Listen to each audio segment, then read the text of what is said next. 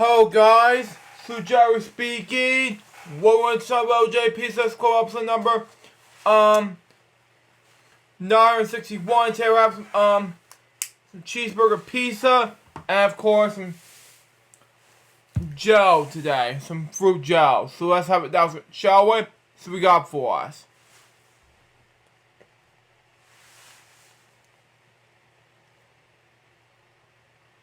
Here we go.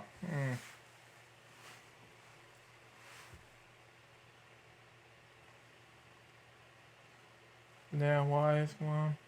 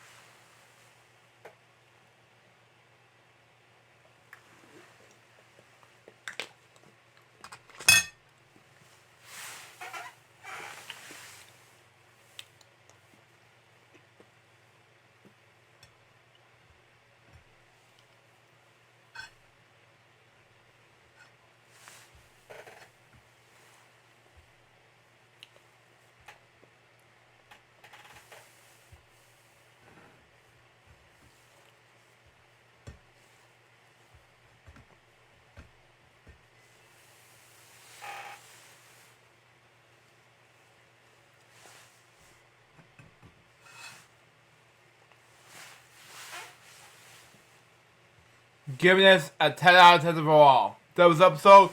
Hope you enjoyed it. Stay tuned. It's going to be 4 brand new videos on my main channel. 2 weeks off. Subscribe to the paper. The Jefferson out. See ya.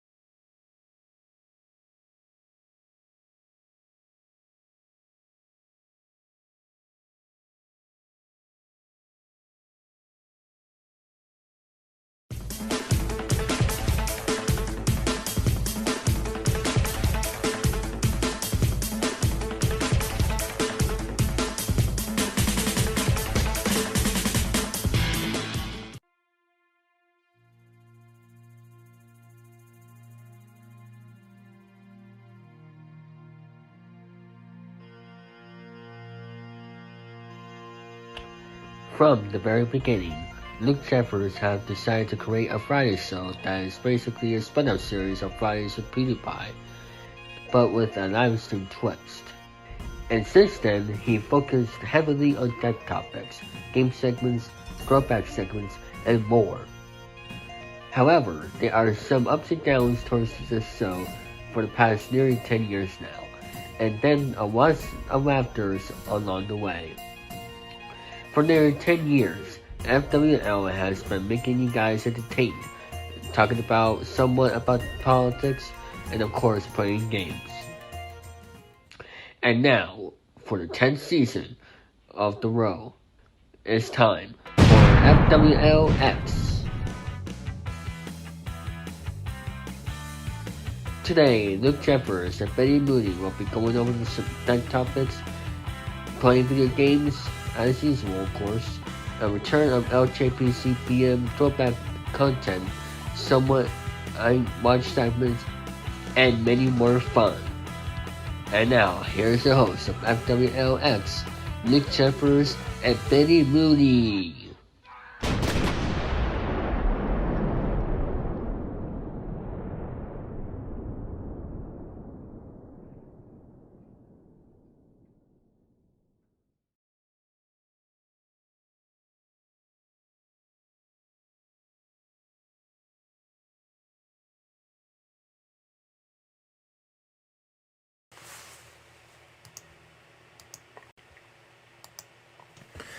Thank you, David. I gotta turn this down volume a little bit.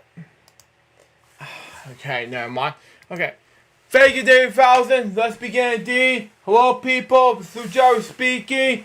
Welcome to your X episode number 407.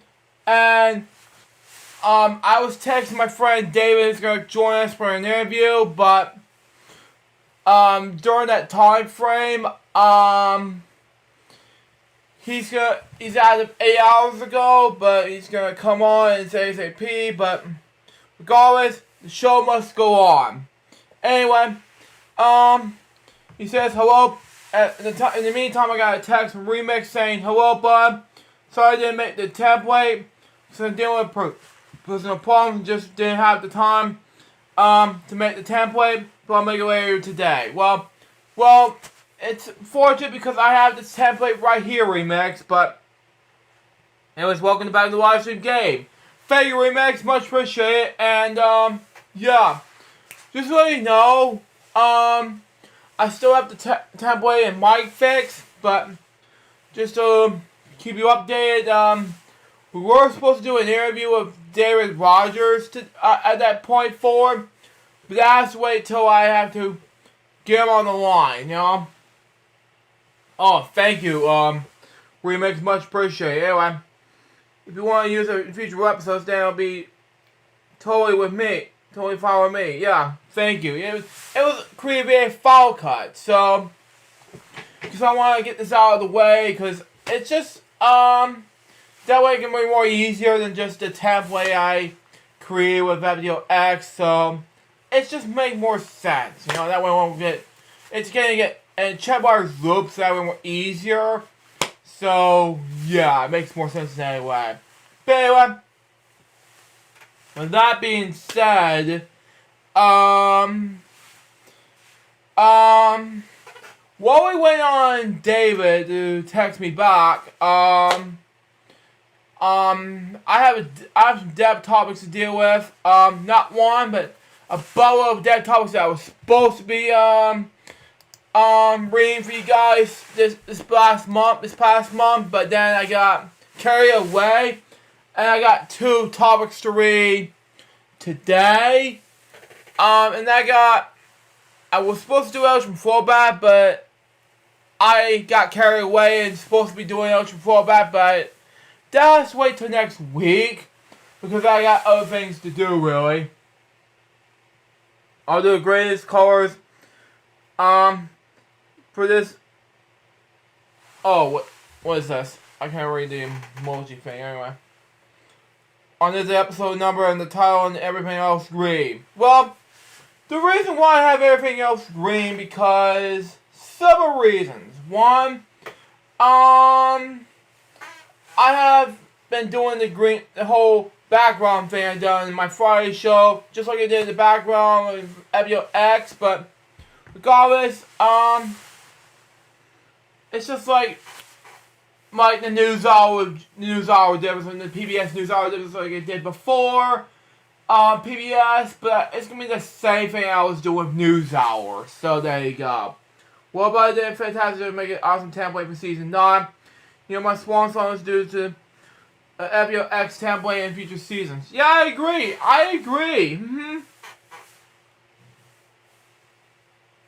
Because I think it was a great template I created. You know, it makes sense. Because I checkmarked the loop and that's how it works the way it used to be. You know, it makes sense. You know? So, yeah. Anyway. So it's official. I'm back from production to streaming again. So, thank you all for your patience. It's been 4 weeks since I haven't done Friday's show. And we had to get, we're supposed to, I sent a message 5 minutes ago and he didn't come on, so, anyway, move on. Anyway, when I get in touch, he got me in touch, so he's gonna call me and things like that, but just to be warned. There are some language in this episode, okay? As far as you know about that, okay? Anyway, my first step topic has to do with Romana Frieden, best known as Romana Dawn Frieden, okay? Was an American comics artist known for her work illustrating Aquaman, Brian Star, Reports, my dad, co-creating the superhero Magic Virus, my dad. Her career began in 1950 and lasted until retirement in January 2024. She was born October 2nd, 1926 in Chicago and moved to New York when she was 5. Okay? She grew up in the outskirts of New York City, Westchester County. Her father, Peter Dorm, was a well-known commercial man and designing logos for Elizabeth Irons, Camel, and Lauren and Taylor. Frieden also had an older brother and uncle in the lettering business. Her brother worked as a technician for Air Corp, something like that, overseas, and anyway died in alcoholism. Wow, okay. Her mother fell ill and died in 1952. Wow, okay. She never read comic books growing up, but she had love for newspaper strips. Frieden's brother was one that encouraged her to go to art school. Wow, okay. Career began in 1959 and 1965. Frieden worked in the industry graduating from the Protestant School of Design. Soon after she left art school, she married her husband, New Yorker cartoonist Dan Frieden, who encouraged her to try cartooning, something like that. Comic letter, something like that.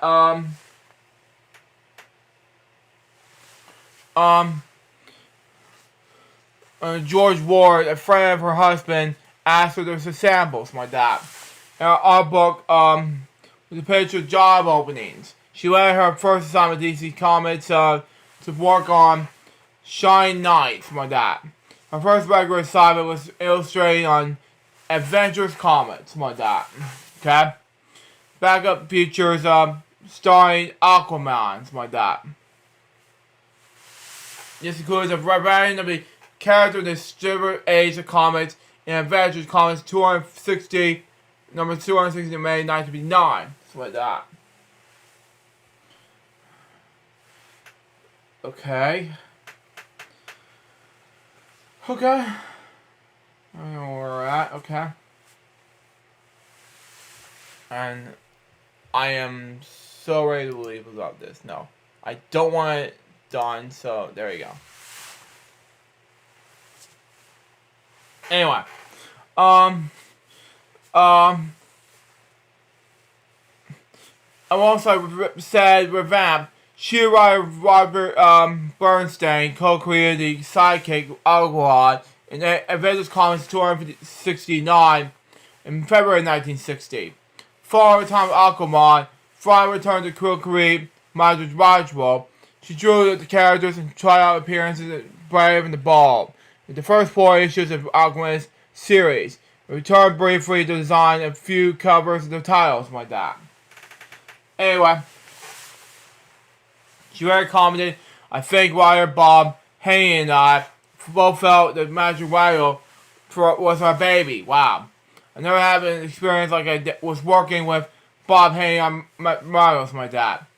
I felt like our minds were perfect snakes like that. It was one of the most wonderful collaborations that doesn't happen very often.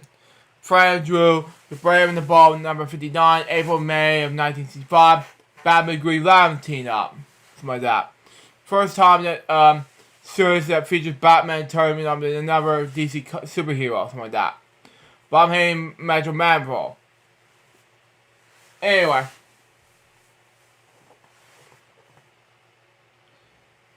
Okay, I got a message from, where are we? No message from David so far, okay?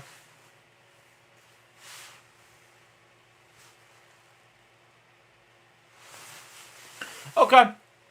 Just wanted to clarify some things there. Based on the idea of DC editor, George Cashard, and co-created by Bob Haney and Frieden, created character Magic Russell, first appeared in The Brave and the Ball, number 57-58, Jerry March 1965. Beforehand, the 17-issue run of the character's self-titled series from August 1965 through March 1968. Cashard's concept involved a character made up of the 4 elements who could change into different conceptual compounds like that. Haney fleshed out of the idea with a deliciously overdrawn cast. Cashard, Haney, and Frieden worked together to co-create Magic's book. He wasn't your average superhero, so caves mask doesn't suit him. I tried a lot the most, and finally decided that since he was always changing shapes like that, clothes that will get in his way, so I drew him in tight, with the body made up in 4 different colors. The textures that were supposed to instate the 4 elements. 1972 to 2024. Finally enjoyed our collaboration with Haney because these goofy stories gave me ideas about how the characters should look and act. And my goofy pictures giving him new ideas.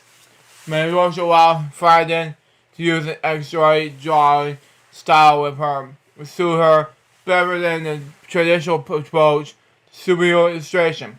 From 1955 to 1972, Frieden left comics to raise her daughter.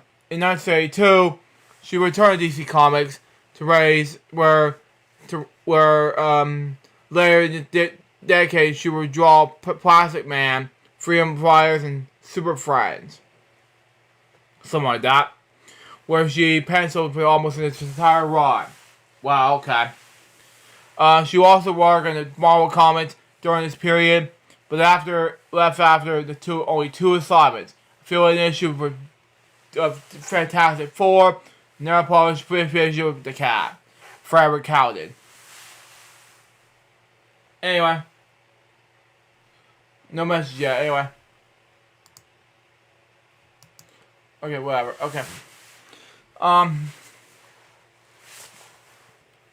First of all, I was really rusty on The Cat number 5.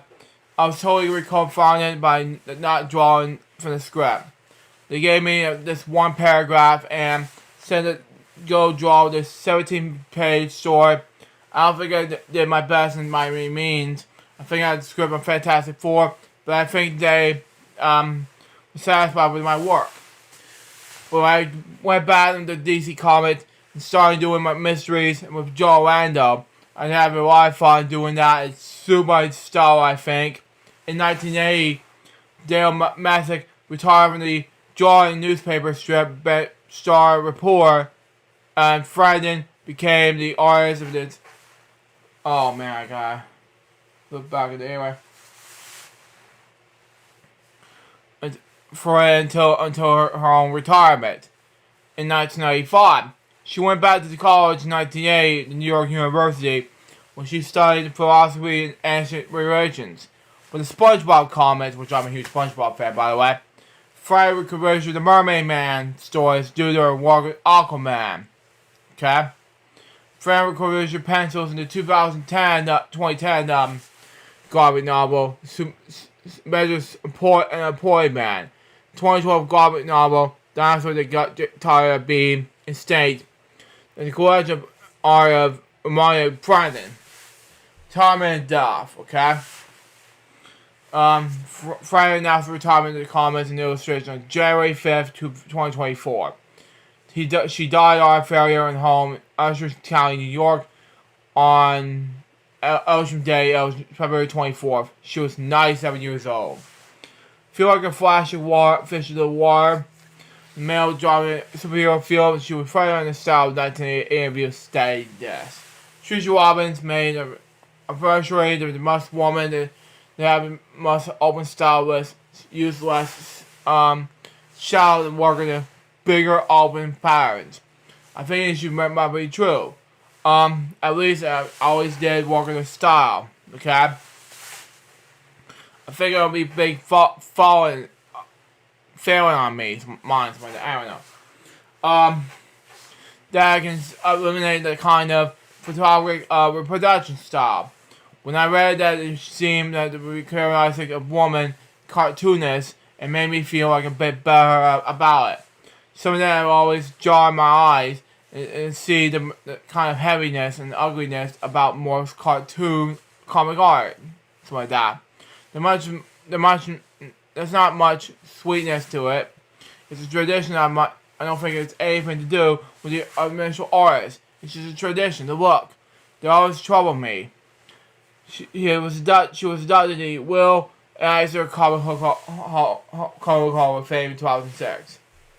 The next topic has to do with Charles Dirkship. So anyway, born Charles Richard Dirkship. Anyway, he was an American character actor. He was most known for the supporting role in the films Butch Cassidy and the Science Kid in 1979 and The Sting in 1973. The television series Policewoman 1974 to 1978.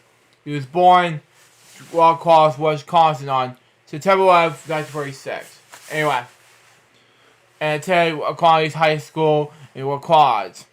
He was raised by his aunt and uncle, and after his father left when Dirkship was an infant and his mother left home when he was still a tot. Military service. He dropped out of high school after his junior year and enlisted in the United States Marine Corps. Started the Korean War and was discharged in the Marine Corps at age 19. Up until his return, he lived with his mother in Pennsylvania. He was helping this GI Bill and enrolled in the American Foundation of Dramatic Arts in Philadelphia. He was a lifelong member of the Actor Studio. His first role as a professional actor was in television Naked City. Okay? He was cast in the George Roy Hill films and played that role both times. 2 times like that, as Flat-Nosed Curry and Butch Cassidy in the Science Kid in 1969, and he played a member of the Whole and Wall Gang, and Floyd in Sting in 1973. He has a bodyguard with Lee Paul, the Robert Shaw's New York gangster Gravity, Doyle Larson. He was best known in playing Detective Pete Royster in the television series Policewoman between 1974 and 1978. He also appeared briefly in the music video of The Man on the Moon, a hit song by the American rock band R.E.M. He was married to Joan Adams from 1958 until 1974. He had a daughter, Lynn, and a son. On February 25th, 2024, he died from combinations of pneumonia and a heart attack. from St. Oaks Hospital in Los Angeles. He was 87 years old. My next stab topic has to do with Richard Lewis, a comedian. Born that name, Richard Phillips Lewis. He was an American stand-up comedian, actor, and writer. Lewis came to prominence in the 1980s and became known for his dark, nostalgic, and self-dramatic humor. Check here. No, it's not. Send me a message here. Anyway.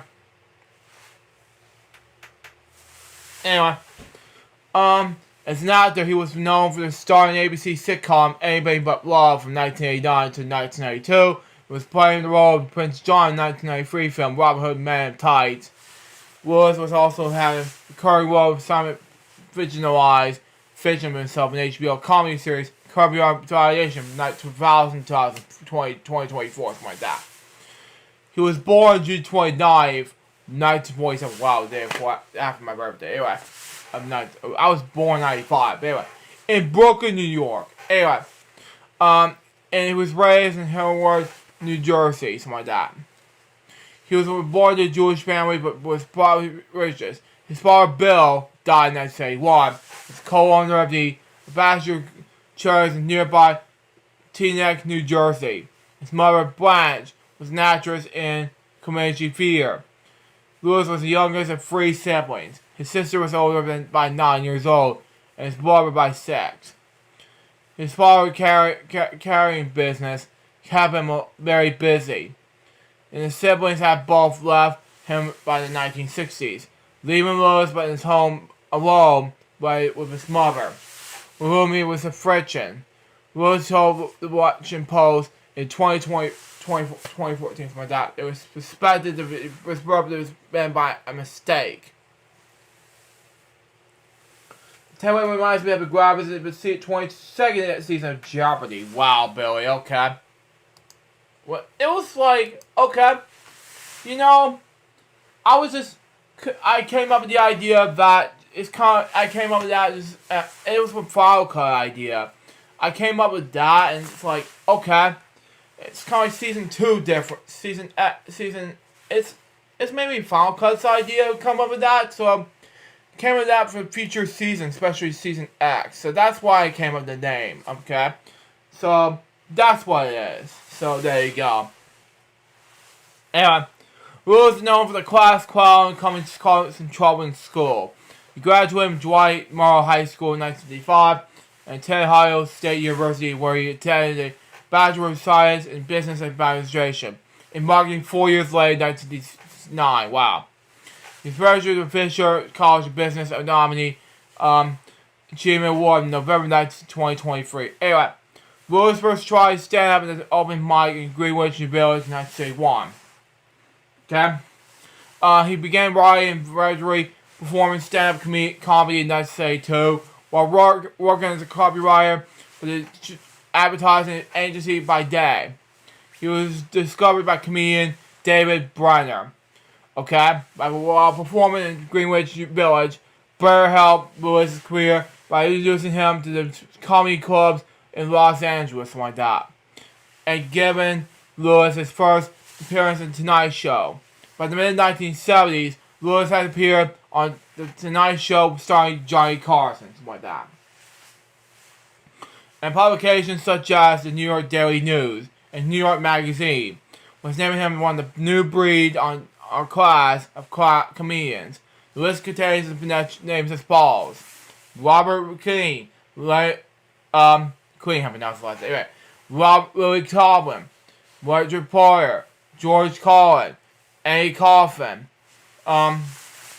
Richard Bleiser, and Alice Boozer, something like that. His winners were as follows: Richard Bleier, Buster Keaton, Willie Allen, and Lenny Bruce.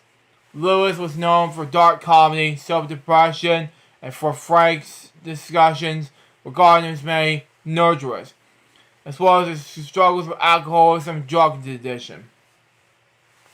Okay?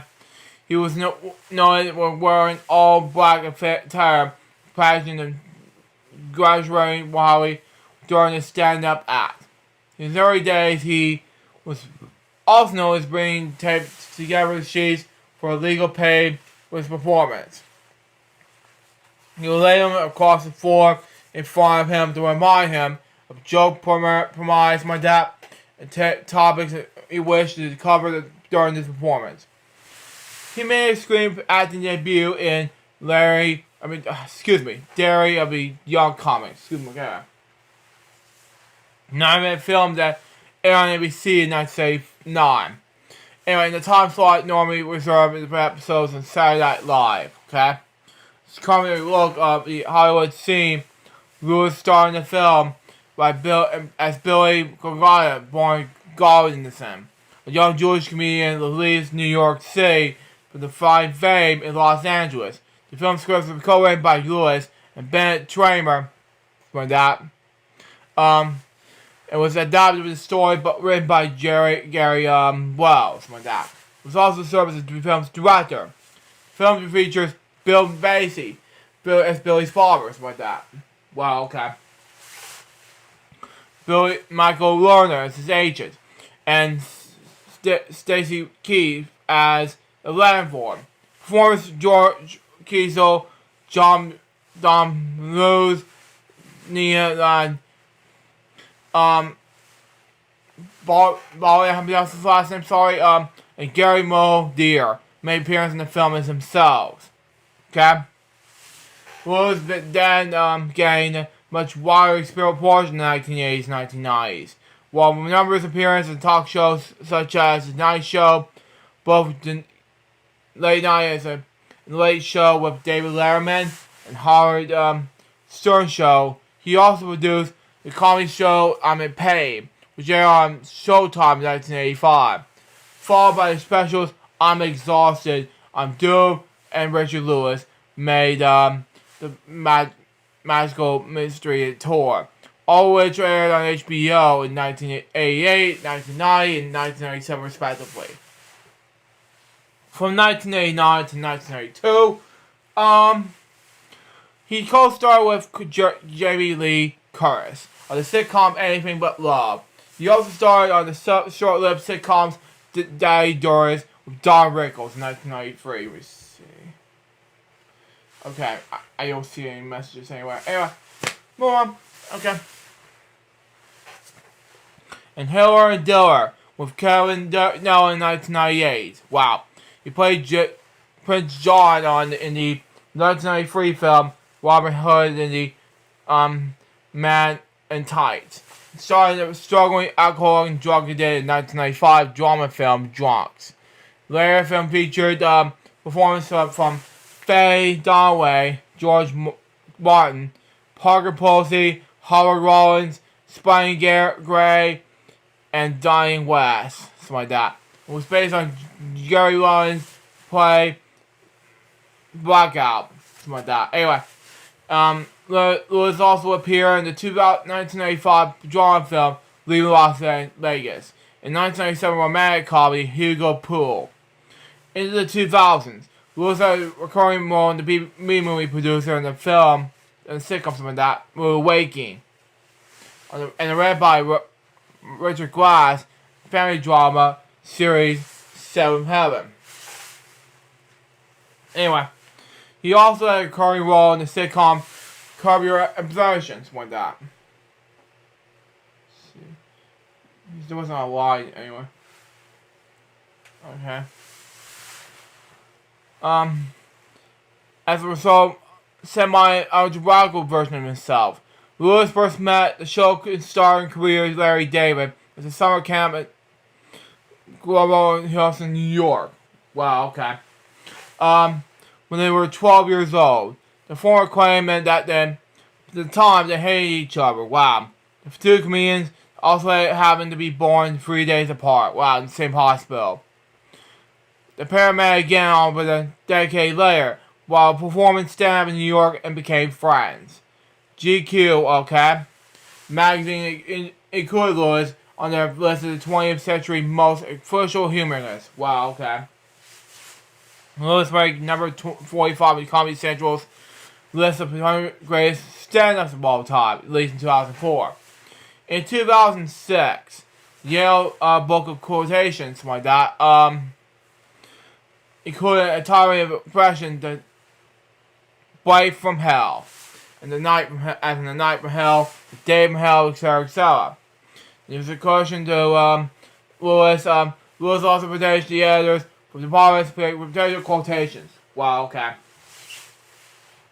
To include the volume, which is also worked with the pilot plot of Curb the Formation during the episode The Day from Hell. His lawyers sent the videotapes and brought it to Joe editor Justin Collin, showing Lewis in his own phrase. Let's see. Don't see any message. Anyway. Move on. Anyway. Ballers declined, but saying the depression team preceded Lewis' first tape broadcast. His response, Lewis told Entertainment Weekly they had traced proper usage is on the line back in the early days of Gary Lehrman's show. Wow, okay. Personal life. Marriage says this. Lewis married Joyce Wappy in 1988 at the Ringo Starr album release party, while Rapsky was working in music publishing. The pair was engaged in 2004 and married this following year. Substance abuse issues. Lewis opened in recovery of alcohol and drug abuse and having an issue user of both cocaine and crystal meth. The division worsened in the 1990s. Probation was to stop performing stand-up in 1991 to 1994. In the 1995 interview with the Santa Mara Times, Lewis discussed how Johnny Kennedy's death was the year prior had caused him to reflect upon his own life and career. The two starred together in Kennedy's last film, the Western-themed comedy film Wagons East. Okay? Later interviews, Lewis stated that he got sober in 1994 after winding up in the hospital emergency room due to a cocaine overdose. Lewis published his memoir in 2000 titled The Other Great Depression. The book was reissued in 2008 afterward was when Lewis reflected further on his continued struggle condition. In 2015, he released the book Reflection from Hell. Lewis guide on how not to live. Something like that. Super okay. Contains his commentary on fashions and form of one-liners and other continued merits like that. Inspirations with images created by artist called Nicholas Turtle. Something like that. Health issues and death. Discussion of Lewis's battles with energy and depression, and his multiple therapy sessions, the effects of comedy. He also stated he had interviews with stubborn eating disorder due to body dementia. Wow. Lewis struggled with health issues resulting in multiple surgeries. In 2016, he started at the right hand after falling his roof. In 2019, he had back surgery related to his acute back pain. In early 2020, he started his shoulder, resulting in another surgery. Later year, it was revealed that Lewis had battled with multiple health issues and bore great pain during the shooting of Curb Your Evaluation, something like that. And now he will be returned to only one episode in season 11. Lewis returned season 12, the series' final season. In April 2023, Lewis announced he was been diagnosed with Parkinson's disease 2 years earlier. He has been no longer performed stand-up comedy and was instead focused on writing and acting. He died in a heart attack in his home in Los Angeles on February 27, 2024. He was 76 years old. Friends and colleagues including Carbier, Surgeon co-star Cheryl Himes, like that, and creator of the Carbier Foundation, Larry David, made statements regarding Lewis' death, made home issues to Lewis. His body was laid to rest at Tambo Eric Cemetery, Westboro, Minnesota. Let's check the message from next up, and after the next up anyway. Let's see what happens. No, it's not there. Anyway, my next step topic has to do with Gene Alliston. Born Gene, that name, it was, let's see. Okay, not there, okay. Okay, never mind. Okay, born that name, Gene Alliston was an American actress, okay? She appeared in numerous films, television series throughout the 50s and the 1980s. She was born in New York City on October 24th, 1929. She made her debut on television in the mid-1950s, okay? It was created to host a minor roles and appearances and a guest star in dozens of episodes of television series, including the following. One episode in Rufferman. 2 episodes each in Californians, shows Playhouse as Stars, One Slot Beyond, Bleaky Spiders, Mike Hammer, Wall Poinstein, Alaskans, Hawaiian Odd, One Day Alive, Detectives, Marmonine, Dr. Ron Kildare, Bonanza, Gunsmoke, Owen Marshall, Counsel at Law, Charlie's Angels, 3 episodes of Sheriff of Crosswalk, and 77 Strong Strip. 4 episodes of Emergency. She played Nora Branson, whose legs are broken when falling the horse on Half Gun Will Travel. Season 1, episode 20, The Last Laugh. Which aired on January 24th, 1958. And on Am 12, she played the woman who involved in the 415 disappointment dispute on the episode that aired on March 7, 1973. She was on Sorry Hodge for the double episode as Helen Yeager in 1977. Okay? She also appeared in secondary roles in several films, including Age of Fairy as Eleanor Hatchett, as Neil Lucas and Devil's Partner, The Seagull as Florence McGuire, Bad Comedy as Mrs. Dixon, and Hardcore as Mrs. Stemsma. I pronounced his last name, sorry. In 1971 and 1974 respectively, Allison's minor roles in ABC Movies in the Week. First, and Aaron Spelling's The Death of the Media, then Elevator. And she also had support role in the 1977 NBC made television movie, The Strange Possession of Mrs. Oliver. Her last appearance on television was in 1984 with the series Highway to Heaven. She died in Rancho Palos Verdes, California on February 28th, 2024. She was 94 years old. Wow. My next step topic has to do with Victoria Caitlin. She was born that name, better known as that knee strut there. She was best known as an American actress, best known for her roles as Blackie O'Reilly in Twin Peaks, Alien Force, and Magnetic Cop. Dr. Catherine Peaky as in Halloween 5, The Rebirth, and Asia and Galleys. She was born in Moline, Illinois on September 23rd, 1952. She was best known for the roles as Blackie O'Reilly, the Madam and One-Eyed Jacks in Twin Peaks, like that. Ellen Forrest, wife of Bruce Campbell's character in Molly Cop. That Dr. Catherine Peaky in Halloween 5, The Rebirth, and Asian Collies.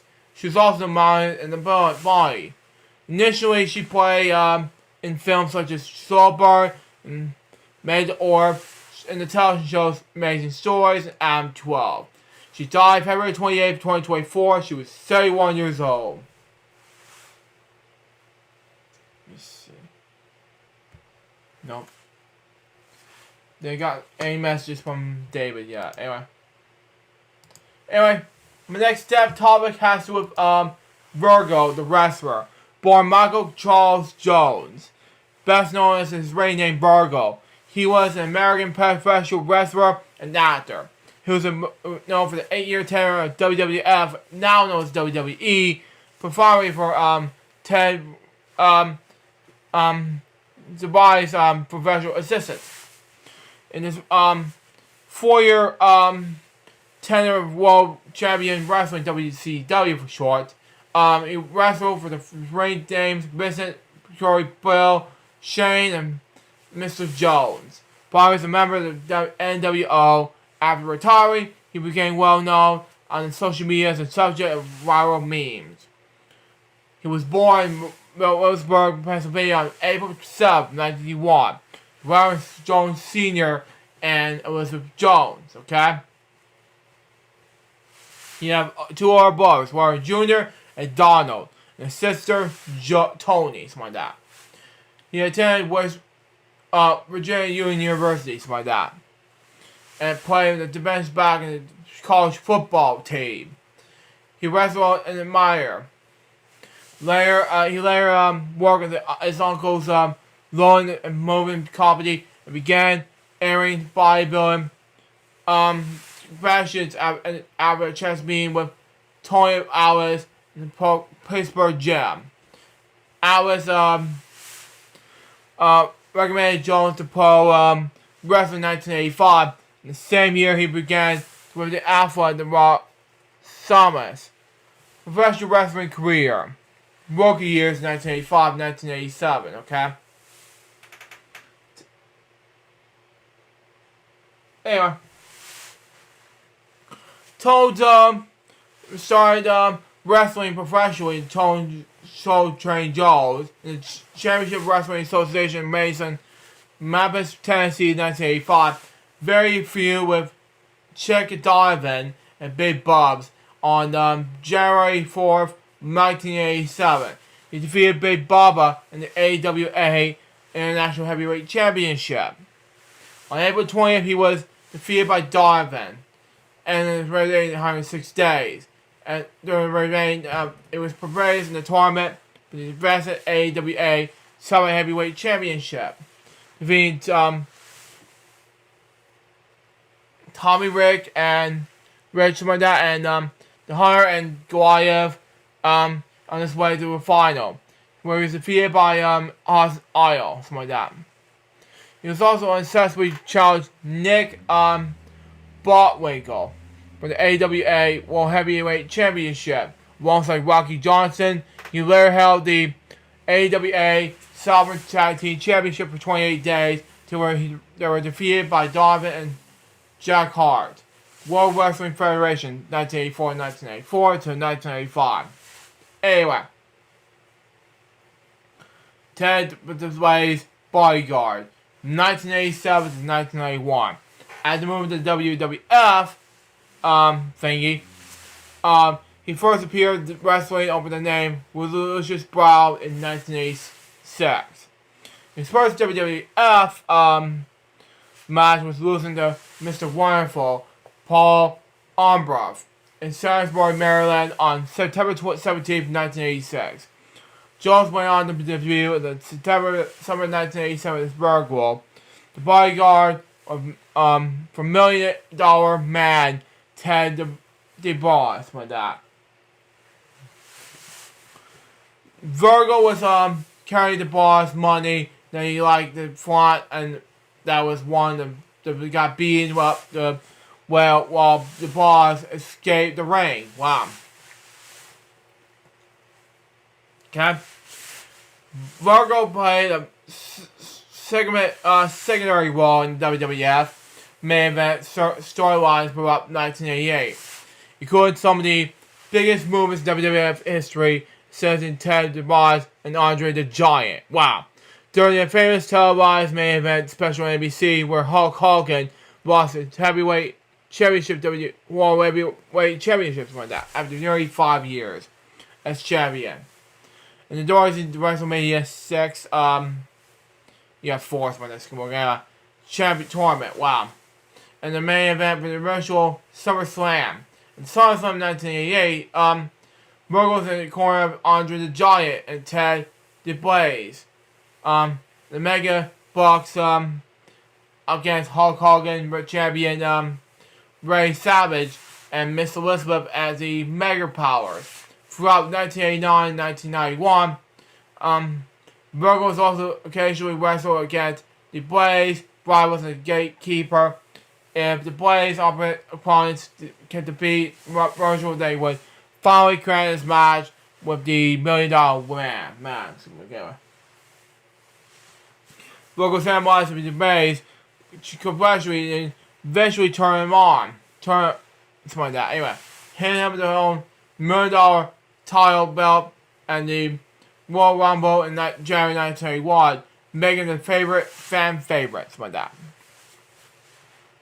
After training with Roddy Piper, he defeated the Blaze, counting off his WrestleMania 7, pinning him to Ted the Blaze on surprise $1 Million Championship on August 26, 1981 in SummerSlam. He lost the $1 Million Championship belt back into the Blaze on November 1991.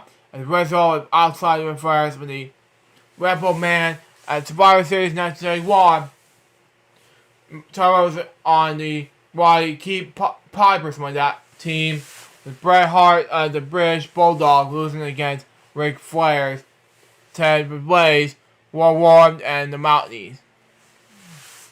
Something like that. Virgil was disqualified with Hart Piper and after being counted out of the ring during the brawl with the Blaze and the Mountie and the match. Losing to Dick Ric Flair still at the ring. And this Tuesday in Texas, Rebel Man and the Blaze defeated Virgil and Tito Santana. Virgil Story's departure from 1982 to 1994 until 1995. Wow. Okay.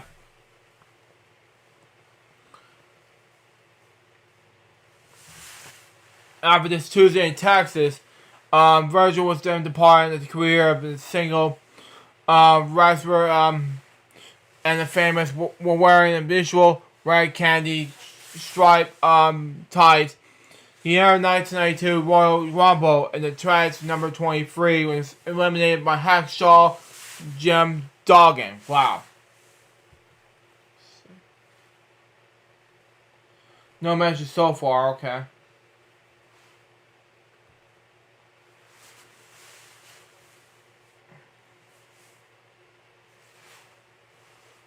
Okay.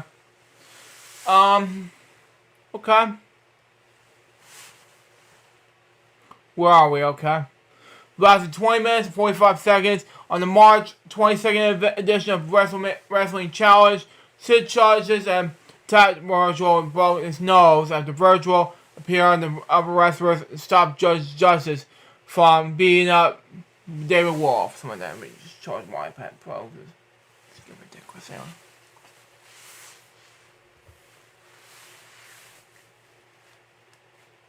Anywho.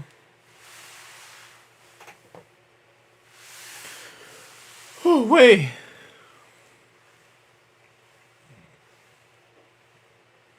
Virgil was forced to wear a protective face mask to protect his nose while wrestling a few months after the injury.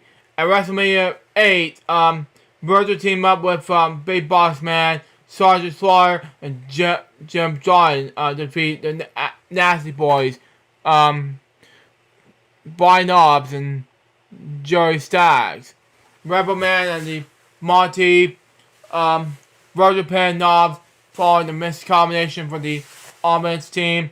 He also appeared in the losing match against the Nails, something like that, at the SummerSlam, and after loss in the Uncle Joe in the Survivor Series. He did receive a shot at Bret Hart's WWF's World Heavyweight Championship in the November 1992 episode of WWF Superstars. Anyway, after violent efforts like that, Virgil submitted the Hart's Sports Trooper.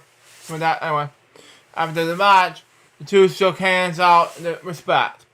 Burgess began in 1993 by appearing in the January Royal Rumble as the entrance of number 6 and was eliminated with a brochure after lasting 17 minutes and 8 seconds like that.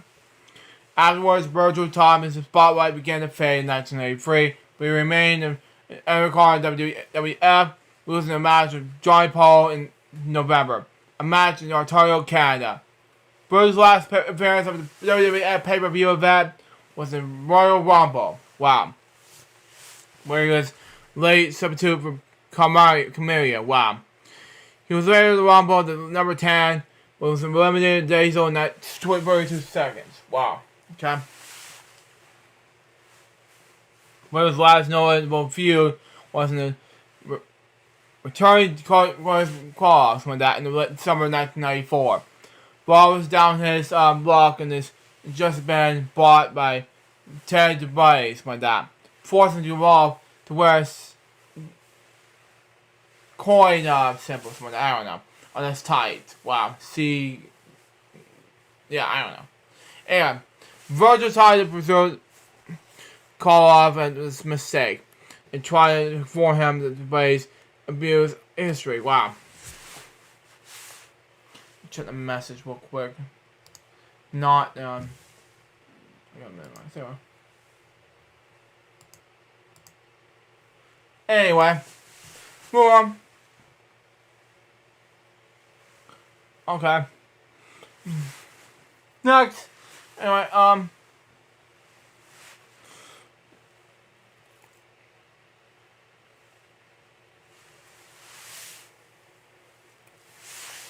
where are we?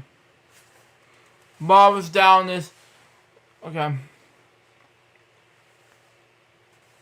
Bob was produced. Bob that was a mistake and tried to form the boss of abuse history. Bob reviews and defeated Virgo in the July 24th event episode of WWF Superstars, the loss of the tournament moment of WWF in 1994. The event kicked off with the formation of Ted Rubel's $1 Million Corporation, stable wrestlers who would go on to main event WrestleMania 11, something like that. This match was Virgo's last television appearance in the WWF and he's left in August 1974. Virgil did return briefly to WWF in June 1985, month I was born, June 1995. Anyway, the match against G. Perfect and the Western Kenya, U.S. Midwest. Okay. National Wrestling Conferee in 1995. August 1995, Virgil competed in the National Wrestling Conferee Spirit Card event, Night of Champions. Anyway, the match was controversial while Virgil opponent, the Thug, wow, came up in the ring dressed in a KKK hood. Wow, it's just, I don't know what to say. I mean, if I talked about years ago about KKK, I don't allow it. It's too much. Anyway, the Thug was accompanied another man dressed in a full KKK outfit. Will view themselves as Jim, Anvil, Nehardt. Anyway, both men proceeded to attack Virgil with Nehardt wearing the KKK robe. And the road nose and hanging Virgil in the outside robes. And the 2-on-1 also finally ended when both villains were seriously dragging Nehardt to the back and Virgil was carried away on this stretcher. Wow, okay. Anywho, World Championship Wrestling in 1996 to 2000. New World or 1996 to 1999. Anyway.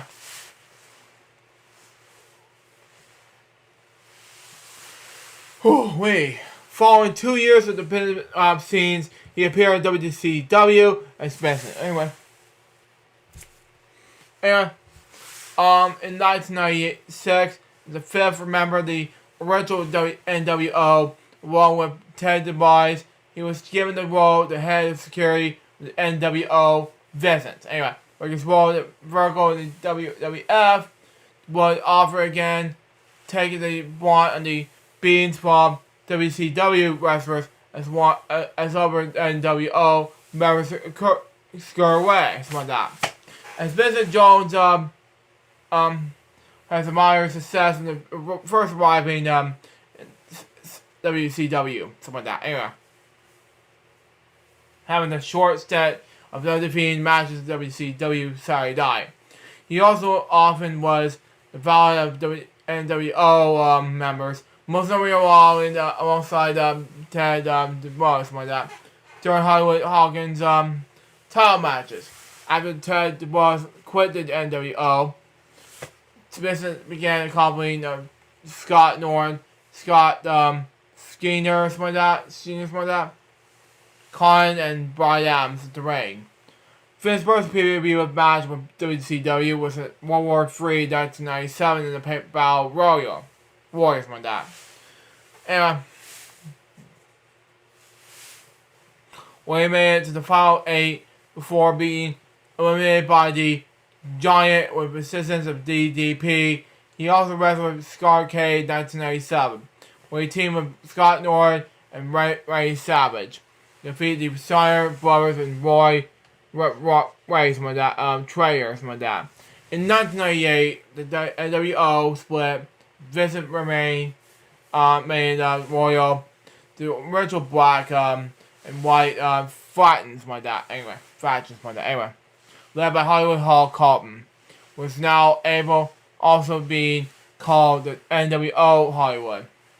He assisted the faction that refused with the NWO Wolfpack and the Ultimate Warriors OWN, not talking about the Orphan Weapon Network, but OWN, something like that, the One Warrior Nation stable.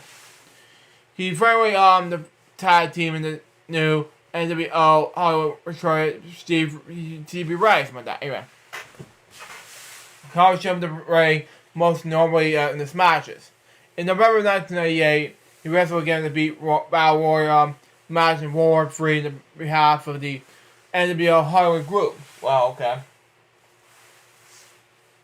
After Starrcade in 1998, the NWO Hollywood and Wolfpack factions reunited and formed two squads.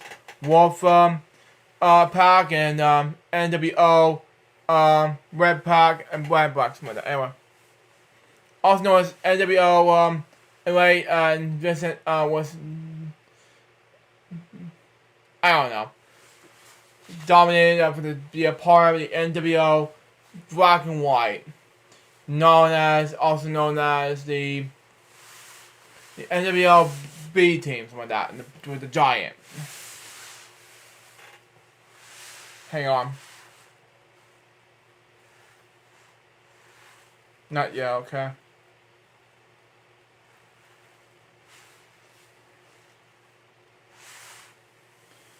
Okay.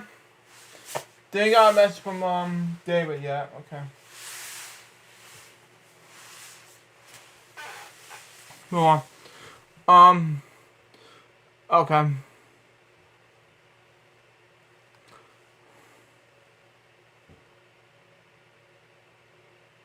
Okay, where are we? Okay. In November 19... Yeah, where are we? After Starrcade 1998, the NWO Hollywood and Wolfpack factions were united and formed two squads. Wolfpack and the NWO Redback, also known as a... Known as B team, with Giant, Brian Adams, and Chuck Howling, Horace Hogan, Scott Norton, and Stevie Ray.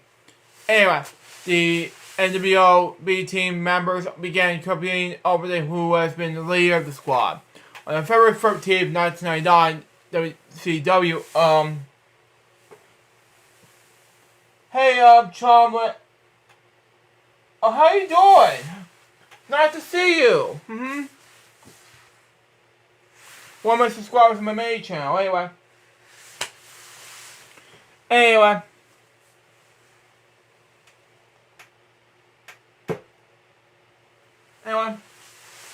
Anyway, move on.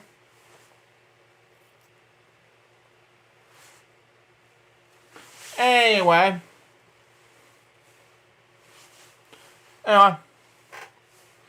Anywho, where are we? Yes, Okay. NWO B team members began competing over who has been the leader of the squad. On the for his match with Johnny Swinger, something like that. Vince asked the microphone and changed his name to Vince. Began another winning streak. Vince only had new cocky attitude, trying to impress him Hulk Hogan. Like that. Okay. And to control of NWO B team. Vince began feuding with his main rival, with CB Ray, over who would be the leader of the black and white B team, NWO, but eventually lost to Harlem Street Fight in the 1999 WCW uncensored pay-per-view event. That made CB Ray the de facto leader. The issue who was the leader of the NWO B team pursued the April 5th, 1999 four-man battle. Warrior, who was held at NCW. I'm doing great. How you doing? Doing well. Just going to be on vacation tomorrow and things like that. It's going to be exciting. So, hope you have a great Easter weekend so far. So, like I am. So it's going to be exciting. So there you go. Just chilling, you know.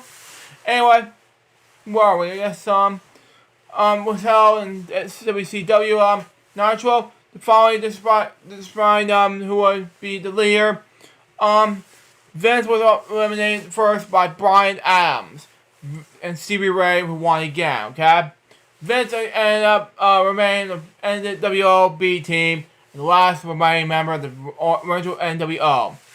Over the course of 1999, both squads of NWO struggled with one member of the after Hall never slowly left over time, economically leaving only Vince as a sole member as the final last leader. The original NWO before the faction dissolved is good for good that October 1999. Wow, okay. He never joined the NWO again, but he came back in NWO in 2000. Wow. As known as NWO Silver and Black and briefly WWE. West Texas Rednecks, powers that be, Mr. Jones, and WCW in 1999 2000. Wow. Okay. In October 1999, after the NWO dissolved, Jones changed his name to Corey Bell. Wow. And joined the West Texas Rednecks. And co-ending Barry Wymham, Carol Wymham. Wow, this is another name. Wow. And Bobby Duggan Jr. Wow, okay. Makes sense. Vince Russell started the powers that be. Okay. And in December 1999, changed Jones that name to Shane and made him a bodyguard character once again for himself with the Harris brothers.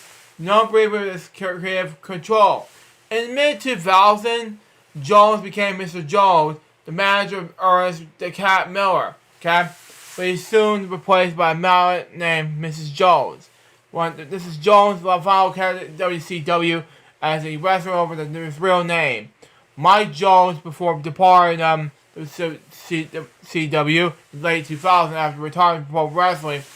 A few months after, WCW went out of business and was bought by WWF. Retirement 2000 to 2020. Anyway, Jones retired after competition in 2000 and began making an appearance again in 2006. Okay? Let me see. I got a message from, no, that's from David so far, no.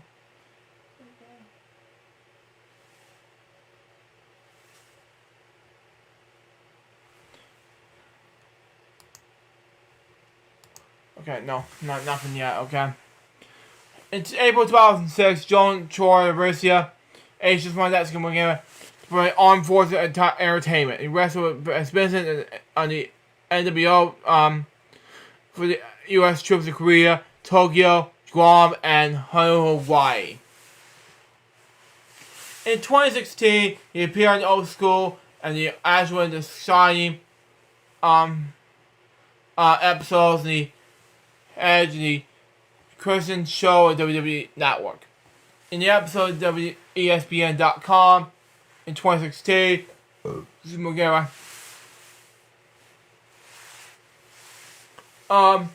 spies revealed that he and Jones had fallen out over Jones booking independent wrestling shows without the spies' knowledge, which led to the spies unknowingly showing the event. The spies had to apologize to promotions of initial no shows and had to stress that Jones does not represent him to bookings. Return to WWE in 2010. On May 17, 2010 episode of Raw, Toronto, Canada, Jones returned to WWE responding to his Bargo bodyguard character. This time it's Ted Elias Jr. He carried out his old actions. So he's holding the ropes and the spies and bringing the microphone with ass. On June 14th episode of Raw, Virgo and the Spies was a tag team match against Big Show and Raw. Guest host Mark Ferguson, something like that. And Virgo got pinned and lost the match. The Spies stuffed a $100 bill in Virgo's mouth and walked out of him. The following week, the Spies first apologized to Virgo, then fired him and replaced him with Mercy, something like that. I don't know. Project City Wrestling. Joey Joshua Spring Break and Tommen talking shop Mania 2. 2017 to 2020. Okay. In December 1st, 2017, he wrestled a match in Preston City Wrestling to PCW for short. Joey Genesis' Big Top Adventure, held in the Great Ball Tour Circus. And April 5th, 2019, Virgo dressed as a character from NES Pro Wrestling. Wow. Okay. Here, Joey Genesis Spring Break 3, when he defeated Ethan Page. In late 2020, Virgo made a cameo in the ball match in Tobin's Shop at Mania 2, hosted by the Good Brothers. Okay? All State Wrestling, AEW for short. Anyway, 2019 to 2020. From February 2019 to 2020, okay? Can you zoom in a little bit, Bubber? Unfortunately, I cannot because I have to zoom. I won't be able to zoom in because I just want you to let you know this Charlotte Fongwoya, because I have to be in the remix requests me to do a template. That's what it is. So I'm more of that better than doing on my Friday show that he was taping via let's say OBS, because I want ScreenFlow that I normally do because I don't normally zoom it in. So I want you to understand that. You know, that's just me. I want to review my glasses. You know, that's just my case. So that's just me. So that's just what I am. But anyway, moving on. From 2019 to 2020, Jones and this already named a Joe Jane Jones, like that, began making regular appearances in All State Wrestling, AEW for short. I thought it was AFW for some reason, but it's not. Anyway, in the alley of Chris Joshua and Inner Circles, like that. In the November 6, 2019 episode of Dynamite. Wow. Okay, so it's by Trauma and Fang, well, yes, man. Anyway,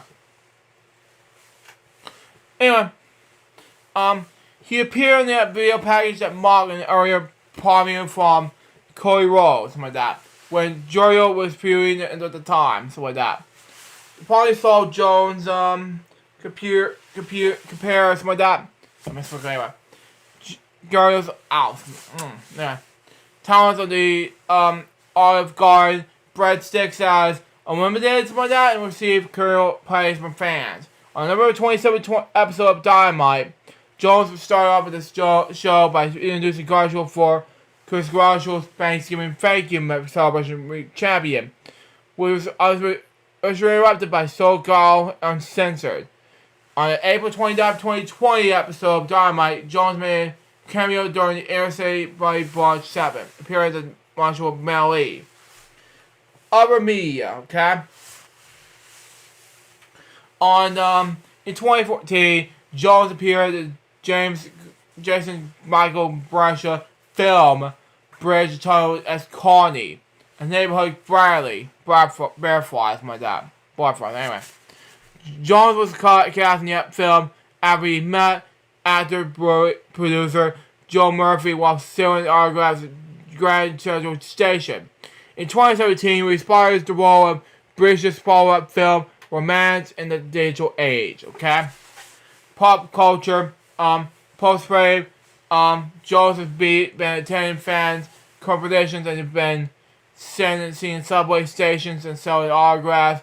As a result, since 2012, there has been lonely Virgo memes created with fans posted pictures of him in conversations with nobody lighting up.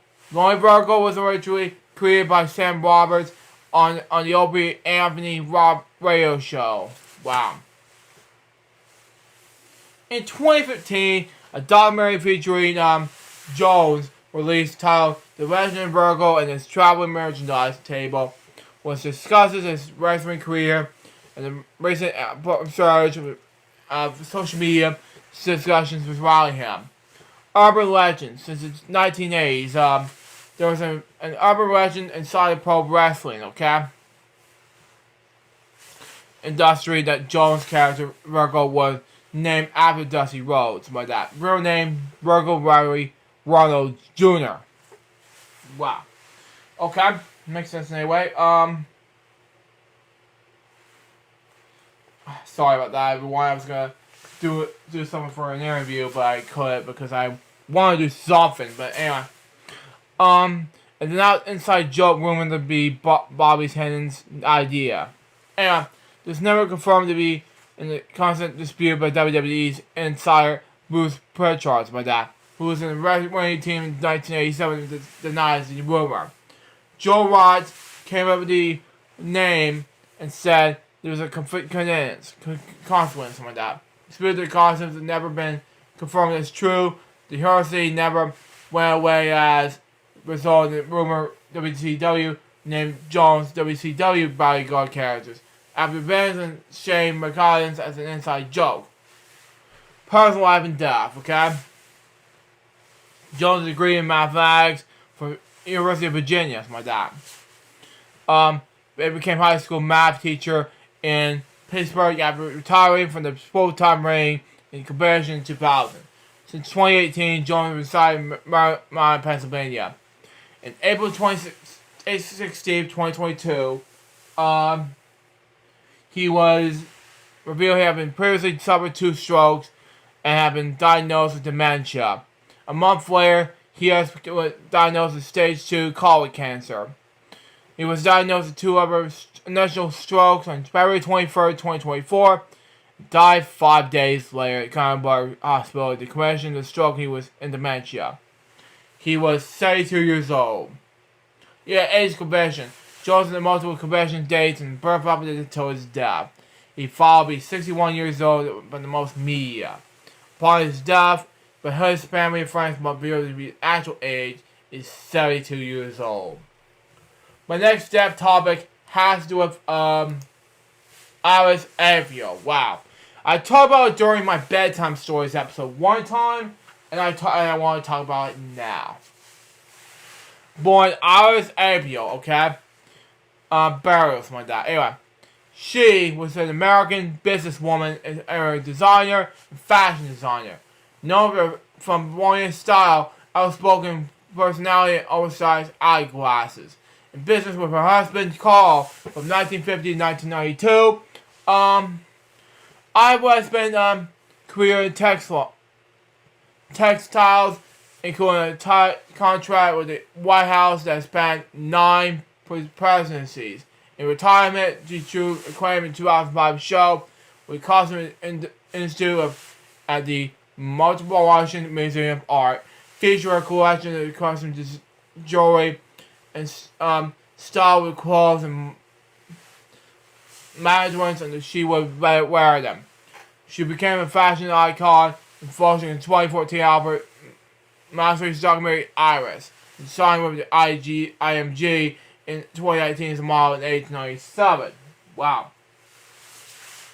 Boy, I was born in Iris Queen, New York City on August 29th, 1921.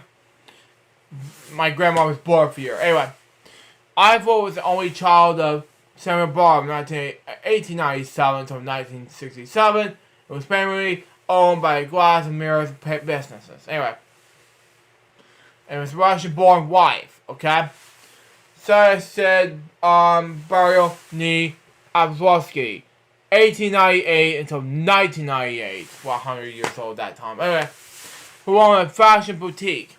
Both were Jewish. Okay. Although raised in a farm by her parents and grandparents. Okay.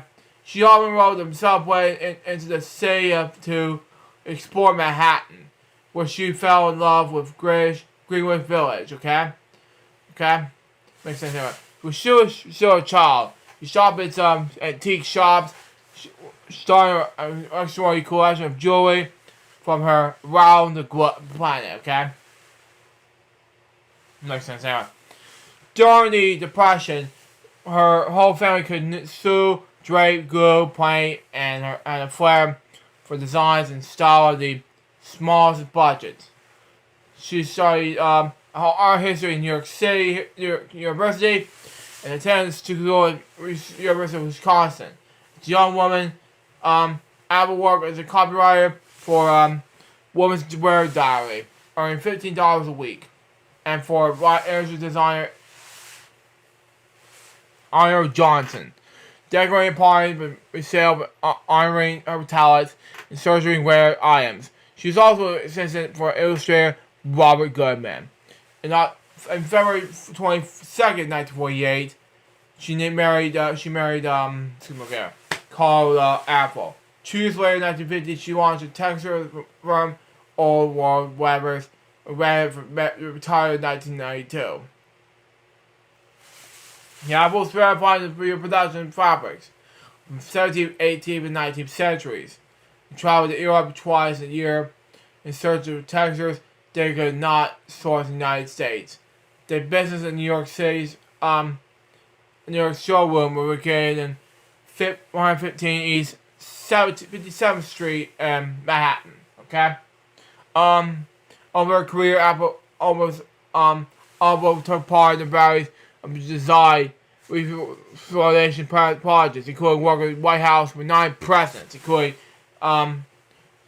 Arias Truman, Dwight D. Eisenhower, John F. Kennedy, Lyndon B. Johnson, Richard Nixon, Gerald Ford, Jimmy Carter, Ronald Reagan, and Bill Clinton. Okay, she found the White House concept to be among the easiest of old world weavers clients. And so generally wanted to be only to represent what has been previously blended in place. Okay. The one especially I said was Jolly Kennedy, late John F. Kennedy's wife. That is, I recall she employed a very famous Prussian designer to gussy up the house and make it real flashy. The design company went bananas. Wow. Now that she wrote out here and started again, but I did like Miss Nixon. She was lovely. Wow. But throughout the business, the couple began traveling around the planet, where Apple also bought a piece of one non-Western clothes. She wore these clothes for these clients at high society parties. In 2011, Apple began the visiting professor at the University of Texas of Austin, inspiration of Texas Off-Real. In 2016, okay, She performed in television commercial with French car DS3. Okay? It was the face of Australian brand Blue Australians like that. In March 2016, Apple announced a collaboration with technology startup Wiseware on an upcoming round of small jewelry. HarperCollins published a biography of Opio National Icon in 2018. In 2019, at the age of 97, she signed a modeling contract with the global agency IMG. She seen that the was where she saw our appearances. Tommy Hill FIGR, something like that, encouraged her to sign with the forward representation. The artist did not have any children, partly because of the amount of travel their work necessitated. She did not want her children to raise by a nanny. Wow. As her husband Carl shared her favorite fragment, Yaishan by Karen. Married 67 years, Carl died on August 1st, 2015, the age of 100. I was celebrating her birthday on August 29th, 2021. She died at her home in Palm Beach, Florida on March 1st, 2024. She was 102 years old. She was interred by Beth David Cemetery. There's a legacy right here. Museum retrospectives in September 13th, 2005. Anyway. Costume Institute of the Historian Museum of Art in New York City premiered the installation was Alba's Rare Birth, like that. The original artist Opera showcased her style in the museum first time mountain and exhibit about clothing and accessories for focus on the living person who was not a designer. Center for explanation caused by Stefan Oy Tonner. Followed by the initial traveling version of the exhibit of the Northern Museum of Art in West Palm Beach, Florida. National County Museum of Art in Western Harbor, New York. Later, the Peabody Access Museum in Salem, Massachusetts. The Museum of Lifestyle and Fashion History in Boynton Beach, Florida, designed a building that was housed as a dedicated gallery in Apple's clothes, accessories, furnishings. Anyway.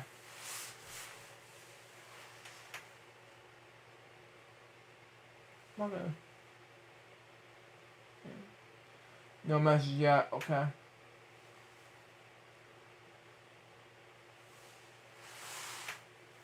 Okay, move on.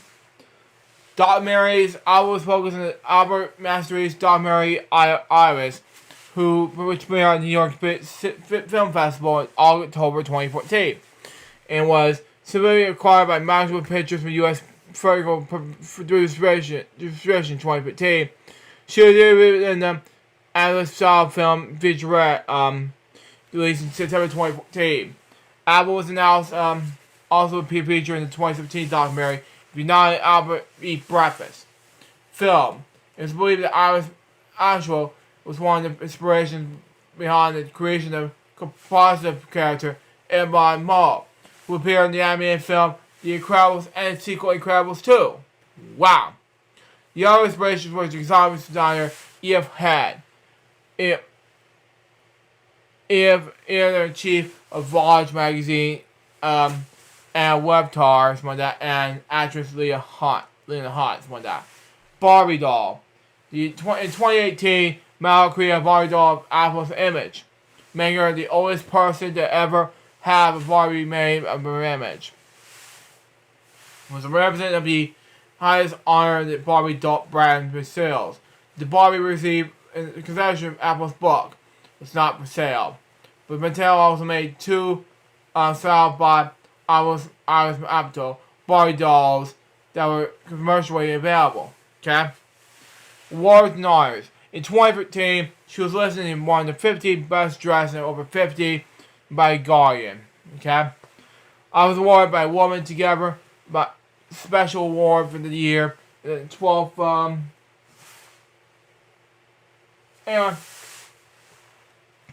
annual Woman Together Gala held in the United Nations General Ministry Hall in New York City on June 7, 2016. In November 2016, I was awarded the Women's Internship Day Pioneer Award for work in the fashion field at the United Nations in New York City. He was also awarded for the New York Jewish Homes 8/80 Gallery 2015 honoree. My next step topic has to do with Chance Brown. For Robert David Chance Brown. Okay. He was an American comic strip artist, cartoonist, painter, musician. He was born in New York City on June 17, 1948. After his father Dick Brown died in 1989, Brown took over his drawings of family comic strip High and Lewis, like that. The comic was circulated throughout the United States and cars in the characters High, Lewis, Dot, Dill, Chip, and Trixie. High and Lewis is circulated by King Features. Another Brown family comic strip, Haggard and the Horrible.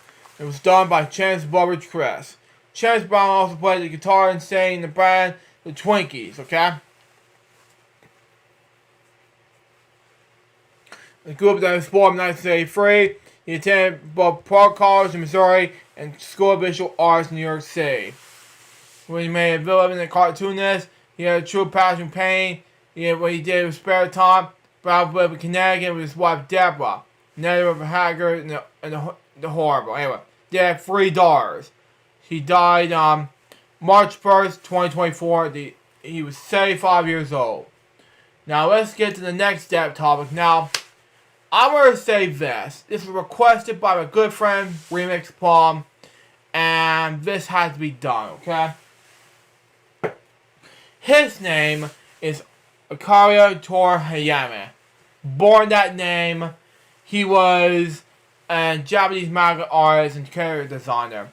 He first received mainstream recognition for creating the Poly manga strip series Dr. Stomps like that, before going on to create Dragon Ball, his most famous work, and acting in that character design for several popular video games such as Dragon Quest series, something like that. For Chrono Trigger and Blue Dragon. Toriyama came to be regarded as one of the most important authors in the history of the manga, with the most in the work and finally influenced the popular Party Dragon Ball, that is, was manga artist size source of inspiration. He earned the 1981 Manga Awards, like that. Okay? For best selling manga with Dr. Stomps. And it was one of the sell over 35 million copies in Japan. It was adopted in the successful anime series. It was the second anime created in 1997, 13 years after the manga ended. Okay? His next series, Dragon Ball, will become one of the most popular and successful manga in the planet, having most sold 260 million copies worldwide. Okay? I'm not gonna do that, okay? And it's one of the best-selling manga series of all time, and it's considered one of the most main reasons for the period where manga creation was all the highest in the mid-80s into the mid-1990s. Wow. Okay. Okay. Let's get this out of the way. Let's in case I need it.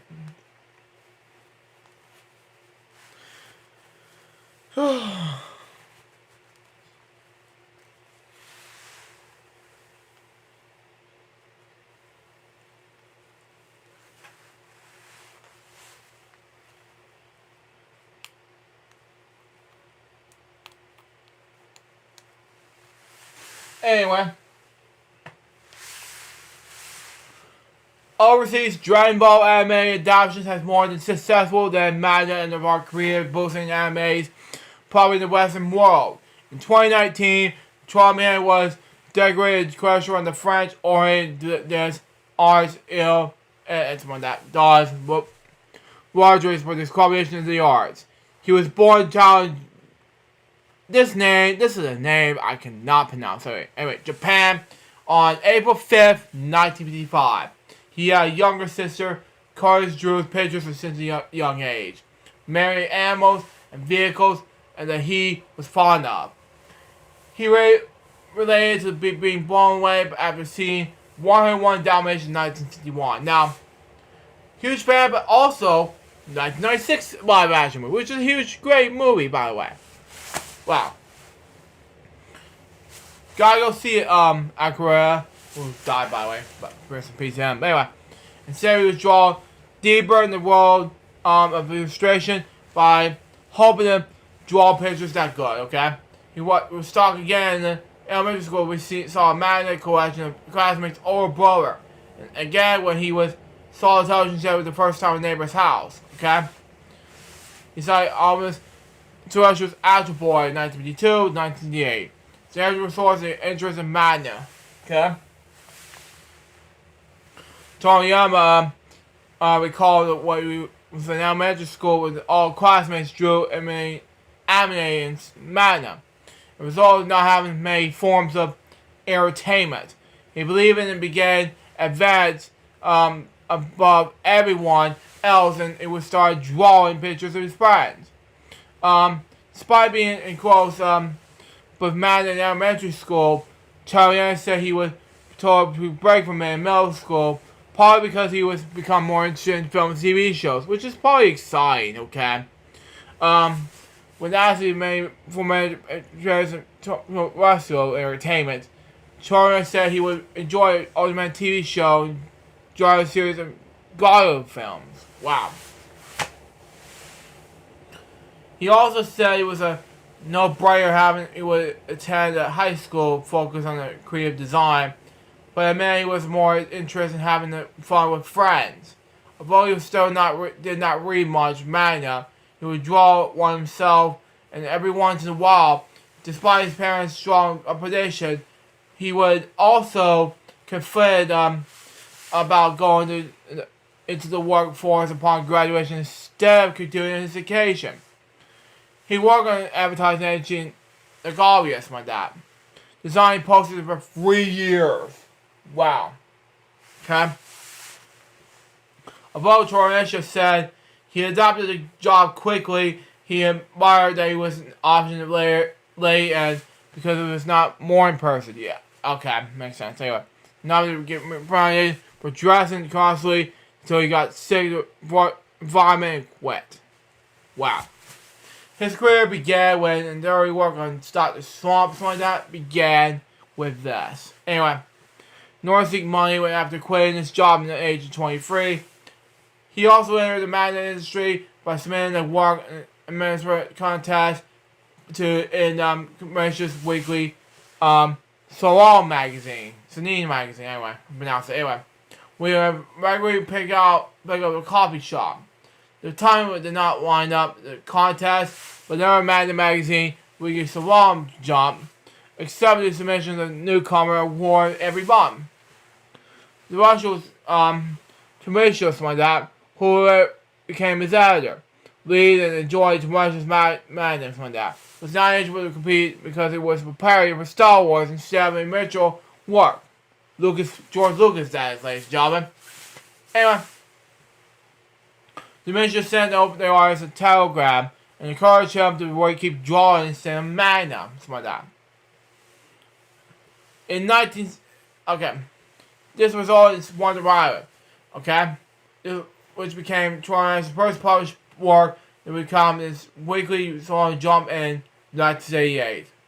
Okay, he finished last place in the Raiders survey. He later said that he was planning to quit Magna all to getting paid. Because Warrior 2, 1988 was also a flop, his swampiness would not let him. He continued to draw failed stories for a year. Wow. Sad me, so no. Anyway, calling on 500 pages worth, including to publish today's Highway Island in 1989. He said he learned a lot during the years and even had some fun. Okay? Well, Terrentius told him to draw a female lead character. Terrentius highly secreted 1989 tomato the cutie gun gumshoes might not have been announced. Anyway, which has been a success. Wow. Feelings of courage, he decided to draw another female lead and created Dr. Slump. Dr. Slump was the third weekly Stoneham Jump from 1980 to 1984, which had been huge success, made to write a household name. It also follows a veterans and professor and has some small but super strong robot named R.A. I don't know. In 1981, Dr. Slump earned the Starry Magnite Award for Best So Long and Starry Magnite Series of the Year. Wow. An anime adaptation began to air in the same year. During the prime time Wednesday 1900, I don't know the time, sorry, 1900 o'clock, slot. Yeah, I don't know the time, sorry.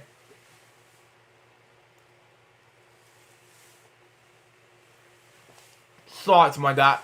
On Fuji TV, adoption of, Taraji's work, will combine, this time slot continuously for 18 years, something like that. Through Dr. Slump's, original one, Dr. Ball's his two sequels, Dragon Ball 2 sequels, something like that. With, and finally, Dr. Slump continued in 1999. By 2008, Dr. Slump Mania had sold over 45 million copies in Japan. Wow. Anyway, although Dr. Slump was popular, Toriyama wanted to end the series within probably 6 months of creating it. But publisher Slump would only allow him to do so if he agreed to start another serial shortly after. So he worked on Tarantula on one-shots for Story Drawing Jump and the monthly Dress Jump. In 1981, Toriyama was one of the 10 artists selected to create a 45-page work with 3 artists jumps rear choice contest. Wow.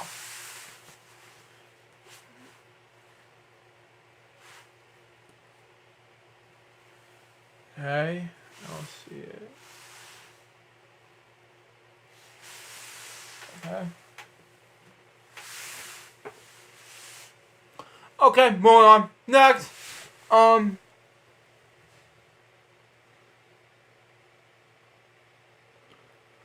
his mom, Paula and Wallace took first place. Toriyama was selected to participate in the contest again in 1982 with Mad Max, like that.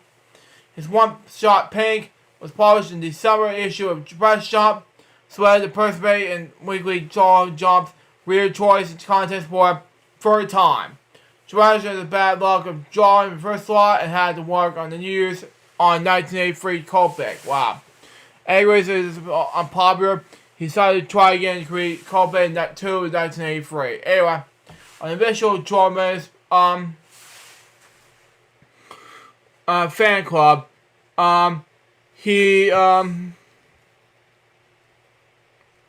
okay, this is the name I cannot pronounce, sorry.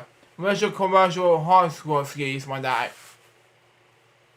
That Japan name I cannot pronounce, sorry. Archaeology Partition Society was established in 1982. Its newsletters were called Berlin Press and was sent to members until its club closed in 1987, something like that. Anyway, he also founded Bird Studio in 1980s, which is a play on his name, Tori, meaning bird in Japanese. Anyway, he began employing an assistant, mostly to work on backgrounds like that. Dragon Ball and successful international success. Anyway, Toriyama suggests that Toriyama enjoyed Kung Fu films. He should create a Kung Fu cerebral manga, something like that. This led to the 2-part Dragon Boy, okay? Published in August until October 1983. Okay? Issue of Dress Jump, okay? It follows a boy, a person of martial arts. He encourages the princess Jory back to her home country, okay? Makes sense to me anyway. Anyway, we look as the princess and Jory back in her home country. Dragon Boy was well received and involved in becoming a serial Dragon Ball in 1984. Before that, the Adventure of Tompu was published in Weekly Jerome's Jump's 52nd issue in 1983. It also contains elements that would become issue in Dragon Ball. Okay?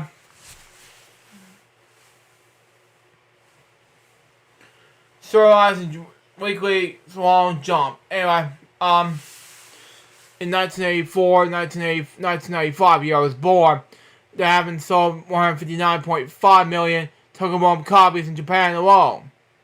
Anyway, Dragon Ball is one of the best selling manga hit series of all time. It's been an adventure gag mania that later returns to the material arts fighting series. Considered by many of be the most visual Salon Madness series. Dragon Ball is one of the main reasons for the magazine's creation had a record 6.53 million copies. Wow. In 1995. Wow. Series end, Twitter said he asked everyone involved with him and the manga so that he could take some new steps in life. During that 11-year period, he produced 519 chapters. Wow. That were collected into 42 volumes. Moreover, the success of the Madness would lead to 5 anime adaptations, several animated films, numerous video games, and Madness merchandise. Aside from the popularity in Japan, Dragon Ball is successful internationally as well as including Asia, Europe, and Americas, with 400 to 350 million copies of the Madness sold worldwide. While Toriyama was surviving Dragon Ball Weekly, he continued to create the initial one-slot manga. In 1986, Mr. Ho was published in the 49th issue of the Weekly Song Jump. The following year saw publication of Miss Young Master Kendall, something like that, which have Japanese this word cannot pronounce. Sorry, saying anyway. Toriyama published 2 weekly solo jump, one shot in 1988. The elder little main Juro, Colorado and the Perfect Day following issue number 13 in 1989. Also during Dr. Ball's Dragon Ball, something like that. Somewhere we are. Some relations. Something like that. Anyway, he also Toriyama's required him to work as character designer for 1986 role-playing video game Dragon Quest. Okay? The artist admitted he was pulled without even knowing that the RPG was and that it was made him in an already busy schedule even more hectic. He was happy to be part after enjoying this finished game. Toriyama continued to work on every installment in the Dragon Quest series until his death. He also served as a character designer for the Super Famicom RPG Trial Trigger in 1995. And finally, games Trial number 1 in 1996 and Trial 2 number 1997 for the PlayStation. For September 21st, 1988, Festival Joyside, with Mario, the Dragon of Kampai Island marked the first time Koreano made Mashi, that's his word, sorry, competitions to the animation. He also came up with an original story idea, co-wrote the screenplay with director Toyo Washi, designed the characters. He was a screen that Jump Anime Carnival was added to commemorate the 20th anniversary Weekly Long Jump. Short stories are a project. Okay? Which, by the way, to be warned, 9,000 million. Anyway, just for you, remix. Anyway, a further anime adaptation of Jason's Dragon Ball entitled Dragon Ball GT began there in 1996. It was cast not been based on Taiwanese manga directly. It was involved in other overarching elements, including the name of the series and designs of the main cast. He also continued to draw in manga in this period.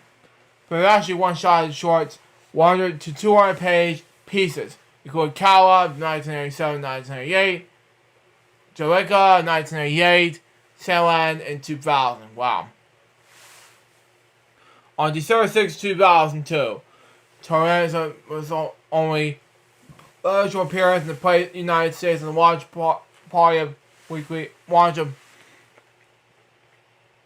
Tom Jump's North American counterpart, Tom Jump, in New York City. His Dragon Ball and Sandland were published in the magazine in the first issue, which also included a depth interview with him. In March 25th, 2005, GQ's models began selling the electric car designed by Tormania. Yeah, I must want that. Anyway. The one person QBOULT, something like that, is part of the company's Core Q series. Small electric cars, which only 9 being produced. Cost 1,990,000 yen, something like that. About $19,000 in US. There's a top speed for kilometer heights, 919 miles per hour, and was available in 5 colors. Commercial stated it was car took over the year of the design. With doing my genius many mile construction skills, I finally arrived at the end of what was a very emotional journey, okay? Okay. Makes sense anyway.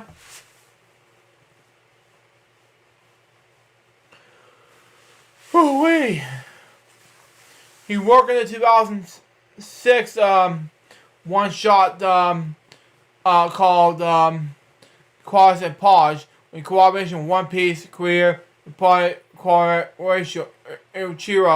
Adaya. Something like that. The story is a short crossover that presents characters from both Dragon Ball and One Piece, something like that. I don't know. He also is a character designer and artist with 2006 Miss Walker, Xbox 360, exclusive RPG, Blue Dragon, which work on this name I cannot pronounce. These names I cannot pronounce. Sorry. Both of them had previously worked on Trial Triggers, my dad.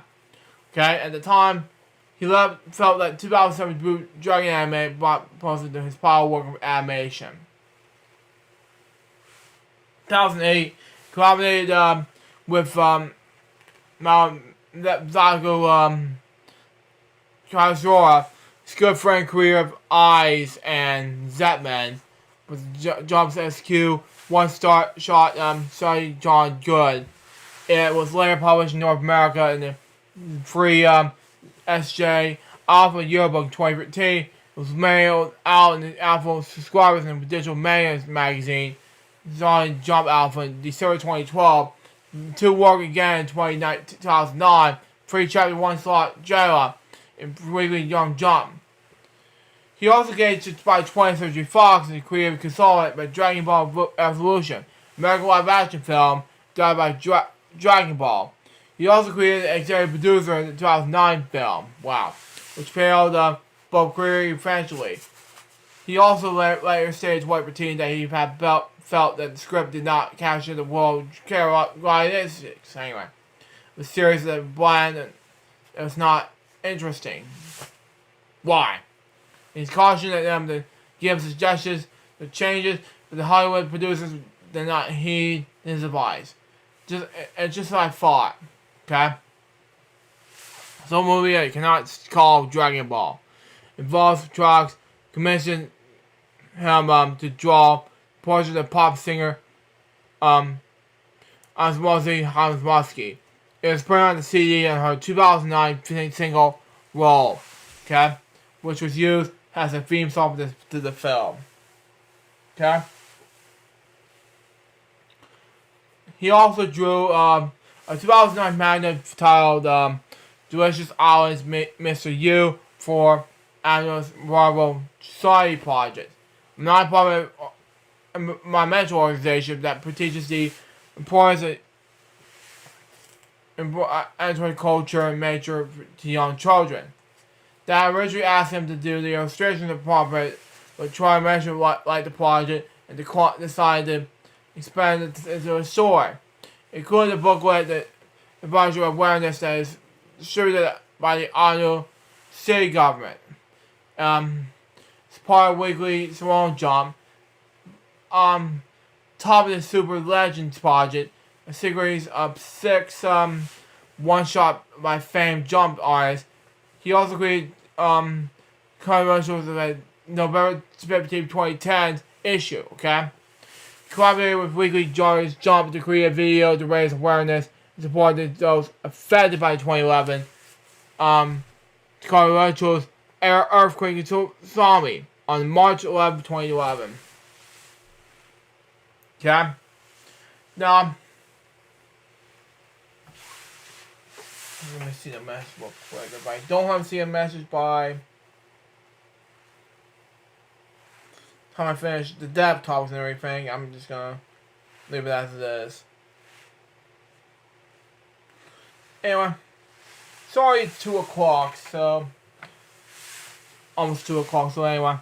More Return of Dragon Ball 2012 to 2014. Anyway, 2024, anyway. In 2012, Dragon Ball Z Battle of Gods was announced to be in development, with him involved in its creation. Film art is the series' first vertical film in 17 years. First time he was involved in the early as the screenwriting stages. Film opened in March 30th, 2013. A special doll ticket can be used as both Battle of the Gods and Post-Peace Film Z. Was created with new art by Toriyama and Charles Oda. On March 17, 2013, Toriyama with Dragon Ball Z opened in the Tanahashi Maya department store. This name I cannot pronounce. Sorry. Gathering 72,000 visitors in the first 19 days. Exhibit was separated into 7 areas. Something like that. I don't know. The first provided a look at the series history. The second showed the 400 plus characters in the series. The third display is magnet scripts and the manual scenes. The fourth showed special color illustrations. The fifth display where Dragon Ball related materials. The sixth included designs, sketches, and animation cells from the anime, and the 7th screen Dragon Ball related videos. Okay, it was there on April 15th, and it was moved in Asma from April 17th to 23rd, and then it's native Nagaiba on 27th July till September 1st, something like that. So, the 40th anniversary of Weekly Long Jump, he also launched a new Madness series on July 13th, 2013. Issue Giles the Garlic Polo Man. Viz Media, something like that, was being serialized as English and the digital Weekly Long Jump magazine began just 2 days later. Final chapter reveals that the story that being set before the events of Dragon Ball and features some of these characters. It would become the final manual that Tori wrote and illustrated himself. Okay? The fall of the Battle of Gods, Revelation F, something like that, released on April 18th, 2015, featuring even more conversations with Toriyama. Okay? Firstly wrote its original script. Toriyama provides a basic story outline, some character designs from Dragon Ball Super. Again, some relation to TV, Jump, something like that.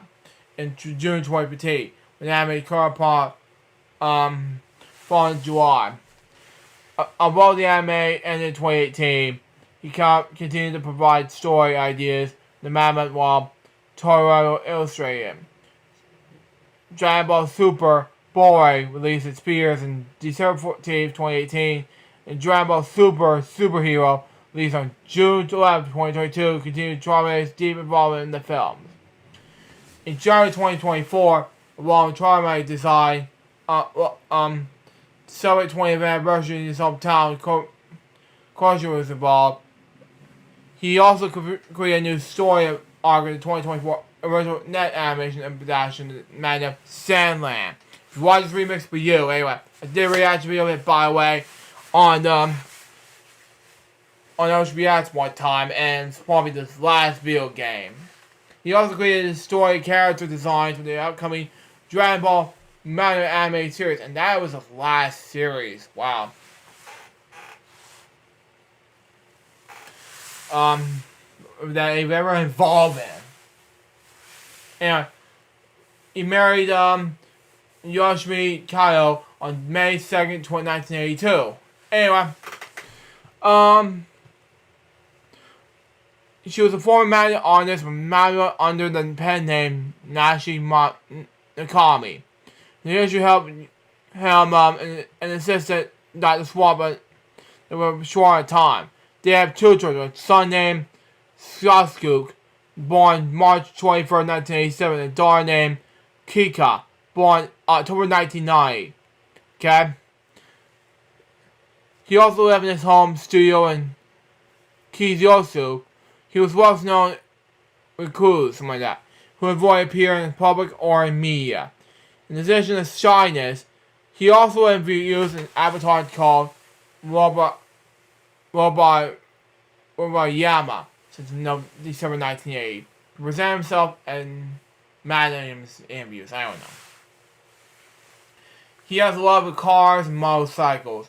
Sometimes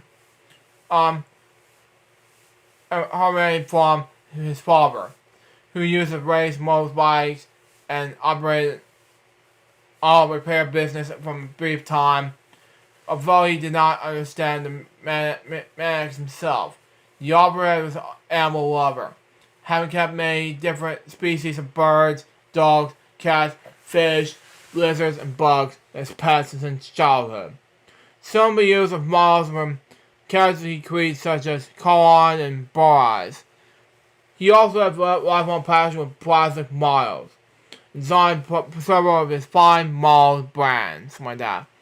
He also collected autographs of famous Maya artists, having 30 over, including Yoro Tamio and Hisba Ojoas for that. A hobby he gave for his creator, Prince Kisuga Sormami, something like that.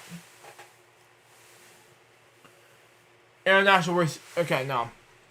We're not going depth right now. We're going to style and then we'll get to his stuff, okay? So, it was all times when Astro Boy was inspired by Walt Disney's 101 Dalmatians, okay? It was remembered that this high quality animation. He was a fan of Hong Kong martial arts films, okay? Especially Bruce Lee films such as Aaron the Dragon 1933, Jackie Chan films such as Dragon Master 1938. Went on to have the large influence of his later work. He went on to cite science fiction films including Alien 1989 and Jolly Quest in 1999 as influences. Wow. Makes sense. Anyway, it's the longest one I ever seen. He also had influenced by animator Drago Ministry, something like that, as an animated television series and adaptation of his own Dragon Ball, which uses learn to separating colors instead of blending them, makes the art cleaner and colors and illustrations easier. It was a charming style of effects and Mr. Brain Jack that caught his eye of I can't pronounce his name, sorry. It was playing the usually written in them of that guy gotta pronounce it, sorry. Anyway,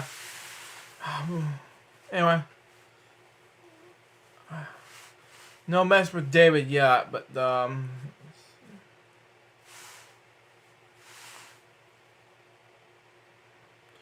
not ready yet, but it's gonna take a while. But but he was used Roman alphabet. Well, we found refreshing.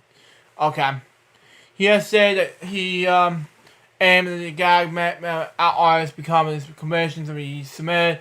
He was already on requiring entries in his gag category be only 50 pages long. Wow. Compared to the story mammoth entries, we ended with 31. In his own opinion, he also experimented with black and white. Usually black areas, and the result of not having had the money to buy screen tone when he started drawing manga. He also described him as a master of conventional sloppy, but in a good way. Okay? For instance, in Dragon Ball, destroying scenery and the environment and giving Super Saiyan's blonde hair were done over on the have less work on drawings and inking from him claiming that drew when he found interesting and not mindful when his readers plot. Nor did he much preparation from other countries.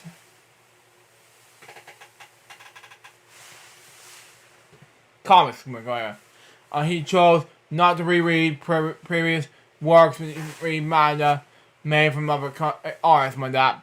A practice that Terrestrial supported. Furthermore, the books in History of Modern Manga in 2023 described Terrestrial as a perfect mistress at heart, which is instead to redraw entire panels under the worry eye instead of a jump. Dr. Slump is mainly a comedy series full of puns, toy humor, wow, it's hilarious, anyway, and sexual innuendos, wow. But it's also contained many science fiction elements, like aliens, and flying characters, time travel, and parodies of works such as Godzilla, which I love very much. Star Wars, again, bits and pieces, anyway, and Star Trek, I like that very much. Anyway, Toys also include many more life people in the series, including such as the Experience wife colleagues such as Ms. Torrizora. Most normally his editor, Suarayo Torrizama, as a series main antagonist, Dr. Mashuario. I'm pretending that's last name, sorry. Anyway, a running gag, Dr. Stomp, something like that. The voice species report the inspiration of Dr. Paula Poo emoji. Wow, I love that joke. If you watch this mode, it's for you. I want you to get that. I want you to get these for yourself. Anyway, while Dr. Dragon Ball began, it was loosely based on the classic Chinese novel Journey of the West. Well, okay, when Go began, Stone Walker brought it as Sang Wong, something like that. It was also inspired by Hong Kong material arts films, okay? Material both of Jackie Chan and went on this fictional world based on Asia, taking on inspiration from several Asian cultures, including Japanese, Chinese, Indian, Croatian, Arabic, and actual cultures, okay? So he also continued to use this commercial comedic style in the beginning. Over the course of the situation, to slowly change. Him using it to turn the series into a nearly polished fine magnet later on. He did not plan out the event or what would happen in the series, instead choosing to draw it he went, something like that. This coupled him to simply regain things he would already drawn, okay? Caused him to find himself in a situation that he would have to write himself out of. Okay? He also committed to illustrate the characters and monsters of the Dragon Quest video game 1986, okay? In order to separate it from the other role-playing video games of the time. he worked on his early installments in the series up until he passed away, which I'll talk about a little bit. But yeah, for each video game, Yuri also first stands for sketches of the characters, for the backgrounds, information to him, which withdraws him. Lastly, Horo improves the finished work. He explains in 1975 that video games must be sprites and are so small. Okay? Makes sense anyway. Causing the film find himself in a situation that has been write himself out of. Alright, that's anyway. I misspoke anyway. As well as they have the distinguished feature that so people can tell which character it is. You can make a complex design without concern having it reproduce like it is, as he usually without one magna. Besides the character and monster designs, Toriyama also does the game's package art and for Dragon Quest VIII, the boats and ships. In 2016, he revealed that because the series established time period and say, as far as exit options are limited, but they make every limitation harder to design that the series slime character, okay, which has become a mascot of the franchise, is considered one of the most recognizable character features in gaming. Metacritic, Jason Thompson declared Toriyama's art for him, saying he was extremely personal, recognizable style, and reasonable for Dragon Ball's popularity. He's pointed out the popular shonen manga to the late 80s and early 90s, the mainly heroes, something like that. Anyway, such as City Hunter and the Fist of the North Star, whereas Dragon Ball stars the cartoonish and small Goku, something like that. The sort of trend that Thompson said that continues to today. Toriyama himself said that he went against the normal convention that he was strong characters should be the largest in terms of provincial size, like that. Designed many of the series' most powerful characters with small statues, something like that. Thompson concluded that his analysts stating that he only Toriyama, something like that, drew like this as at the time, and Dragon Ball is an action manga draw like a gag manga artist like 9,000 million. Anyway, like my joke. Anyway, I made that joke up in the early mid 2000s. Anyway, James S. Yayo, something like that, offered the rough guide of manga. What else the art Shiv does offer occur in the series. As the characters gradually losing his grounded, occurred that Control Rabbit established in Dr. Slump and gain sharper angels that leap on the page their energy currently. Now, to be fair, I want to read this and Legacy and Course, and then we'll get to this stuff, okay? Afterwards, okay? And then we'll get to the works, and then we'll get to the next step topic, okay? And Patrick S. Michael, James, Japan Times, compared him to animated Walt Disney and Marvel Comics career Stan Lee.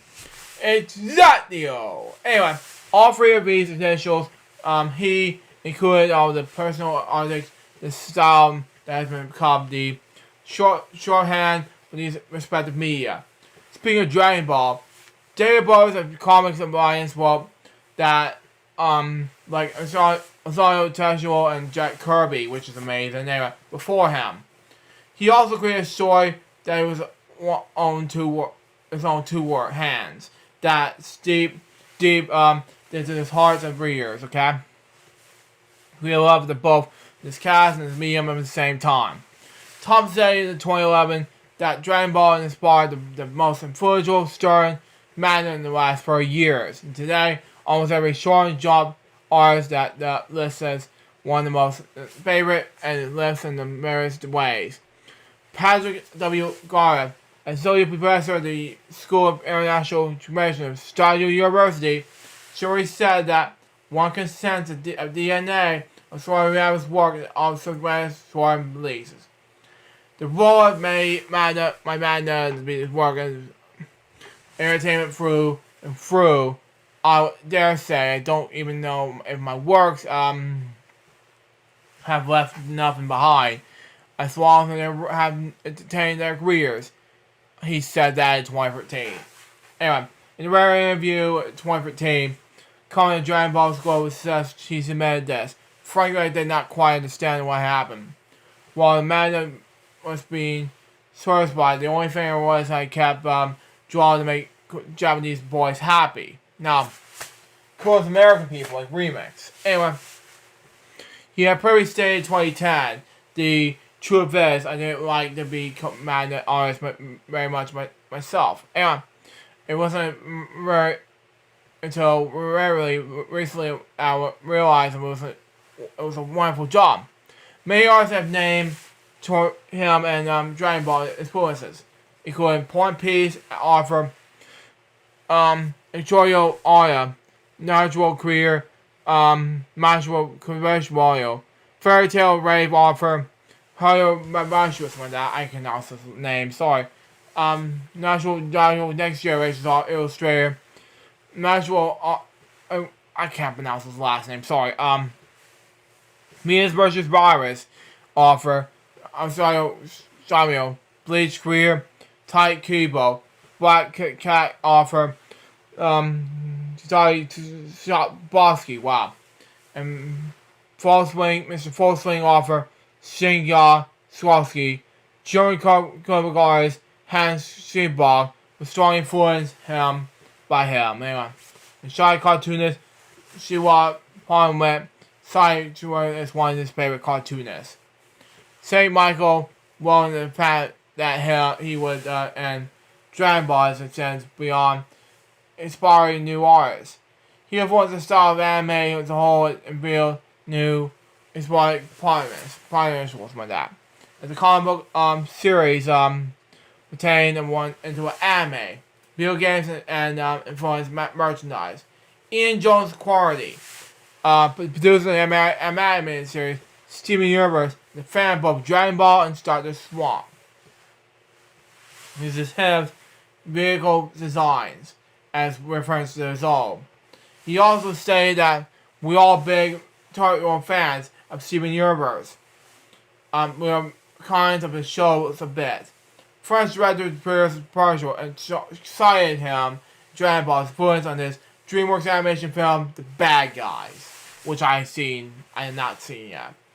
In 2018, Arcorn conducted a poll of people's favorite manga artists, including, which is with him coming in second, become behind the only Nana art for was something like that. He was number one among male respondents and among those in the 30 years of age.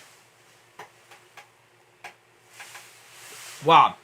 They had a poll on the manga that changed the history of manga in 2010. Okay? He also made a Japanese world of manga artists. He also came in second after being only says doing this work without being highly influential and popular worldwide. He also won special 40th anniversary festival of the year award in 2013. That name I cannot pronounce. International Comics Festival. Anyway, honors this year as a cartooning. Wow. He also received the most votes in the festival's Grand Prix de la Ville. I didn't pronounce this word. Sorry. Anyway. Okay. Award that year. Okay. That though the selection committee chose William as a president. Wow. In 2014, NTT conducted the medals poll for the manga artist the best represents Japan. He also came as third place. The same year, International Ino B. Kano named the new species of beetle. that name I cannot pronounce. Sorry. After him, okay? And another name I cannot pronounce. Anyway, after the Dragon Ball character Moyen Washi. Okay? Anyway,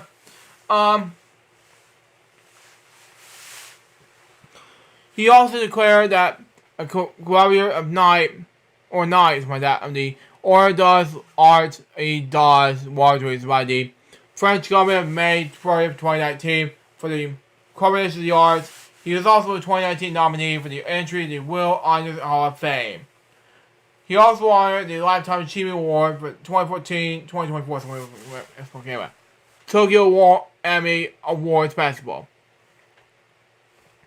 Through his video game design work, IGN named Toriyama number 34 to list the top 100 video game careers of all time. Now, his death, okay? On March 1st, 2024, he died in acute pneumonia. He was 68 years old. The funeral was held privately with only his family in attendance. His death was announced by his production company, Bird Studio, 1 week later, March 8th. According to his first, of course, to him, he had planned to undergo surgery to brain tumor on February 2024.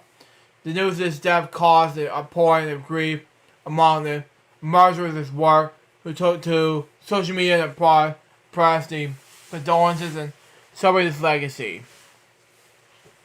On X, the trending topics of him and Dragon Ball surprised United States President Joe Biden's United States Union address, which was held at the same time the news of his death was announced.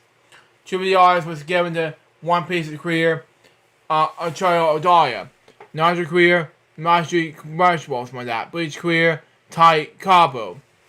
And I had my hero career, Koyo Obaski's, Hero Hashiro and Hunter X Hunter career, Urashiro Zoshi's, Anyway, Virgo I career, Monthly Glossary announced it, and video game designer Yori Ori. Anyway, who worked on the talk with him on Dragon Quest and Troll Trigger. Anyway, in Tokyo, fans probably mourned while visiting a life-size statue of Dragon Ball protagonist Gogo, located outside the headquarters of toy manufacturer Bandai. Japan's chief comment, Scary Yamashita Hanzai, created Shigurashi and his work playing an extremely important role in demonstrating Japan's soft power around the planet. International response, okay? French President Emmanuel Macron shared a photo of the autograph illustration he gave him as a gift and paid tribute to him and his fans on social media. French Prime Minister Gabriel Attal also paid tribute and stated not even the Dragon Balls and Giant what can revive him. Wow. The former ministries of China and El Salvador issued statements and condolences over his death. Justin Gorman, who portrayed Goku in the live-action film Dragon Ball Evolution, apologized for the quality of the film by posting an Instagram story. So I messed up the adaptation so badly. So many Mexican voice actors who dubbed Dragon Ball characters in Spanish while Latin America, who landed his death via social media. A large gathering was held in the Plaza de la Convention in Mexico City, where hundreds of fans would be did the very Dabi motion harms up prominently facing the Zenith Poland energy together to honor the artist. During the 18th Valley Awards on March 9th, a moment of silence was held for him and voice actress who died on March 4th. Wow. United and condolences to the anime industry. On March 10th, In Argentina, thousands of fans gathered on the actual moment to remember him. In Marshall Pearl, over 40 artists led by Parco paying a memorial tribute to him, who showcases the characters of Dragon Ball as well as Terrestrial himself. 76 meters high and 410 meters long. And then it works, okay?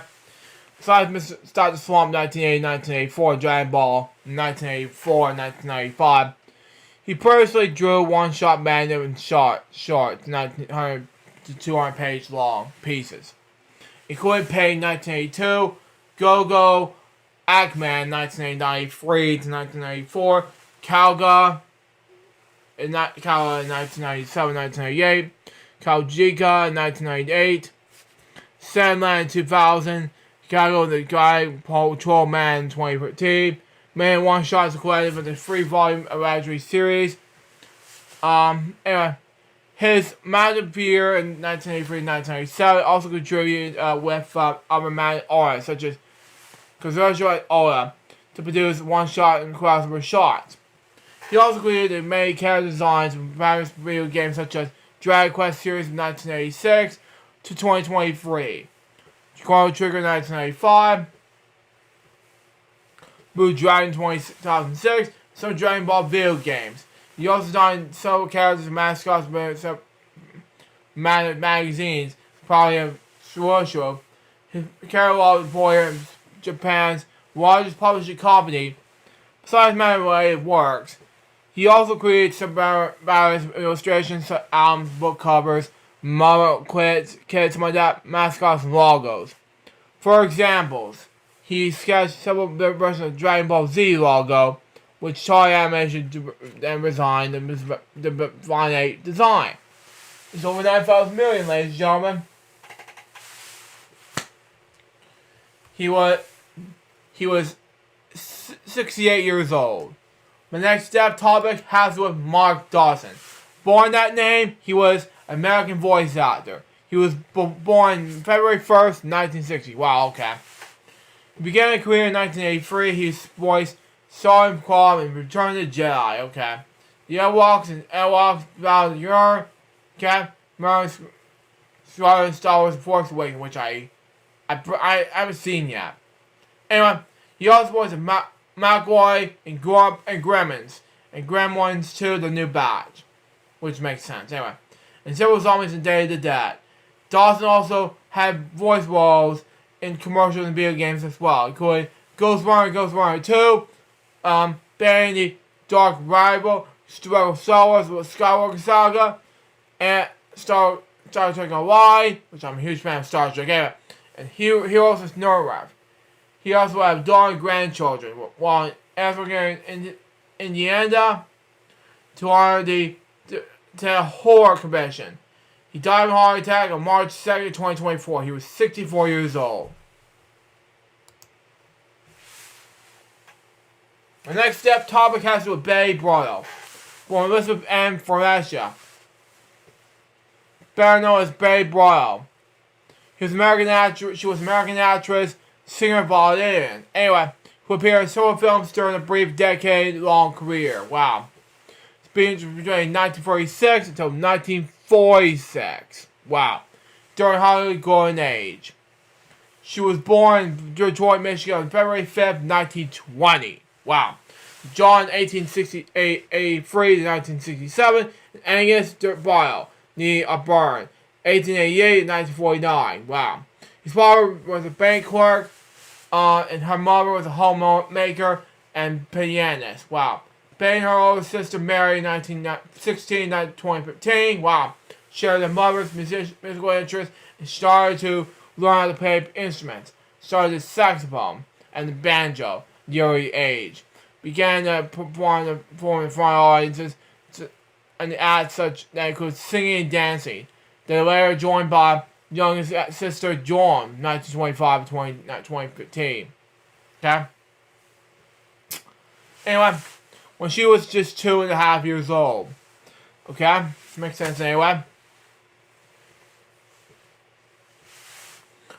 Anyway, when their father was losing their job in the mid-1930s, the Great Depression caused financial difficulties for the family. As a result, the three sisters entered the show business as Bollywood performers to support the family.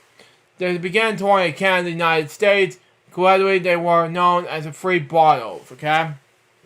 As an attempt to abolish child labor laws at the time, both Mary and Joan pretended to be older than they were. When Joan was 9, she told child labor violation when she was 16 years old. All three sisters starred in the 1946 short film Signing Off, which they have successful solo film careers, okay? Makes sense anyway. With Joan began the most successful as a major star in Hollywood, Bob's most successful film role was in 1944 starring Hotels, when she would play the supporting roles in Phobie and had 2 swinging numbers.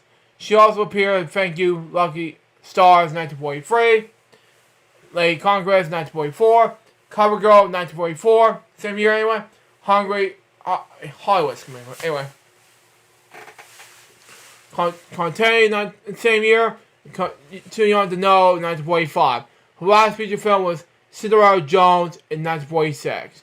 In 1948, okay, she was married to Joe Fornesha, who died in 1999. They lived in Front Lawn Beach, Florida from 1963. Betty Jabot turned 100 in February 2020. He died on March 3rd, 2024. She was 104 years old. She was survived by 2 children, 3 grandchildren, 4 great grandchildren. Anyway. My next topic has to do with Deborah Bird. Born, that name, she was an American vocalist who worked with Barry Manilow and after, Lady Flash and Bob Dylan. Appeared on Broadway and several of them. Head vocal coach for American Idol and Canadian Idol. And after also singing for the contestants, Bird, helped the vocalist on the television series Majors and Minors. In the later years, she served as a vocal coach for 10 seasons of American Idol, as well as a short-lived American Juniors, as well as 6 seasons of Canadian Idol. In late 2006, she helped judge material and singing competition where she was all contestants were members of the United States Army. Born July 6, 1951 in Cleveland, Ohio. She died March 5th, 2024. She was 32 years old. My next topic has to do with this pig. I love this pig so much to death, but it has to be done. Born Picasso. Anyway, she was a 700 kilogram, 1,000 500-pound pig from South Africa, whose paintings have sold for millions of range all over the planet. Picasso, something like that, is best known for being first non-Bahamian artist to be given their own art exhibition, and for holding the record for most expensive artist artwork for an animal ever sold. She is also famous for watchmaker Squash. Okay, she's using her own paintings in its 2019 limited edition Flying Pig timepiece. More broadly, she was known for inspiring combinations among vegetation, and factory farming. She was a female pig, sauce mushrooms that is, born in April 2016 on the industrial pig farm in the Winelands region in the Western Cape, South Africa. Along with her sister Rosie, okay? She was rescued from Sorrowhouse in May by Joanne Garvin and taken to the farm Surrey, SA. And Sean Hulk, the Napa Animal Society, by Ruffin found that year. Ruffin was a former professional golfer who briefly dated Johnny Denver. Wow, okay. And traveled the world with Oscar. Wow, a dog who she adopted and married. Wow. The later actually ran over, which did not survive. Wow, okay. art career began with this, okay? We left on those that pig ate and destroyed everything in her stall, because besides from paintbrushes, she employed quicker train and positive reformation techniques to teach the pig to hold the brush in her mouth and apply paint to paper marked in her easel paste before her. By dipping the brush in different colors, the pig began to create colorful abstract by paints in October 2016. When left in the soul, the response in the presagery is the Picasso's works with a sign by dipping the nose tip in the beestroke ink and touching it on the canvas. Picasso and Wolfram were the first non-human collaboration to have held the art exploration together. Oink was what took place in the V&A waterfront in Cape Town in 2018. Okay? Especially Picasso's work was displayed in the art installation in the Netherlands 2021, Germany 2022, UK in 2023, China 2023-2024. Anyway, Picasso's artwork has been described as an abstract impression and is sold for millions to reign. Collectors around the planet. Okay?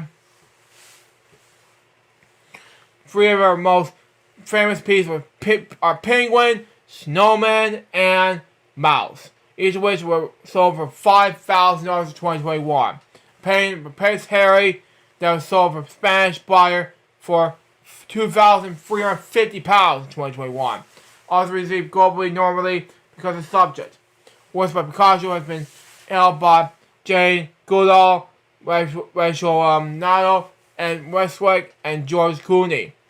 On December 13, 2021, a work by Picasso sold for $20,000. Record price in the artwork agreed by an animal. 1.6 meters times above range of 2.6 meters, 5.2 foot times 8.5 foot canvas. Now, Wall and Free was purchased by German art collector Peter Easer, selling by the 14,000 pound American collector Howard Hogg, paid for the paintings by Carlo the Chimpanzee. By the time of her death, Levin was sold $1 million worth of Picasso's paintings, with proceeds going towards the upkeep of the society where she lived. The relationship between Picasso and Levion has been noted that exciting despite the definition of her art and animal creativity, while also drawing attention to the living creation of farm animals around the planet.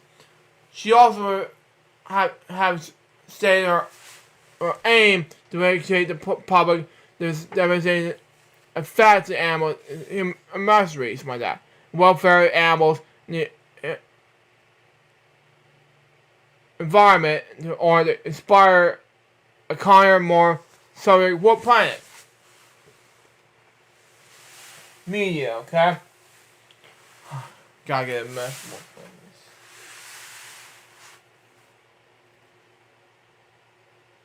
I'm okay, Greg.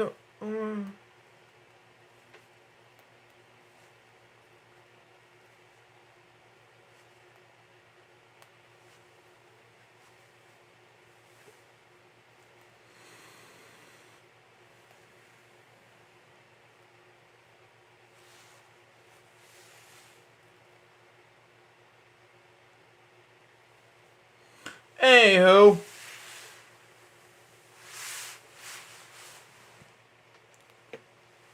Picasso became some non-human artist to adore a commercial product when she was committed by watchmaker Squash by designing the 2019 watch called Flying Pig. She's also featured at the 60th anniversary advertisement of Nice Skyline 2017 and 2020 a Picasso ranch of wine, producing the grapes that grow on the farm in Scotty where she lived, where a lot was launched, okay? Over the course of her life, Picasso was featured on various global media channels, including her portrait was covered on Saturday Night Live, okay? ABC, NBC, CBS, CNN, National Geographic, Sky News, and the BBC. Picasso also appeared on the Jeremy Vine Show in 2020. Publications such as the Times newspaper and Durst Guys, my dad. In August 2023, a book about Picasso's life was released in London. Titled Picasso the Pig That Saved Scotty, which goes forward by Jane Goodall. Illness and death. She had great professional artist, which declares her spy. Her compressions spread rapidly in September 2023. By October, hind legs were nearly non-functional. March 6, 2024, when announced that Picasso had died. She was 7 years old. Excuse me. Among Picasso's main advisors, Dr. Jane Goodall was present to pay respects the day after she died. Goodall flew out of society after hearing the pig's condition, but arrived one day too late. But Picasso passing away, but the two had the chance to before we meet. The next day, Goodall shared a tribute to the pig at the Gala House by Society, raising 300,000 rands, wow, or 16,062 USD dollars, wow, for a non-profit organization. The next step topic has to do with Steve Lawrence, okay? Born Sydney Wimpole. He was best known as an American singer, comedian, and actor. He was best known as a member of the pop vocal duo Steve and I, with his wife Anna Gormley, something like that. Anna. With his performance of Murray Slime, the manager and friend of main characters in the 1980 film The Blue Brothers. Steve and I first appeared together as regulars of Tonight, starring Steve Allen in 1954. He continued to perform in the duo until Gormley's retirement in 2009. He was born on July 8th, 1945 in Sydney, Wimpole, with Jewish parents, and he brought up in Brooklyn in New York City. His father Max was a trainer of Brooklyn, Sandwich, Beth, Storm, Charlie Harv, and something like that. And his mother Helen was a homemaker. He attended Thomas Jefferson High School, and during his high school years, Lawrence skipped school to spend time with his bro Billy in the hopes of being employed as a singer. Wow. Okay. It's got a bottle of dead topics left. Anyway. In 1962, at age 16, Lawrence signed a contract with King Records after winning the talent contest at Aubrey Garvey's CBS TV show. When he was 18 years old, he was hired by the talk show host Steve Allen to be one of the singers Allen's local New York City late night show on WNBC TV in 1953, along with Ed Gormley and Eddie Williams. When the show was picked up by NBC to be seen on the national network, becoming the Tonight Show, Lawrence, Gormley, and Williams stayed on the program's end on 1957, okay? Anyway, Lawrence credited the exposure and experience that he's gained on Allen's show by launching his career. I think Steve Allen was the biggest that happened to me. Every time I was called upon to do something different in his own way, it's better than vaudeville. Wow, okay. In the late 50s, Lawrence joined the U.S. Army, served as official local soloist with the United States Army Band Portrait O in Washington, D.C. He had success by means of the musical hit parades by the late 50s and early 1960s, including Party Doll, U.S. number 5, Pretty Blue Eyes, U.S. number 9, The Footsteps, U.S. number 7, Punches My Love, U.S. number 9, and Go Away Little Girl, U.S. number 1. Go Away Little Girl sold 1 million copies and was awarded the gold record, okay? However, much of Lawrence's musical career was centered on nightclubs and the musical stage. He was also an actor. He appeared in guest roles on television shows that include every decade since the 1950s. after getting his start with Steve Allen's late night show. He's also seen in such programs like David Kai Show, Julie Garland Show, Julie Andrews Hour, Night Gallery, Flip Wilson Show, Police Story, Mercy Rope, Dallas Murray, CSI. Lawrence Gorham started in 1958 summer replacement series for NBC. Steve Lawrence and Ali Gorham Show. Okay. Lawrence made appearance on the Carl Burnett Show from 1967 to 1978, with or without A. The Steve Lawrence Show with supporting actor Charles Nelson Rory, who was later appeared on SpongeBob at the time. Anyway. Ran for 13 weeks in 1965. Variety show was around the last CBS television shows only aired black and white. Okay?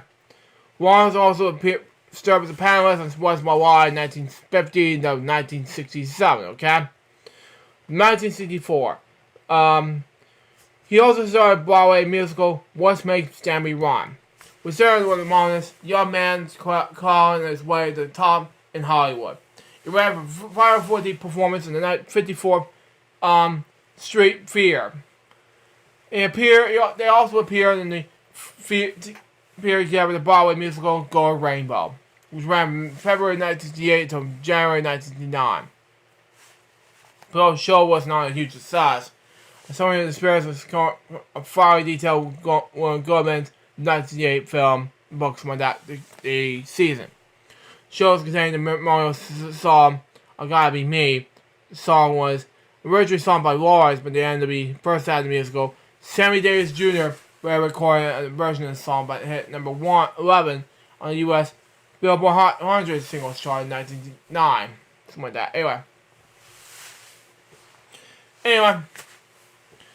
Lawrence said that Gary Garibe, in the 1972 film, Stand Up and Be Counted, in 1980, it was introduced to the new generation of fans with the promotional, Mario Slime and Boo Brothers, inspired the role of the 1998 sequel, Boo Brothers 2000. Lawrence's other films include the Steve Martin comedy The What We Got in 1984, crime thriller The Yards 2000. In 1984, Lawrence and comedian Don Rickles hosted ABC's Full Ups, Bleeps and Blunders in 1985. Lawrence and Gorham played Trilogy and Trill Dumb in Orange Island's film adaptation of Alice in Wonderland. Okay? Anyway, he also played, Mark McCormick's father, Sonny Day, 2 episodes of Hardcastle and McCormick. Okay? He appeared in The Nanny several times. First of himself in season 2, episode 14. Now there's much talk about, never really see. Okay? Maury Fine, the father of Fran Fine, and a few of the final episodes of the show. In 2011, he portrayed Jack and wealthy love interest of Betty White's character, Elka Visconti, on Hot in Cleveland in 2014. 2014, he guest starred in the episode 2.5 Men on CBS, sang the theme song of the parody miniseries Spoils of Babylon. Awards, okay? Lawrence received the New York Drama's Dress Circle Award and Tolly Award nomination with performance and semi-colleagues Westmake semi-rod on Broadway in 1964. With Gorham, he was nominated for 2 Emmy Awards and one of his Here to Stay. Tribute to Gorham, Ari Gershwin, something like that. He won a 1989 Emmy for Outstanding Comedy Variety on music program at CBA celebrating Ari Burley. Something like that, I don't know. They also received the Best Performance by a Vocal Duo or Group Grammy Award for Brady Galla's Films Mary Sport, Awards of Excellence, and a Television Critics Circle Award from this moment on attributed to Cole Porter. The duo also won a Las Vegas Entertainment Award for Musical Variety Act of the Year 4 times. 3 of them consecutively They were honored with a Lifetime Achievement Award from Songwriters Hall of Fame. Songwriters Hall of Fame, something like that. In 1995, the year I was born. With the Julius Ella Lifetime Achievement Award from the Solely of Singers. Not part of the organization that helps professional singers with the professional assistants. He was portrayed by Mike Myers in the popular Saturday Night Live sketch Sinatra's Group. In the direction of Victoria Jackson portrayed his wife, Anna Gorham. They married on December 29, 1957 with Al Rancho Vegas, Las Vegas, Nevada. They have 2 sons together, David Mason Royce, 1960, and ASCAP Award awarded composer who wrote the score of High School Musical. Wow. Okay. And Michael Robert Wallace, 1962-1986, who died suddenly from visual fluoridation, resulting in the undiagnosed heart condition at the age of 23. Michael was an assistant editor for a television show at the time of his death, was apparently a healthy dispute and previously diagnosed with I don't know. Both were in Atlanta, Georgia at the time of Michael's death. Had previously performed in Fox Pier the night before. Upon his death, family friends Frank Sinatra was sent a private plane to fly to come to New York to meet David. Okay? Who were attending school at the time. Following the son's death, Gorham and Lawrence took a year off before touring again. Annie Gorham died on August 10th, 2013. She was 84 years old but in a closed illness. In June 2019, following public consultation about his health, Lawrence announced that he was in the early stages of Alzheimer's disease, but the treatment is slow. The progression so far been successful. He died of condition due to Alzheimer's disease in Los Angeles, California, on March 7, 2024. He was 88 years old. The next topic has to do with William Wordsworth, a journalist, okay? Born at William Alvin Wordsworth. He was an American journalist and editor. He would work as a reporter for the New York Herald Tribune from 1963 to 1966. Constantly associate editor for the New Yorker from 1966 to 1980. And editor-in-chief in the Atlantic from 1981 to 1989. Sound interesting. Born in Hot Springs, Kansas, on February 13th, 1947. Anyway, grew up in Little Rock, okay? Well, his mother was a Polish silver buyer for a jeweler there. His father worked in advertising in 1960, a completion of BA English journalism at the University of Oklahoma, where he was working at the student newspaper. Anyway, Wordsworth began work at the Kansas Joe, something like that, where he was covered low-level community and political stories. After 4 years at the Gazette, he moved to New York, where he worked as a reporter for the New York Herald Tribune from 1963 to 1966. Anyway.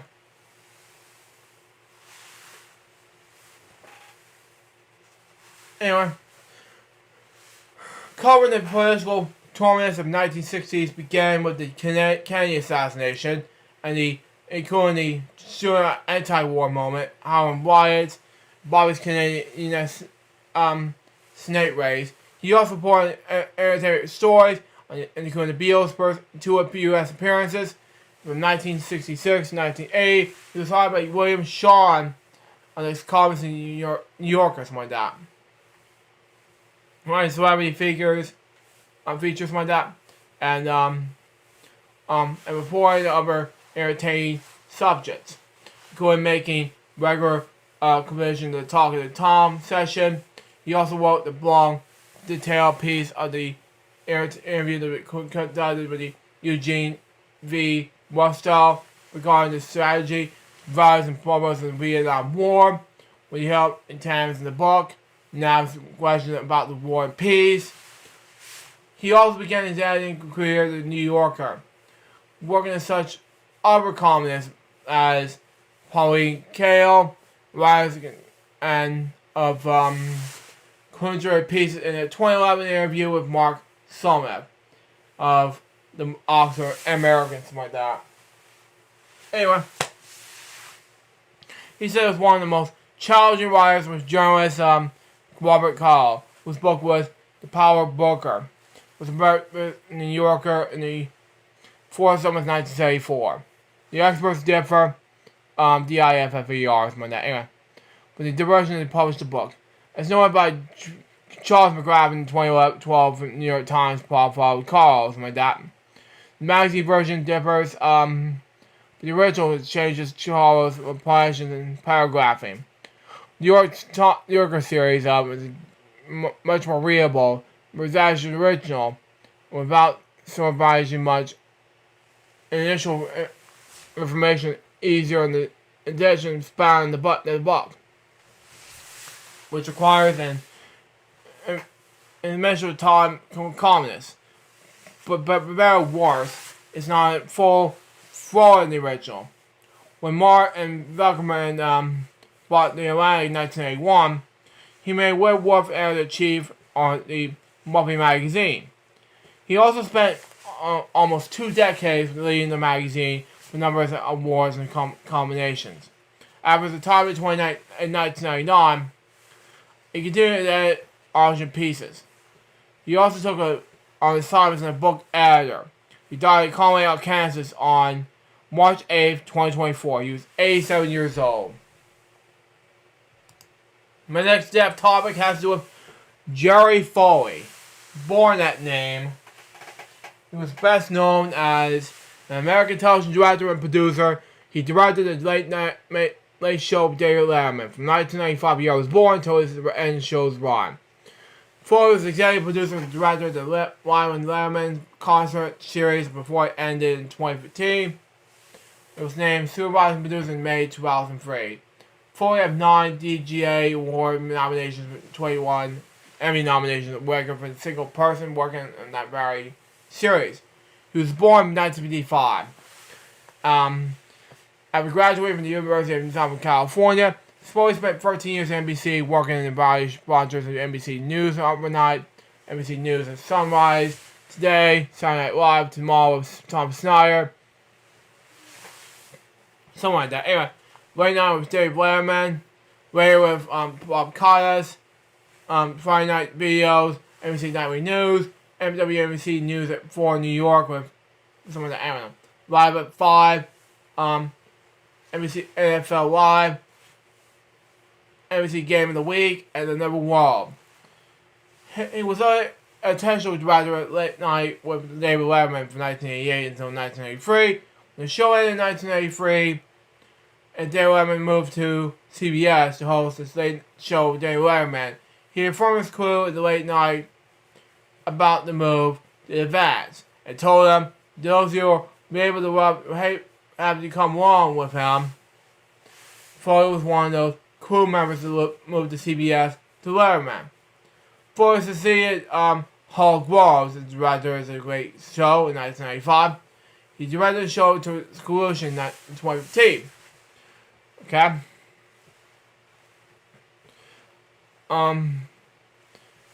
He directed over 3,900 hours of late night television. Wow. He worked with film, television, music, talent numbers, single camera comedy segments. He produced directed all 32 episodes of Live with Letterman, including concerts of Black Keys, The Killers, Ablay, Phoenix, Taylor Swift. Yeah, we'll be doing Taylor Swift again. And Tim McGraw, my dad. He also produced and directed over 40 Broadway performances for late show, including Wicked, Pippin, The Addams Family, Hedwig, The Angry Inch, Hair, Young Frankenstein, and Cinderella. He was executive producer and director for CBS News 50 years later, which is exciting. Anyway, much better CBS News, okay, bull crap. Anyway, Civil Rights and the Beatles 50 years later, how CBS is remembering the Fab Four. Wow. Jerry Falwell directed episodes of ABC's The View, wow, okay, and Broadway segments of Good Morning America. He's also the producer and director of America Salutes You benefit concert. In August 2016, Falwell was named honorary director of the New Norfolk TV Festival. He's also directed the NBC primetime special Tony Bennett Celebrates 90. The best is yet to come. He also a younger brother of film director James Foley. He died on March 10th, 2024. He was 68 years old after a skiing accident in Vermont. Okay? The next topic has to do with Robin Bernard.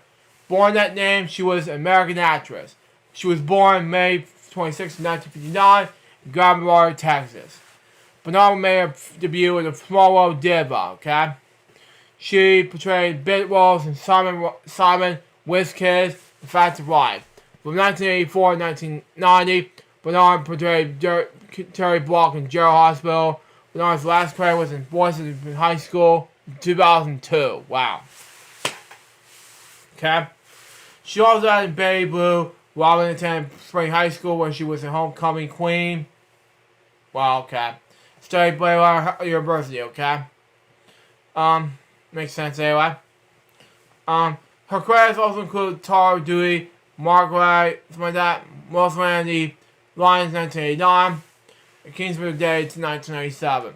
She also portrayed herself in the new Hollywood Squares, Our Magazine, and Win, Lose, or Draw, okay? Personal life and death. She also was Ella's sister, singer-actress Crystal Bernard. She found dead in the field at San Joe, California on March 12, 2024. She was 64 years old. A respondent of Riverside County Sheriff Deputy Department said the investigation is ongoing, but there's no evidence of past commissions. Anyway, my next topic has to do with John Romax, a reporter. Anyway, born John R. Romax. He was an American news anchor and reporter. Born, there was 7 children on May 16th, 1951. Okay? In Knoxville, Tennessee. He graduated from the University of Tennessee in 1977. Excuse me, anyway. Majored in commission in pathology. Romax moved to Fort Lauderdale, California. Excuse me, anyway. Worked at the Savings and Loan Office branch manager for 4 years before returning to television. He also started working at Local 12 as a reporter in 1983. Good Morning Show anchor in 1990. He co-anchored Good Morning Cincinnati for 32 years. He retired in April 2022, succeeded by Al J. Horch in May 2022. He's a co-anchor at Good Morning Cincinnati. Okay? He also in the Cincinnati Society of Professional Journalists Hall of Fame and was a member of the Size Pi. His retirement date was on April 29, 2022. Point was saying Good Romax Day in Hamilton County, Ohio. He was the first African American male news reporter anchor at WKRC. Okay? He was diagnosed with type 2 diabetes in February 2007, same month and year as HBM first founded. He was married to Donna and had 2 children. Wow. He was also had one with grandchildren. He died on March 12, 2024. He was 32 years old. Romax was born in the Village Hills, Kentucky, and had been diagnosed with phenobia, being adapted in the hospital afterwards. The next topic has to do with Dix Alex. Born that name, he was an English businessman. He co-founded Professional Darts Corporation. He was born on May 3rd, 1945 in Gravesend, England. Okay? He was also a drummer of Vanity Fair. Okay? Pop rock group and released songs such as I Live in the Sun, Early in the Morning, and Hitching a Ride. All which started the top 20 in the U.S. singles charts, okay? Makes sense anyway? With the latter of the charting higher than the number of the two of foreign countries. Alex left the band in 1970, working in sports programming in the 1980s onwards. Not to say he died. He was informed that drafted by Eric Bristow in 1992. He and Tommy Cox co-founded the World Drives Constable, with Alex becoming chief executive. The WDC was later started in the Professional Drives Corporation, with Alex moved the world and then director in 2001. He was inducted to the PDC Hall of Fame in 2010. He retired from the PDC in 2014, but continued working as a manager. He died March 13, 2024. He was 78 years old. My next topic has with Bill Garston. Anyway. Let's see.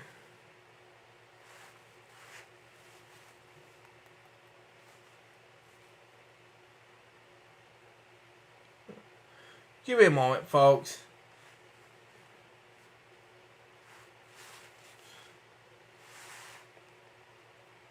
Yeah, I'm doing live streaming, and all of a sudden I got messages right now. But anyway, born William Charles Garston. Anyway, he was best known as a founding and longtime anchor of New York City's NEW's TV's now NYW's Fox 5 10 o'clock news. In his possession on March 14, 1967, until he left in spring 1979. He also moved to WPIX TV's, also New York City, where he was anchored the news until his time in 1987. He was born in Park Ridge, Illinois, in August 25th, 1927, okay? He was recruited to WNEW's TV from Cleveland, Ohio, okay? We have been the principal and anchor of NBC affiliates KYWTV, which later became NBC WKYC TV. Okay? Later NBC affiliates WEAWS TV. Anyway, it was that or just radio, I don't know. It was TV, anyway. Nowadays, anyway. When WNEW-TV began producing the 10 o'clock news, when Jordan was at the helm, no commercials to television station of the prime time newscast ball. New York Times television critic Jack Cole described newscasts as a progressive news summary. Due as part of Mr. Jordan's pleasing style and advisements on that. He's just as just about fashion. The program was perhaps best known for the station break with releasing the newscast. When George Gregory announced it's 10 p.m. Do you know where your children are? When 10 o'clock news and WAEW followed the talk show hosted by Merv Griffin was involved in the local talk show hosted by Fallon Burke. Gold described that our Burke was in place of sandpaper wired to the sound, okay? Makes sense anyway. Anywho, 10 o'clock news probably was celebrated audience. He was succeeded by WNEW by John Ronan, something like that. Who had previously been a feature reporter and co-anchor. His signature sign-up was, I'm Borgman, thank you for the time for this time until next time. He has been written into a contract at WNEW that he was always one that who could use a Tamil polymer, something like that. This meant that we was burying this report on set. This report would only what I've been. Sharmy took his notes. By contract, he would always be straight the camera, projecting on there the power of the conference. He would briefly with station management, including Ted, graduates like that, the news director, who said he was always a difficult guy, Very movie, hardly to talk to anybody. When you took on the camera, he performed brilliantly. He had a voice like that fate reaching out on you. WPIX, Independent News Network News. Probably even WNEW. He also eventually co-anchored Action News with Pat Harper, WPIX in June 1980. Something like that. Then after Ted Turner began the CNN network, WPIX began producing independent network news. Something like that. Anyway, upon time national newscasts that ran throughout the United States on small independent television stations. The Miami Hour described independent network news, and there's a half-hour program in national and international news as well as brief sports and weather segments. On with the participating stations during prime time, and therefore not as a direct combination with the network's evening newscast. He also anchored both at 10 a.m., 10 o'clock, national newscast and the 10:30 local newscast at WPIX with Stephen Bosch and Pat Harper. Tribune Broadcasting hired Norman Bean to replace the three anchors in 1985 and rebranded the program in USA Tonight. His retirement death. According to a 2004 Newsday article by Vernon Gay, he was living in Florida. He died on March 13th, 2024 in Franklin, North Carolina. He was 96 years old. My next topic, see here, okay, has to do with Grant Page. Born Grant Lee John Page. Has to do he was an Australian stuntman who have mostly during the 1970s and 1980s.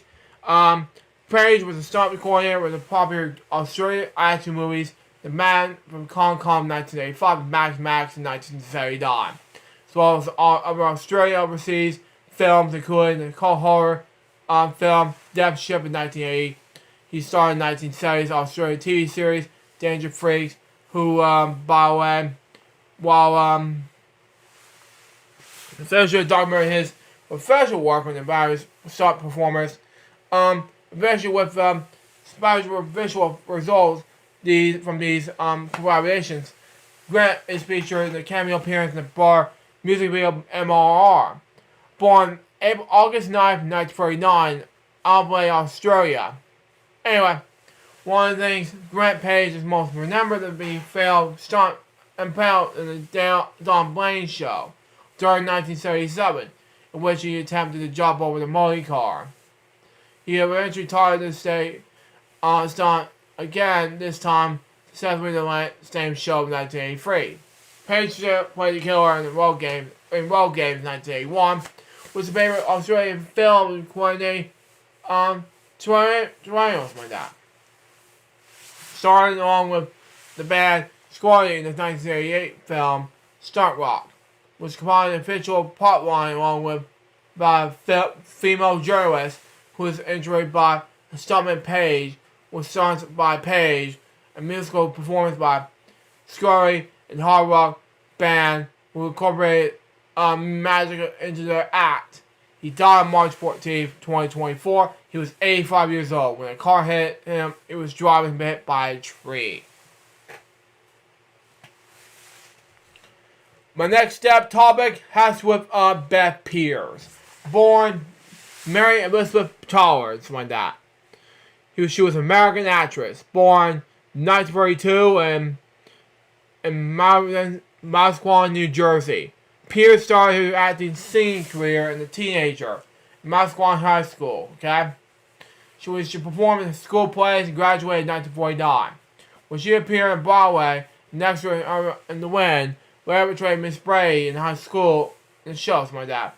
In the early 1980s, Pears appeared in the 8 episodes in Joe Hospital in the character Miss Wagner. Pears sorry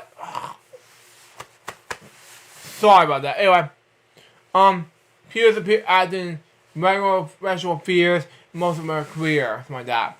Pears on stage and venues including South American Music Circus. Anyway, Circle Star Fear and the Special Fear. Her television credits include Mr. Brevity, Quantum Leap, Heart to Heart, Simon, Highway to Heaven, and The Waltons. Pierce portrayed the role Mrs. Powell and the Music Man more than 20 times. Other musical appearances include Sound of Music, Big River, Showboat, and Funny Girl. She also appeared in films such as Love Has Gone, Fifth Willie, Back to School. Pierre has long-time member of the Actor Equality Association, Screen Actor School, and American Federation of Television Radio Artists.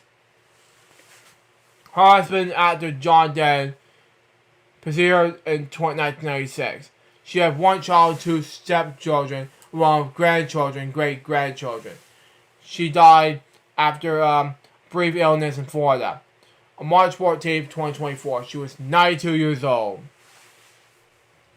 My next topic has to do with Joe Camp. Not the Joe Camp we're referring to in the PBS NewsHour. I'm talking about Joseph Sean Camp Jr., okay?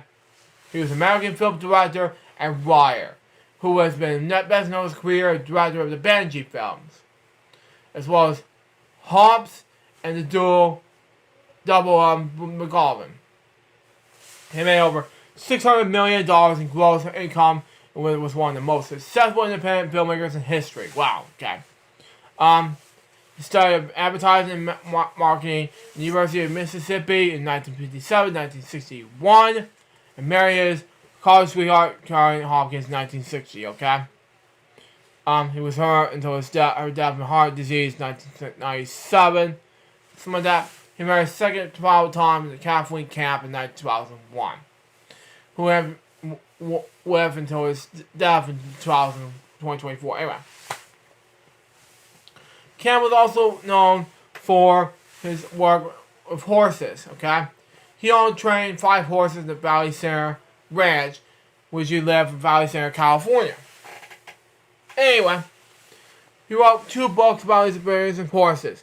The Soul of the Horse, Life Legends, when they heard and born wild, the journey continues. He wrote 11 books, more books, including 3 novels, a dog training book, an autobiography, and children's books.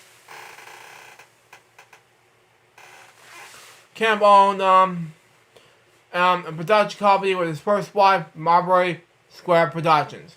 He has been Marbury interest in his film studio, Film Dallas Pictures. He lives in Buckle, Tennessee with his second wife until he died on March 15, 2024. He was 84 years old. Now, there's a lot of Benji films that I have to go over, but he was born on St. Louis, Missouri on April 20, 1949. Anyway, he lived in Little Rock, Kansas until 1948. Anyway, when his family briefly moved to Los Angeles on New Year's Day, 1949. Camp's family announced they moved in Kansas, Mississippi, was lived in 1951. Anyway, where he was decided to settle in Memphis, Tennessee. He graduated East High School in 1957. Serves up to be one of the outskirts because of the quirky nature of school. He wanted to attend film school at University of California, Los Angeles. Wow. But his parents were restricted. Wow. Okay. So he attended Mass. Wow. The University of Mississippi to serve a job. While in college, Camp involved in campus life by helping him run student campaigns and beginning in fraternity. Wow. He had passion with filmmaking and even worked at the movie set when he was in town to film. During his sophomore year at college, he even attempted to transfer to UCF LA Film School, but was rejected. Camp met his wife, Karen Hopkins, in the Holiday Inn in Jackson, Mississippi, where she was in town visiting her sorry sisters. He fell in love with her after a few hours during her death in 1997. They had a son, Brian Camp, in 1971. Okay? During the film work camp, worked as an Atari musician. As a field advertising crew member of the Projects and Scramble. As an advertising assistant at MGM. Okay? Anyway, Kemp said he had the inspiration of Benji while watching Ready the Tramp. with his first wife, Karen. He made connections with Hollywood through a college friend, Tom Lesser, okay? But numerous of film companies did not want to produce a movie. He is co-producer at Advancing Credo, the streaming company owned or the release of film worldwide. With camps of marketing and advertising background, he was able to personally develop the strategy of the film a lot ahead. He toured his film industry until his death in 2024. The next death topic has to do with Thomas P. Shelford. And fasten your seatbelts. I will read this whole death topic for you at this point. This, along with James, it has to be the live death topics to read. Hang on.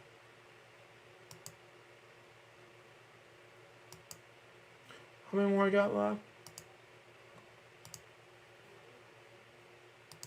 1, 2, 3, 4, 5, 6, 7, 8, 9.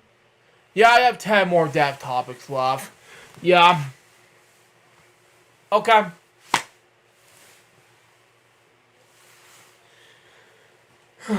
So I'm all good, but we're just gonna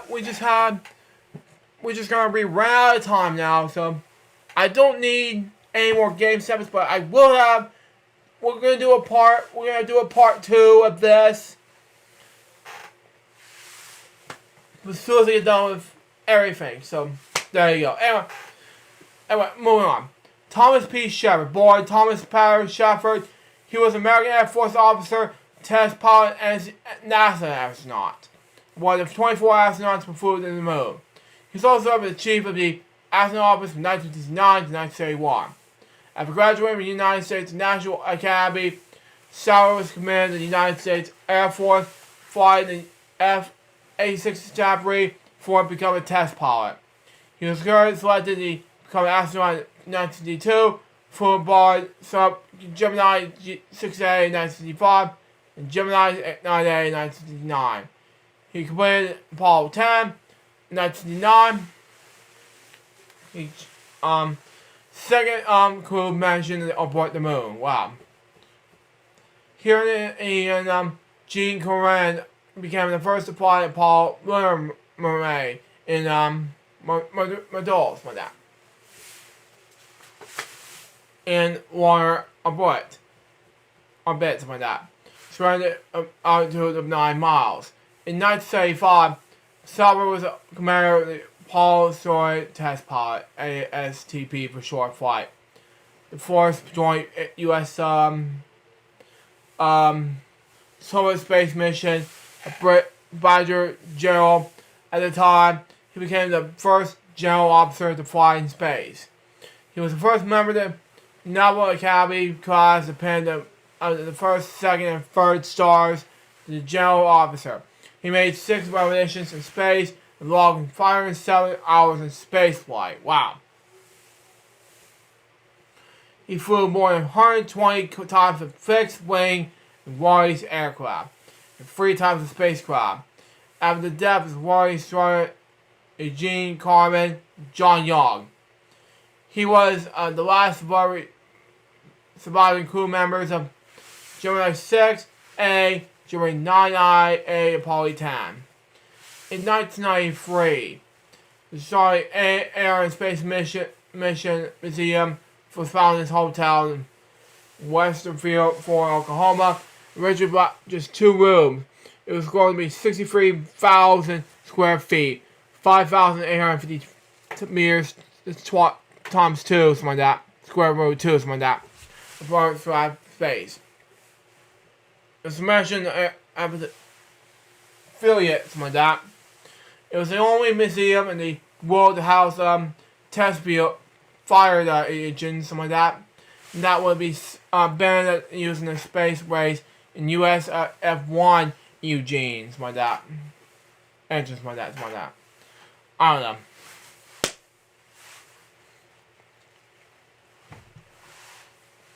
Anyway, in the Soviet NK-33 engine, it holds a Gemini 6 spacecraft they needed the Gemini food and Romulus with Gemini 7. It's hard while I read. But anyway, born on September 17th, 1940 in Weatherfield, Oklahoma. Anyway, the Dr. Thomas Shepard, a dentist, and Mary Ellen Safford, Nee Patton, a former teacher. He was diagnosed with skin cancer in 1944. Died on June 22nd, 1948. Okay? No, Thomas Shepard, his father, anyway. Mary Shepard remained in Weatherfield until her death in August 1987. Shepard remained interested in the happening following the start of World War II, and at the nearby El Reno and the Army Air Corps training base. He also making model airplanes and made first flight in the A-14 in the Parapet Club, some of that. He attended Weatherfield High School and graduated in 1948, okay? Why? Okay. Makes sense anyway. Okay. In your senior year of high school, okay, Safford was recruited to play football in the University of Oklahoma. We had received Navy, something like that, ROTC scholarship. Scholar applied to the United States Navy Academy. It was accepted in class of 652.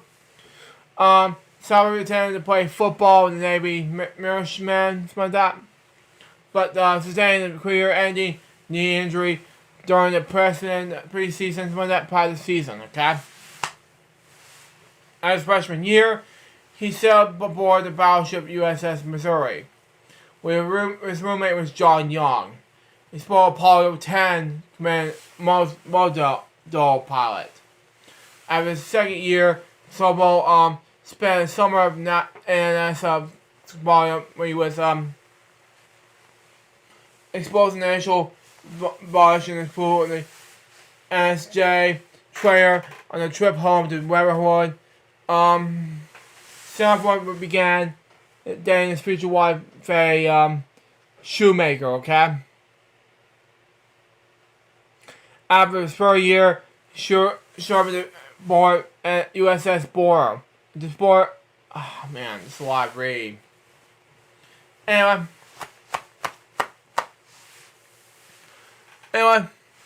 as a board recorded USS Missouri while visiting his home during his fourth year.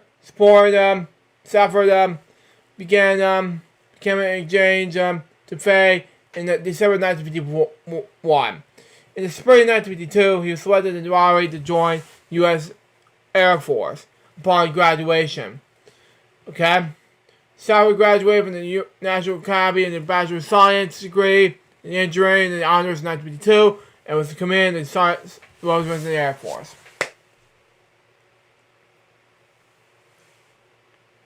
I have to skip all of this, okay? I'm not reading everything about it because this is a live reading to do.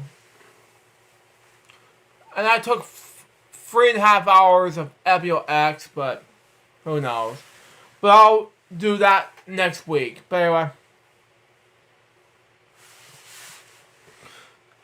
in 1953, Safford married Faye Shoemaker from Weatherford, Oklahoma. Faye and Safford have 2 daughters. Dorian, born in 1954, Dorian, born in 1957. Faye and Safford divorced in 1985. Wow. So Safford married Linda and Dishman in 1988 in December. They have 2 adopted sons, Michael Thomas and Sam Patton. Safford enjoyed hunting, weightlifting, gliding, scuba diving, fishing, and swimming. He died of liver cancer at Carr's care home in Satellite Beach, Florida, on March 18, 2024. He was 93 years old. I'm going to take a brief pause because this is going to get serious, okay? Well, and unfortunately to say this, it takes forever me to read all the depth topics. It's gonna take a long part two. We're gonna take a part 2 of depth topics of these next week. But for now, we're gonna take a. We'll say, I'm gonna write it all down for right now. Say we're gonna take a moment of silence with regards to not 1, not 2, but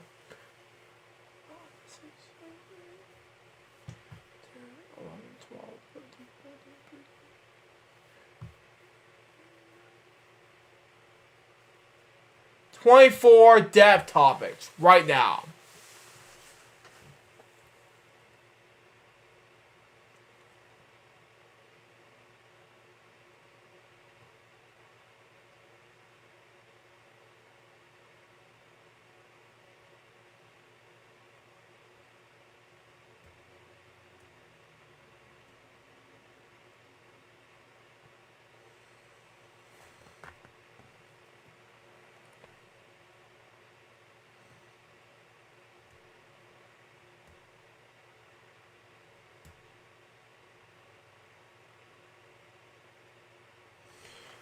Thank you. Recipes, all 24 of them. Unfortunately, I'm not going to read every single one of them in one day.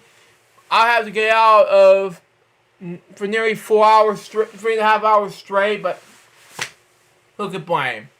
But right now it's getting late. I should probably write these depth topics down, but regardless, I may have to call it quits for the day and say what I've watched Disney Plus, okay? And that is what I've watched topics, and I'll wrap up the show, and that way more easier. But this is not gonna end Epic X altogether. It's just gonna be, like I said, I have to take care of my own personal thing today. There will be a part 2 of this next week. But, however, I'm going to take care of me this week. But don't worry, I have everything to take care of. Anyway, what I've watched on Paramount Plus is Behind the Music, Season 1, Episodes 20 to 25. Doug, Season 1, Episode 4. And, of course, what I'm watching Peacock is Season Kung Fu Panda 1 and 2. And of course, what I watch on Netflix is a new segment we're going to do for this week. Is Kung Fu Panda 3, Mighty Morphin Power Rangers, Once and Always, Night Stalkers, episode 1 and 4. This is a minute series at a time. And Pepsi's Where My Jet, episodes 1 and 2. This will wrap it up in part 1 of 2 of we're back in production, streaming again. I'm sorry this is a misunderstanding of my interview of David Rogers, but hey, we'll do it again next week. But hope you enjoyed this episode. Stay tuned for the next one's gonna be a brand new episode of Epic X, episode number 4 and 8, which will be a part 2 episode of this because I have to read more depth topics to read. But of course, I have to take care of some things and personal things. It's not gonna be a cliffhanger per se, but it's gonna be more of a, how to describe this, okay? I'm gonna say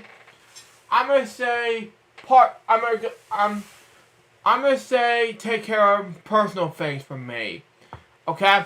Now, excuse me. I have to spend time with my mom and family, and then I'll probably go on vacation to go South Carolina. And then I'm going to go ahead and then go celebrate Easter weekend. You all have a great Easter weekend. Till next time, so Jefferson Bobby, so baby, good morning, X, we're going to pursue. Till then, the Jefferson to be continued. See ya.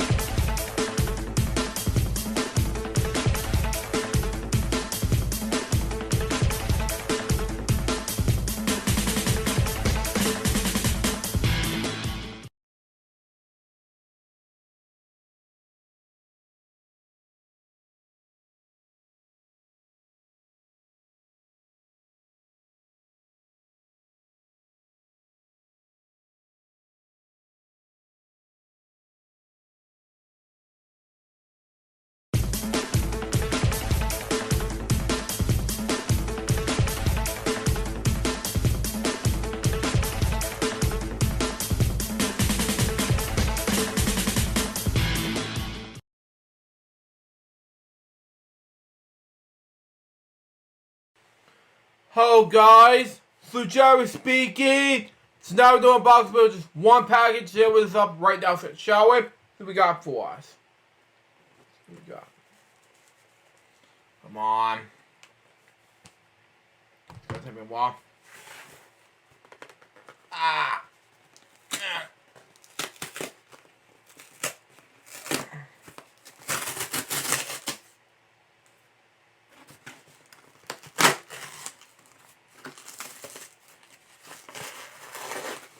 Stop.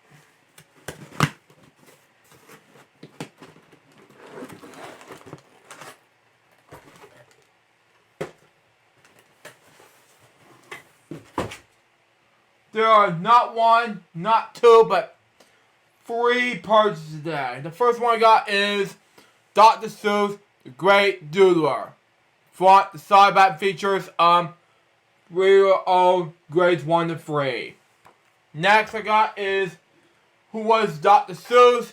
Front, the side back features the boy who loves zoos and drawing silly animals. College student who will least likely to succeed. Novel illustrator who changed children's book forever, something like that. All of the above. Far more in this illustrated book. And last but certainly not least is another Funko Pop. It's called Buzz Lightyear with a helmet. Front side back features Woody, Ham, and Rex. It's 20th anniversary edition of Buzz Lightyear. I mean Toy Story, something like that, from 2015 edition. Yeah, okay. That was episode today for Box Build for today. March 29th, 2024. Hope you enjoy it. Today there's going to be a brand new episode of Bedtime Stories, episode number 461. As a reminder, there will not be a brand new episode of Bedtime Stories at lunchtime for the next 2 days. But there will be one April Fool's Day. Till next time, suggest box of paper. You will soon, the Jefferson out. See ya.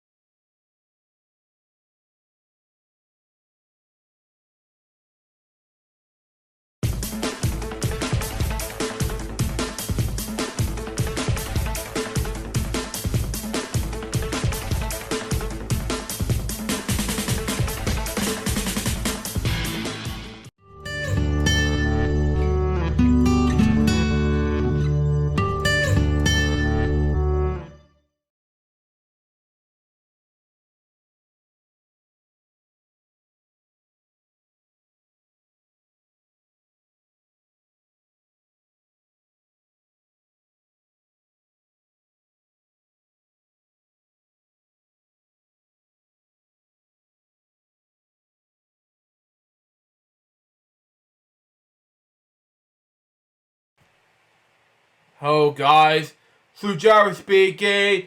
Welcome to Bedtime Stories episode number 451. Today we read you this is 100 Years of Wonder storybook collection. Now this is part number 7 of the book. So let's read it down, shall we? See what we got for us. Today we read you today we read part Toy Story, okay? In this section. So here we go. One is a friendship.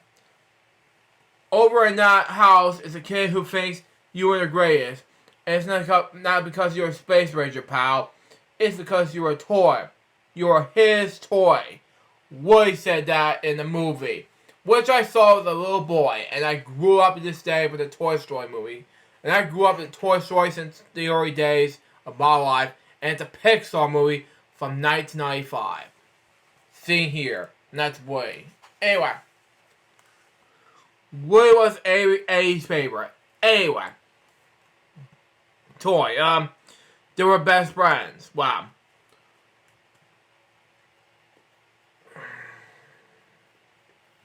Makes sense. Anyway.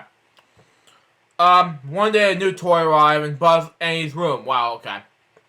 His name was Buzz Lightyear. Anyway. He thought it was a new real Space Ranger. Anyway. Not a toy. Wow. Okay. To infinity and beyond, Buzz said. Eddie loved him. He played with Buzz all the time. Wow. Woody started to feel left out. He was sad. Didn't Anthony love him anymore? I don't know. I just felt like it's too much for Woody and Buzz. I felt worried for these two toys, you know? To make more sense in any way, even though it's a buddy movie, you know? To make more sense in any way. Next page. Anyway, Annie's favorite family was getting ready to move. That night, they were going to Pizza Planet for dinner. Wow, okay. It was the next day, as I mentioned it, next night, which I mentioned in the movie, you know? 1995 movie, anyway. So I was months old when it first came out. But anyway, Annie was allowed to take one toy with him. Well, he wanted to be that one toy. He tried to push Buzz out of the way so anyone would see him. Instead, Woody accidentally pushed Buzz out of the window. Wow.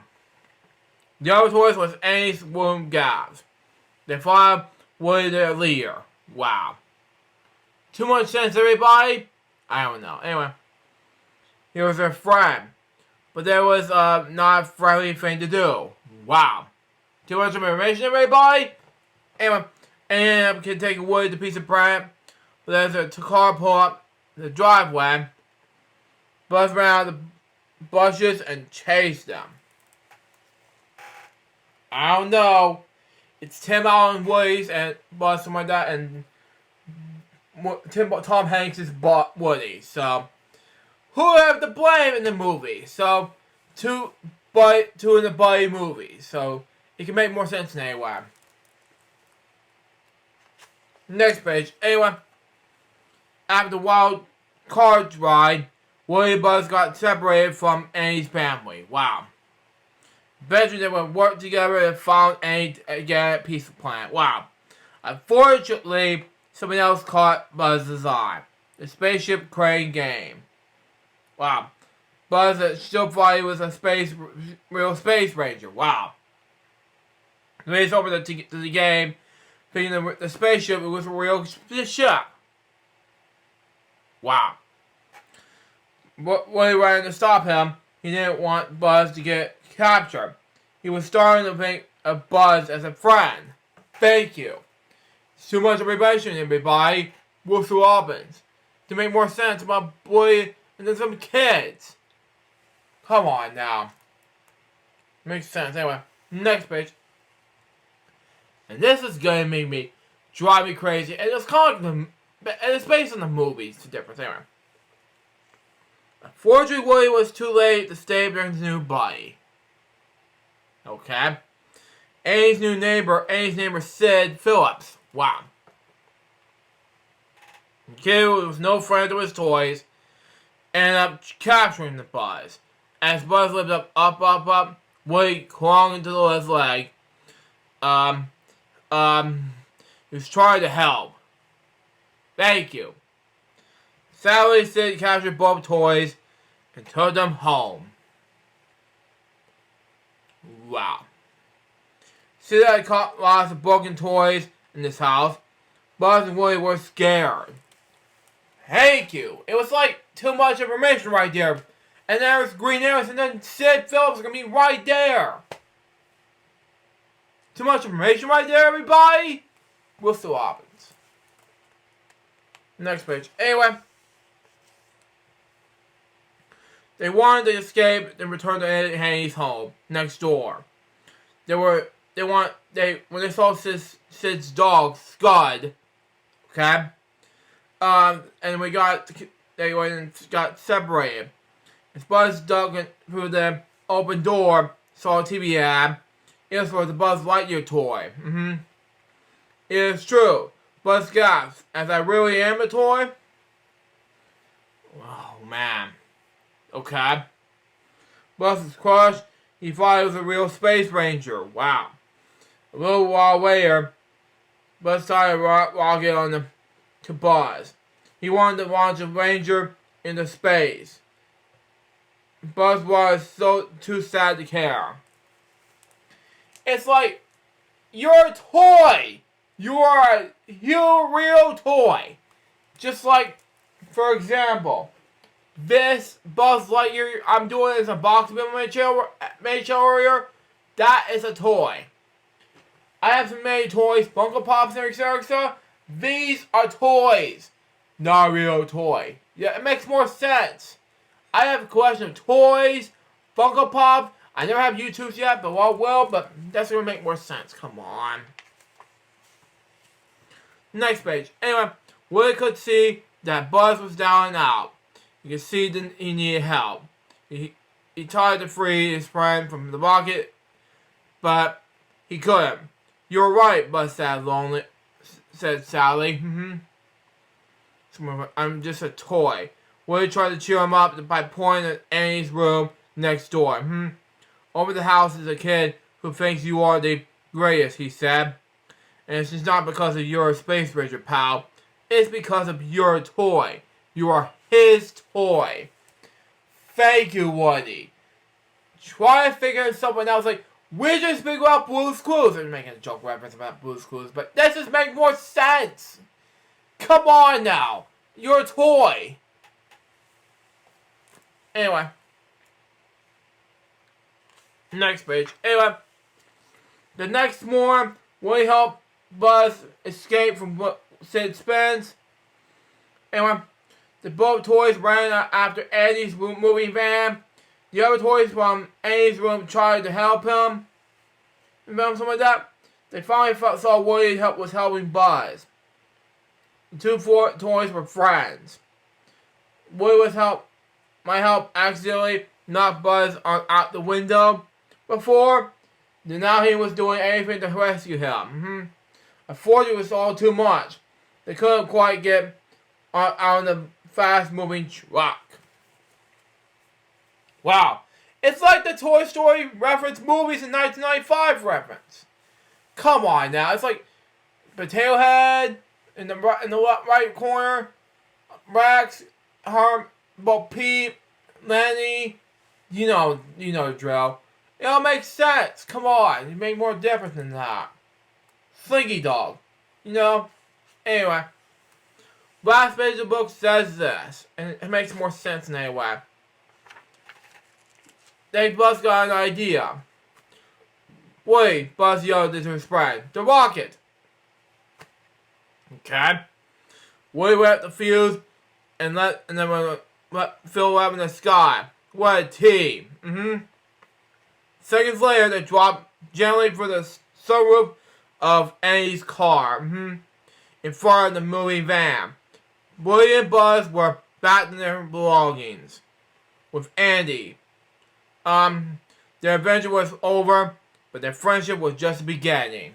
To make more sense in any way, even though it's a great beginning.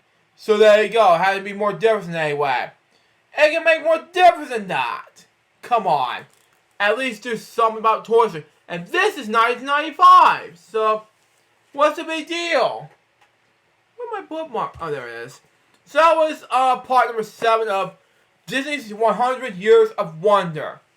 We still have 11 more parts of the book, and we are done officially with this book. So, what do I think about this part of this book? It was amazing. So far, it's a successful thing to read. And that was Bedtime Stories episode number not 461. There will not be a Bedtime Stories episode next 2 days, but there will be one on, let's say, April Fool's Day to celebrate Crazy Bunch video April Fool's Day joke, and then lunchtime. So be look out for those. And again, there will not be a lunchtime episode those days. Let's say, Saturday and Sunday because I'll be on vacation, and then Easter Sunday will be my dad's thing, and Easter egg hunt thing. But there will be one Sunday on Monday. Be look out for it. So there you go. But next episode will be part number 8 of Disney 100 Years of Wonder Storybook Collection, Crazy Bunch Video Edition. Well, just be look out for it. It's gonna be huge fun. Till next time, so John's Bob's the baby. Get more bedtime stories for you guys to pursue. Till then, the Jefferson out. See ya.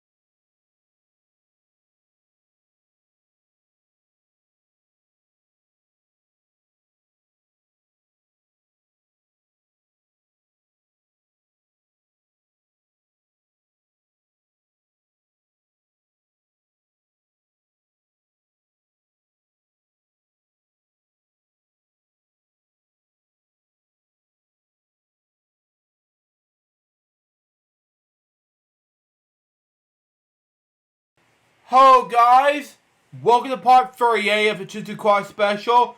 Now for this part, we're going to start going to South Carolina of Bluffton. Now Tom, if you're watching this, I'm going to see you at Bluffton and get ready to see you there and the next day, and just be looking out for it. It's going to be a huge ride to go see you in Bluffton, South Carolina. So Flores, LGB, I'm looking forward to see you there, and be looking out for it. See you tomorrow for another exciting trip day. And unfortunately, there will not be something to do with board jokes on that road trip, but we're gonna blame about it. See you next day.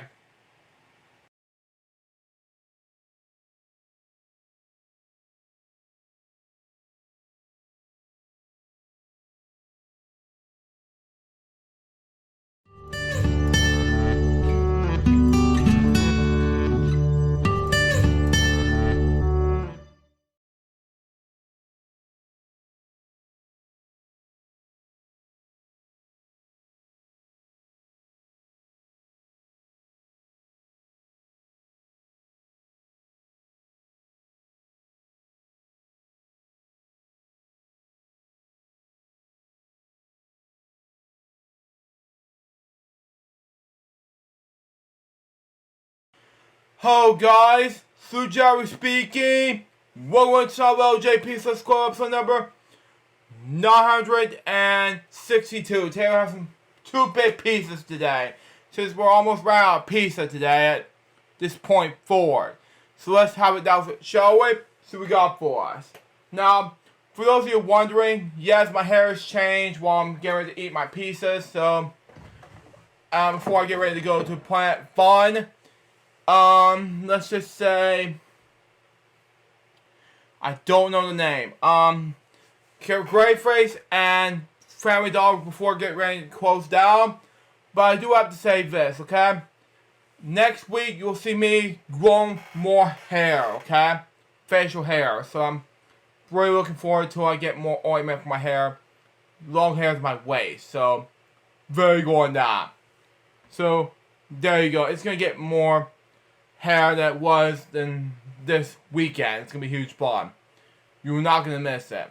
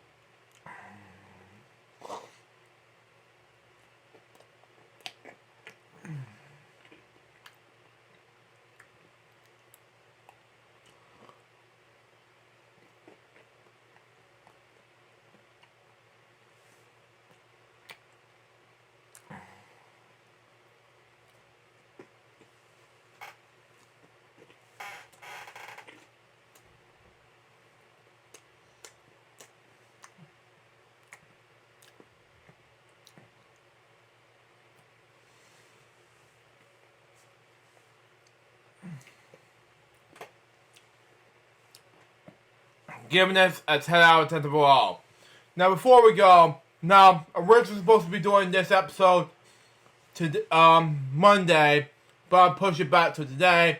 And then tomorrow, I'm not doing one some episode, but we'll do it Monday, and then we'll push one some episode back next Sunday to go on vacation to go to Boston, South Carolina. But we'll be back for this episode Monday, regular time. Do one some episode 963 for an April Fool's episode. Till next time, so Joe's Bob's baby. More one some episodes will be soon. So when the Jefferson out. See ya.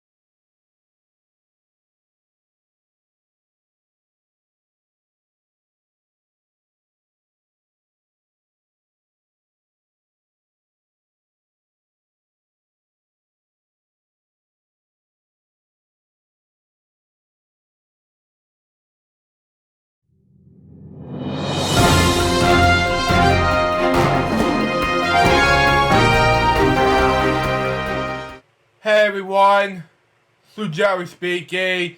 Change the plans regarding to my trip to Boston, South Carolina. Well, I'm forced to say this, that has to wait till next Sunday. Because I was going to go there next week, but today, but forced to have to wait till next Sunday. But I will have a treat for you in regards to the trip to South Carolina. I will be going to Planet Fun first, then to Greyface, and to Family Dog. That'll be another episode of Elvis Club Vlogs for you guys. So without further ado, let's enjoy Elvis Club Vlogs episode. And sorry for that that happened this weekend. But I'll see you next weekend for an exciting Part 38 edition. So, hoping this will not change plans, but be right there with ya.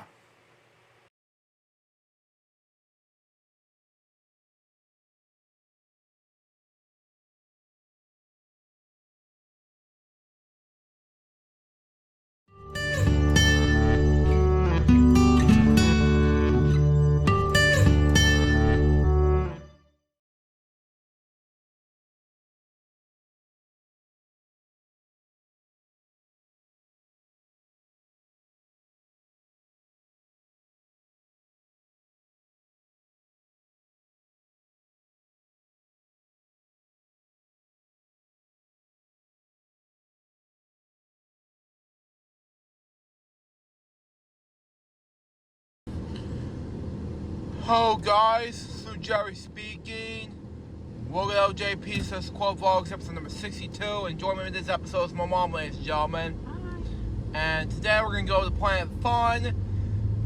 Gray Face, and of course, Family Dollar today. So after this, we're wrapping up this episode. So hope you have fun in this 2 different stores or 3 different stores, excuse me, and hope you enjoyed my time in the whole different stores, and be right there with you.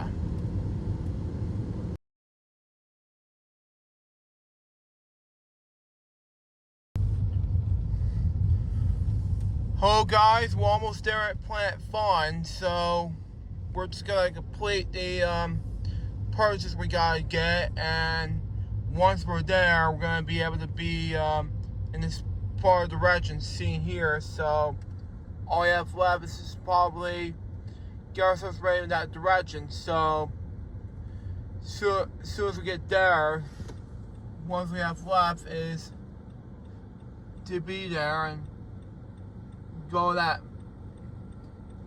direction, get some stuff we're gonna get so badly. So that might be the first. So if we go there, then that'll be great. So there you go. I'll see you at Planet Fun for what's going on next. Be right there with you.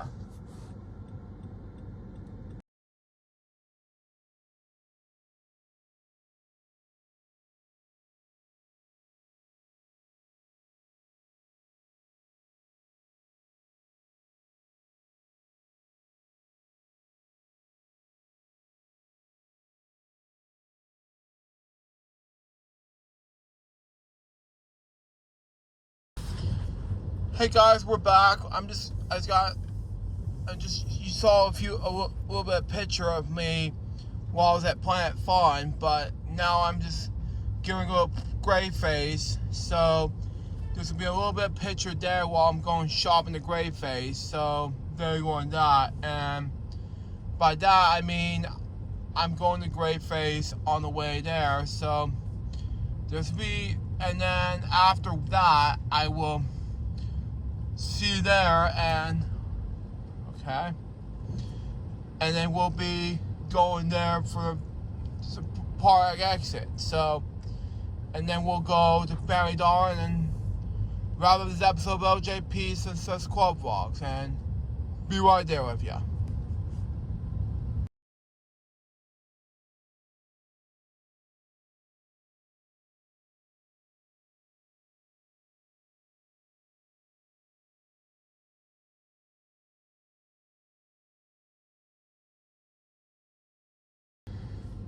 Well, folks, we went to Gray Face and I got a Metallica album called Injustice for All, and I finally got it on vinyl. So, and it features the single called One. Oh my God. Anyway, sorry about that, folks. This is we're gonna go this way. No.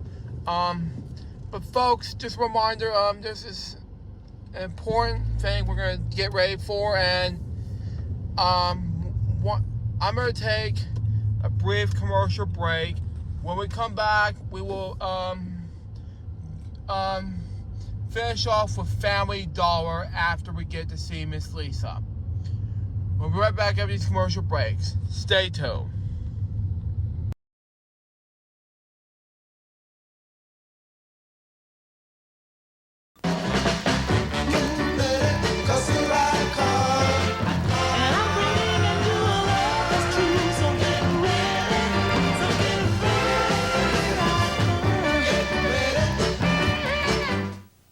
The Quilted Northern Quilters.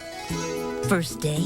Yes, I'm really nervous. Don't worry, doll. Just keep quilting. Because that's what makes Quilted Northern so absorbent. Absorbent? I thought it was quilted to be pretty. It's quilted to create thousands of quilted places for moisture to go. Not like those flat as a pancake sheets made down the street. All that absorbency leaves you feeling clean. Nice job, dear. Thanks. Quilted Northern. Quilted to absorb.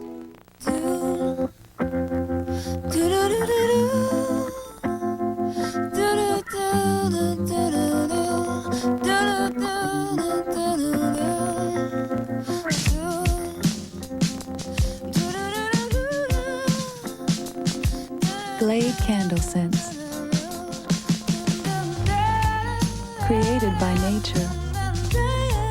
captured by Glade. Visit Little Italy and Broadway in downtown Reno at the Eldorado Hotel Casino during the Eldorado 16th Annual Great Italian Festival, October 11th and 12th. Enjoy an outdoor festival of family fun with authentic Italian food, free entertainment, bocce ball, grape stomping, and much more. Then catch the Grammy-winning show everyone's talking about, Smokey Joe's Cafe. This smash hit Broadway musical celebrates every great hit of the 50s and 60s. Call the Eldorado at 1-800-648-5966. Are you overloaded with bills? Are the creditors harassing you day and night? Bankruptcy can stop creditors, erase most of your bills, or reorganize and reduce your bills and pay only one payment that you can afford. Even with no money down, we can immediately talk to your creditors for you. Yes, that's right. We can take your bankruptcy with no money up front and easy payments to pay your attorney's fees. If you need an attorney to talk to your creditors with no money down and easy payments, call now. Call the American Law Center now at 1-800-BANKRUPT. That's 1-800-BANKRUPT. More tea, dear?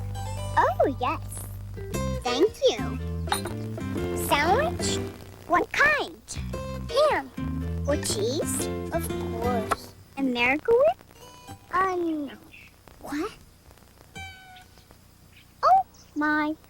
Oh, my. Look at the time. Have to run. Ta-ta. Don't forget that tang and zip. That Miracle Whip. Oh, mommy. Don't skip the zip. Want to look like this? You can! Call Waistline Medical Weight Loss. It doesn't matter who you are or what shape you're in, Waistline has 4 convenient locations. Call toll-free 1-888-4BE-THIN.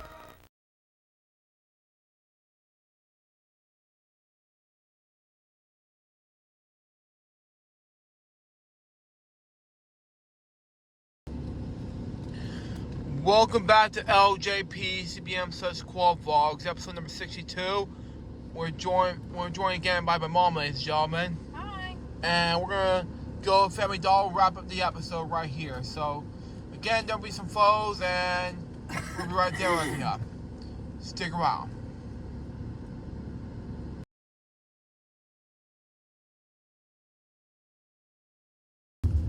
So on Family Dollar, and that, my friends, is the wrap for LJP Qual Vlogs episode number 62.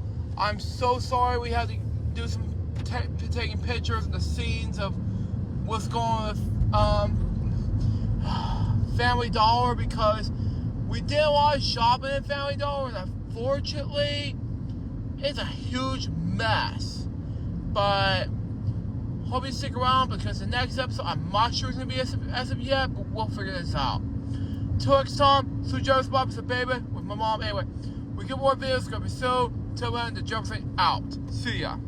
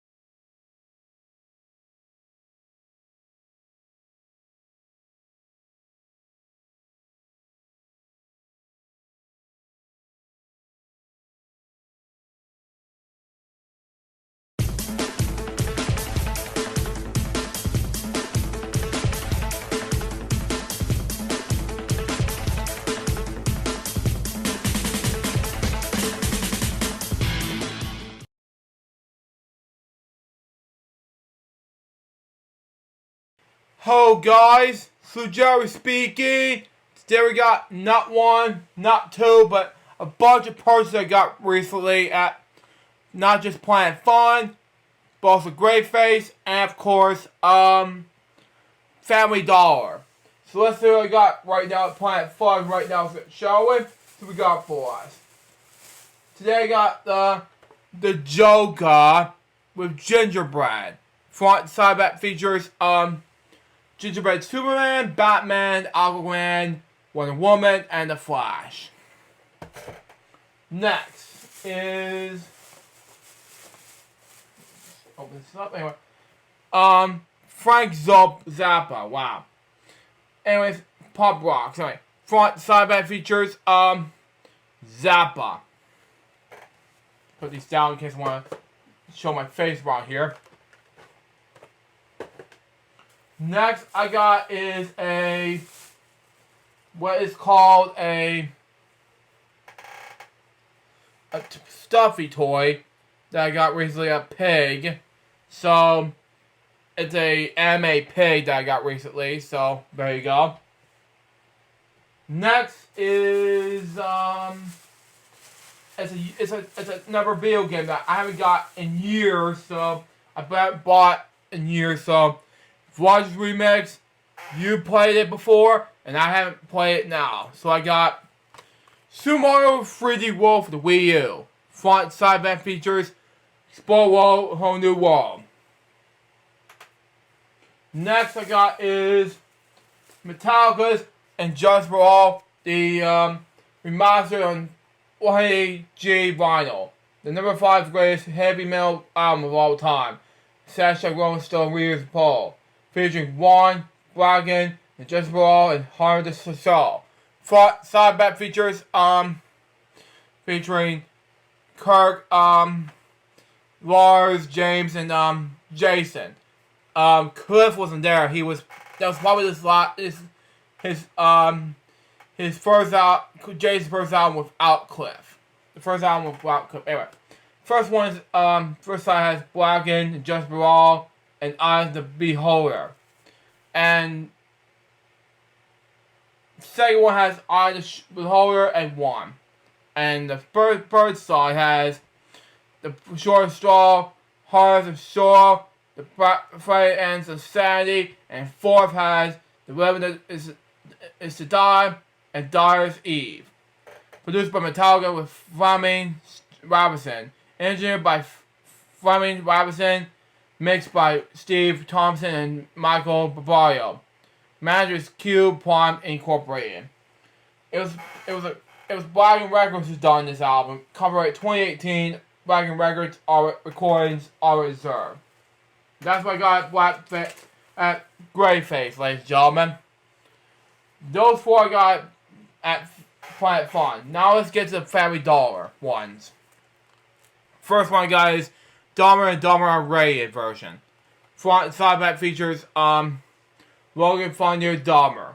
The Dumber's Hill and comedy rise again. This is a more Dumber version, so it makes sense. Jim Carrey, Jeff Daniels in the movie, so there you go.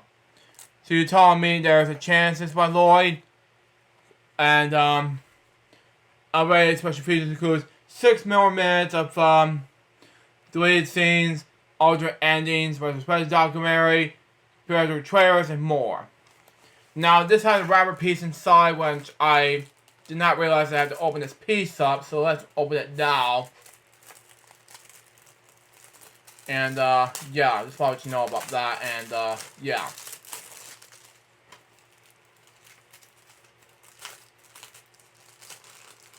Come on.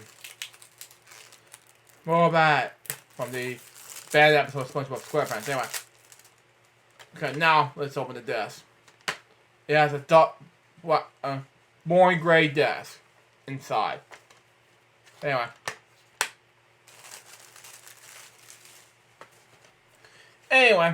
Put that up somewhere so that way it's more easier. Come on.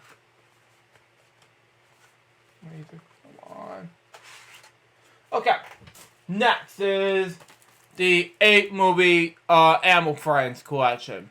Front side back features the following: Adventures Boy Walking a Bullwinkle, Bay Pig in the Sea, Beethoven's Fifth, Beethoven's Break, and Evan Almighty, which I never not seen, Flipper, and Two Brothers.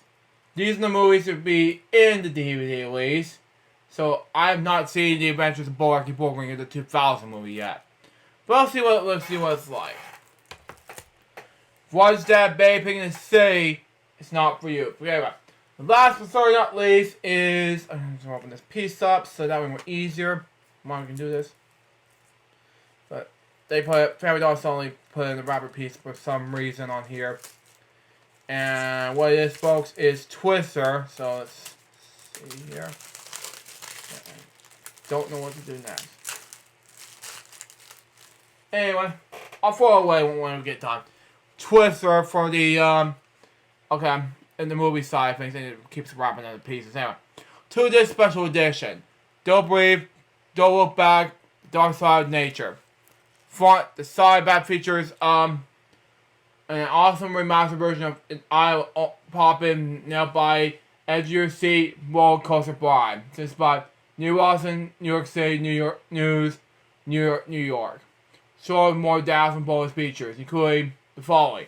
This one digital remastered movie. Commentary by director Jan D. Bont and visual effects supervisor Stefan Fragmanus, like that. And physical trailers. Ranges of subtitles includes English and French Oz.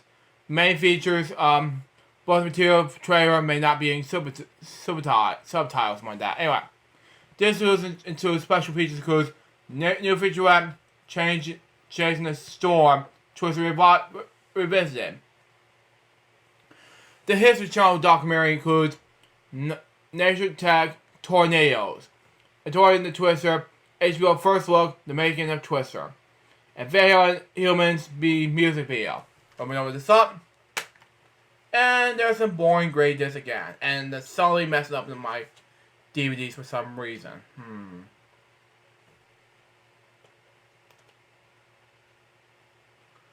Okay.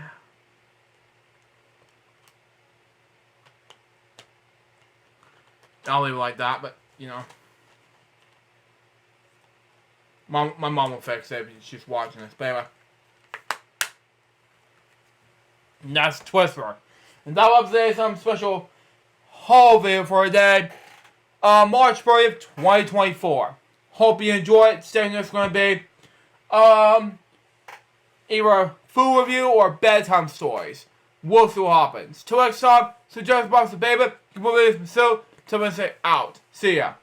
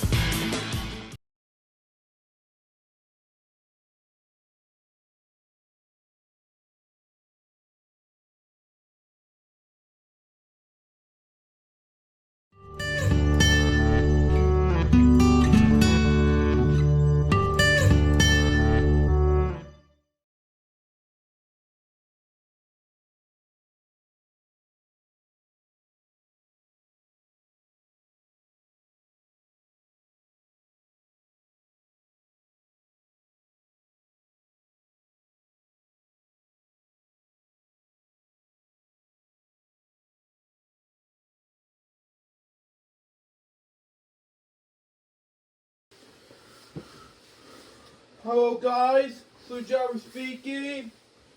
We're going to talk about JP Squad episode number 967 some leftover spaghetti. So let's have it out, shall we? See what we got for us. Tastes really good.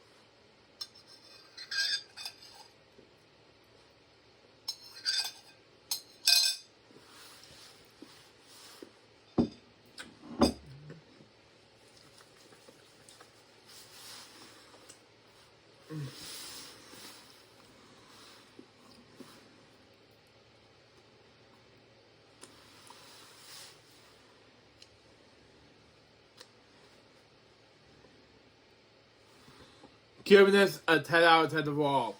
That was the episode. Hope you enjoy it. Stay tuned, that's going to be free brand new episode of Ripley's Beer or Not. Now, my excuse me, I gotta get ready for episode X, episode number 4 and 8. This is part number 2 and final part we're going to do for this episode. Till next time, so just about baby, soon say out. See ya.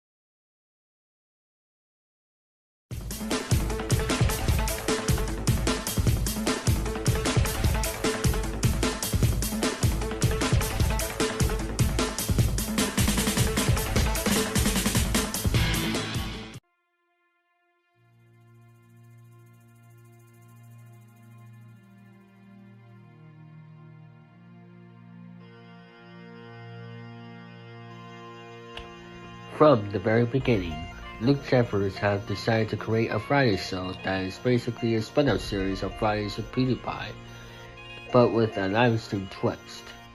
And since then, he focused heavily on tech topics, game segments, throwback segments, and more. However, there are some ups and downs towards this show for the past nearly 10 years now, and then a lot of afters along the way.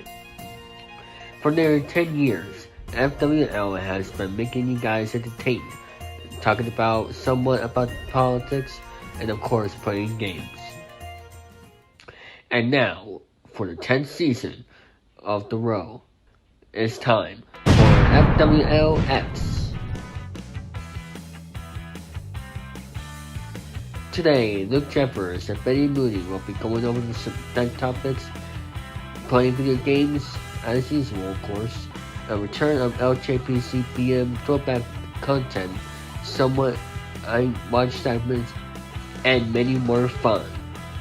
And now, here's the host of FWLX, Luke Jeffers and Betty Mooney.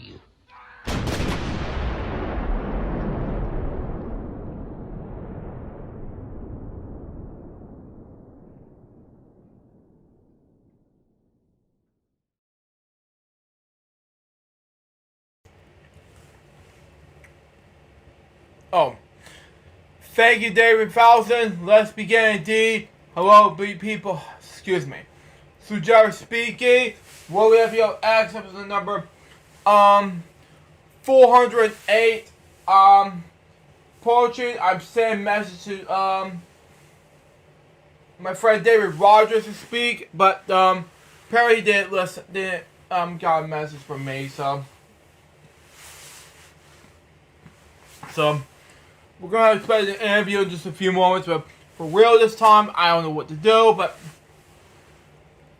apparently David and I were very late at this point, but regardless, I had to be patient. But right now, hang on.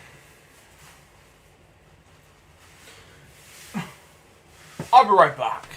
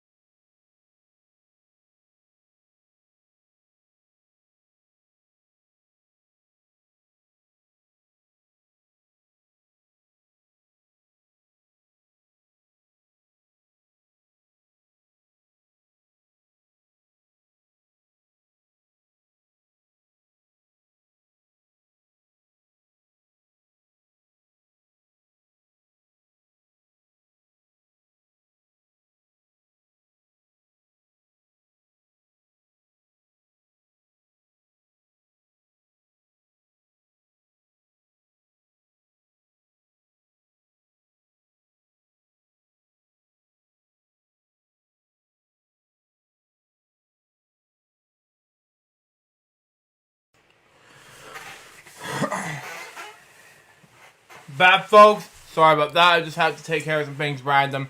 But anyway, while we wait on David to send me a message back, got some dev topics along the way. And then we got about, just a few topics to read. And they will not be able to watch on Disney Plus, and of course, some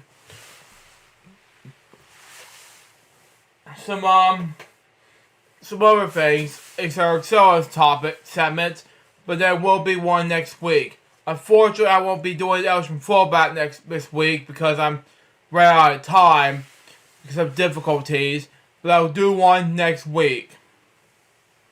However, while we're on David's interview to take place, I would suggest to do something, okay? I will have to figure out what's going on next and other things, but regardless, just have to wait until that time frame. But anyway, let's continue left off on dev topics right now, shall we? So we got for us. Anyway, his name is Thomas P. Stafford. Anyway, born Thomas Patton Stafford, he was an American Air Force officer, test pilot, and NASA astronaut. One of the 24 astronauts who flew on the moon. He also served as the chief of the astronaut office in 1971. After graduating from the United States Naval Academy, Stafford was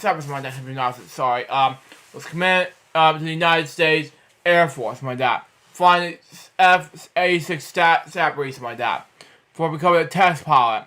He was selected to become an astronaut in 1962 and flew aboard Gemini 6A in 1985, and Gemini 9A in 1966. In 1969, he committed Apollo 10, the second crew mentioned to abort the moon. Well, okay. Here he and Gene Cernan became the first to fly an Apollo model in orbit, considering to add to the Allied in the 9 miles. Well, okay. In 1975, Stafford was a commander of the Apollo Soyuz Test Pilot ASTP flight, the first joint U.S. space mission, a Brigadier General at the time. He became the first general officer to fly in space. He was the first member of this Naval Academy class to depend on the first, second, and third stars of a general officer. He made 6 missions in space involving 507 hours of space flight. Stafford flew more than 120 types of fixed-wing and Riley's aircraft, and 3 types of Asparagus spacecraft like that. After the deaths of Wallace Shaner, Eugene Curran, and John Young, he was the last surviving crew member of the Gemini 6A, Gemini 9A, Apollo 10. In 1993, Stafford Air and Space Museum was founded in his hotel in Williamsburg, Oklahoma. Wow. Which is 2 rooms.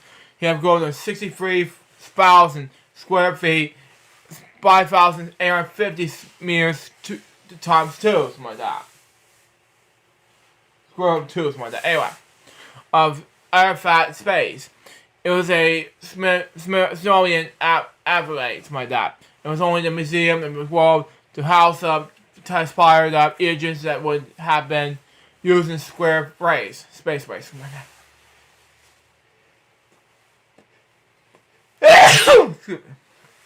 Thank you. Anyway, U.S. F-1 engine and the Soviet NK-33 engine. It was the Gemini 6 spacecraft one. Anyway, it was he in Syria with flew in the remnants with Gemini 7. He was born September 17, 1930 in Williamsburg, Oklahoma. To Dr. Thomas Stafford, the dentist, and Mary Ellen Stafford, the pattern former teacher. Thomas Stafford was diagnosed with skin cancer in 1944 and died on June 22, 1948.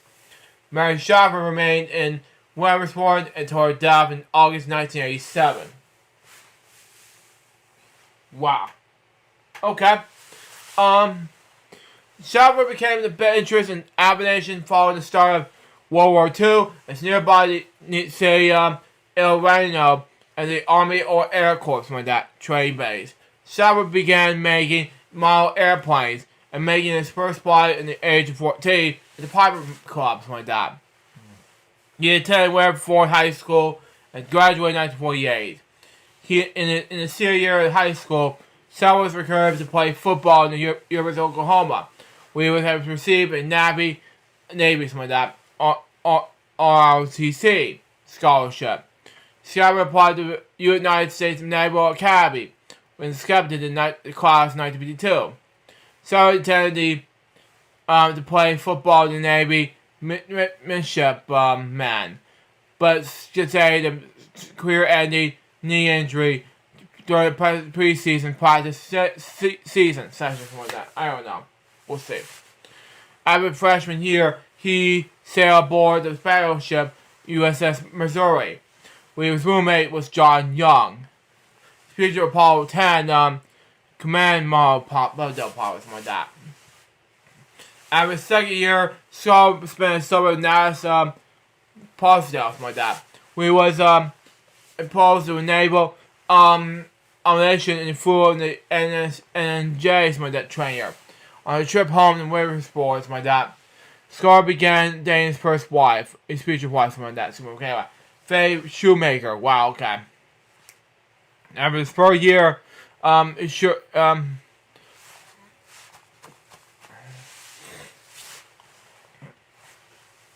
he served aboard USS Bora. The destroyer across USS Missouri. While visiting home during his fourth year, Salvador became engaged to Faye, and in December 1951. In spring 1952, he was selected in the Flowery to join the United States Air Force upon graduation. He graduated from the Naval Academy with a Bachelor of Science degree in Engineering Honors in 1952 and was commanded in the 2nd Unit of the Air Force. Now, military service, okay? In high school, Salvador served in the 45th Infantry Division. In Oklahoma's National Guard, okay? Soon after, he transferred to missions 158 Field for a battle, something like that, where he plotted targets the Army fires. He attended the first phase of pilot trade at Greenville AFB, Mississippi, San Marcos AFB, Texas, and Grocery AFB, Texas. Wow, okay. Now, okay, never mind. When he was flew the T-6 Texan and was T-33 Shooting Star. While the training mission to San Marcos AFB, he was involved in the mid-air coalition with a number of Stewart pilots.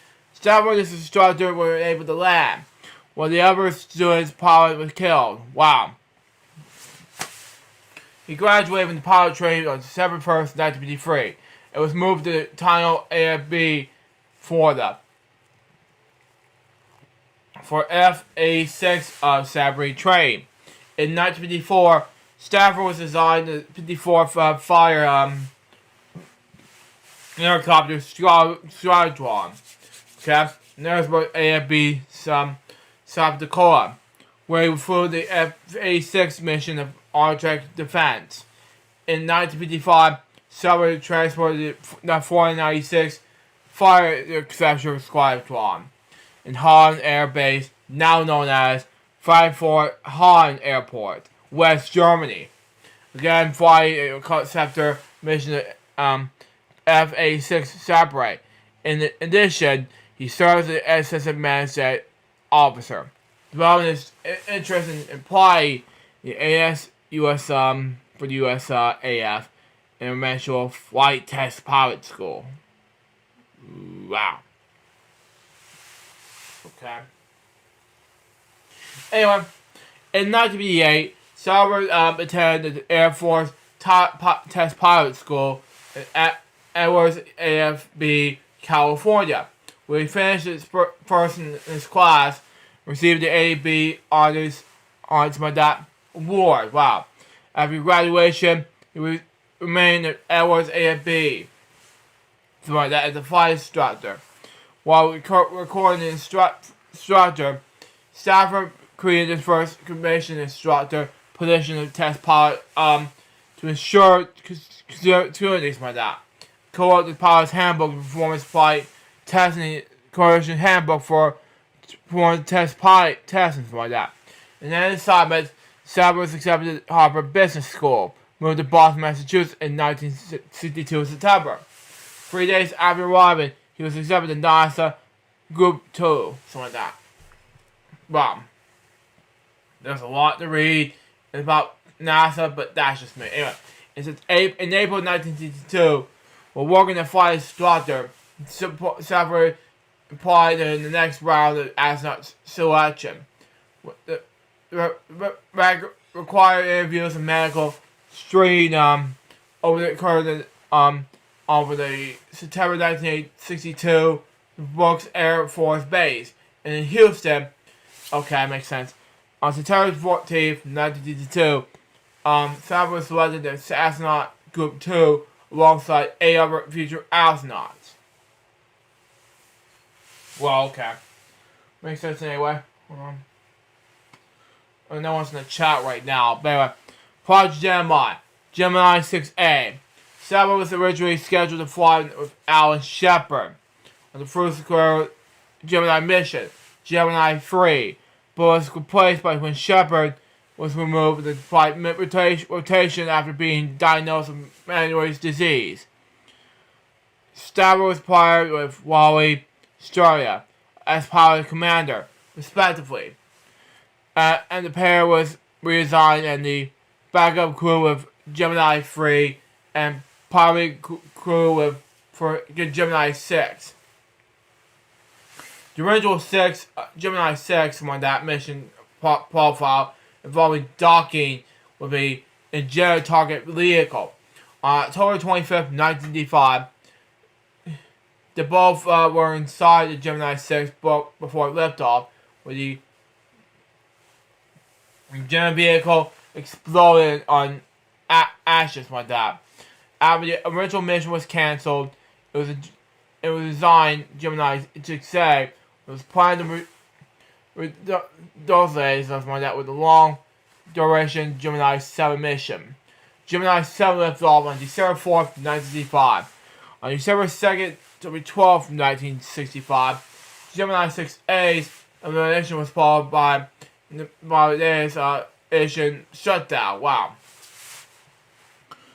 They both denied a jet. It was called the shutdown was found to be an original issue that the cap eventually left to be a fuel line. Wow, okay. And on December 15th, 1955, Gemini 6A lifted off and the rest of with Gemini 7. Wow. The two spacecraft jet station for about 5 hours. Covered within feet of each other, Gemini 6A splashed out on December 16th the next day and was recovered by USS Wasp. Wow, okay. Gemini 9A. Now, before Gemini 6A, Stafford was assigned the backup commander of Gemini 9, but with Eugene Cameron as a backup pilot. Wow, okay. Corey Bassett and Elliot C. were the Gemini crew. On February 28th, 1966, both crews following the T-38 Talons. Wow, okay. Makes sense anyway. Anyway, to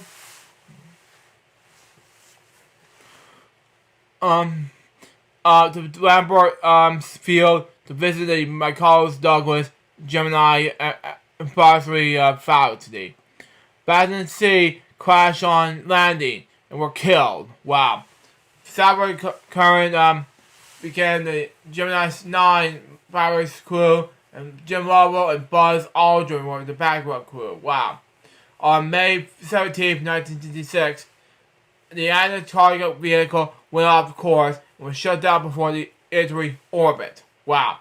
As there was no replacement active rocket, and the new target was for the mission. It was an Advanced Target Docking Adapter, ATDA for short. It was achieved for orbit on June 1st, 1966.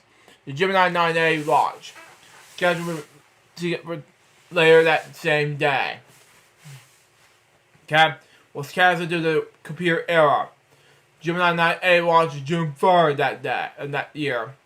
It written out in the ATDA on the second orbit. It was squad that only partly opened in Gemini 9A. It was able to dock with it on these two people instead conducted orbital maneuvers with it, something like that. I pronounce these words. Sorry. Including simulated rescue with a rudder module in the lower orbit, something like that. The following day, Curran attempted extra vehicle activity, EVA for short. With the primary mission was to testing the astronaut manufacturing unit, MU for short. After exiting the spacecraft, Curran quickly experienced module issues, followed by automation coordination and combination issues, something like that. The AVA was aboard, and Curran returned to the console after 2 hours. On June 6th, Gemini 9A landed and was recovered by USS Wasp. Wow. Okay. Apollo program. After Gemini 9A, Staff was assigned to backup command module pilot on what was then planned as Apollo 2. Okay? Frank Bonham is the commander and Mike Collins is the model pilot. For this technical assignment, Staff was tasked with the astronaut license, the development of Apollo guidance and navigation system, as well as the command and service module. In late 1966, he was resigned as the Apollo 2 backup commander. The Apollo 10 crew members, John Young is the command module pilot, Gene Cronin is the lunar module pilot. When testing the command module, received word of the Apollo 1 fired, started suspension of Apollo program. Now let's get to Apollo 10. Okay? In the spring of 1968, Science announced that they were previous backup crew of Apollo 2, something like that, will become the pilot crew of Apollo 10. Okay? In preparation of the mission, Safford helped design a color camera to replace the grainy black and white video broadcast before the space. It was felt that their public outreach was virtual aspect of the mission. Command model CM for short is nickname. Oh my god, you gotta be kidding me. Charlie Brown. No. Please. No.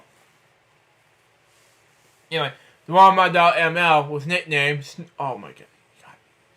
Anyway, at Apollo 10 lift up on May 18th, 1969. Despite heavy emulations during ascent, Apollo 10 achieved orbit without incidents like that. WM, LM, and CM achieved a transformer ejection burn. Apollo arriving in lunar orbit, Saturn and Carmen undocked LM and entered the these names okay. Coordination orbit, something like that. The primary purpose, something like that. The closest distance of 9 miles over the lunar surface, something like that. By reconnaissance, the participants continued with the CF calls, something like that. The intended landing site was on Apollo 11.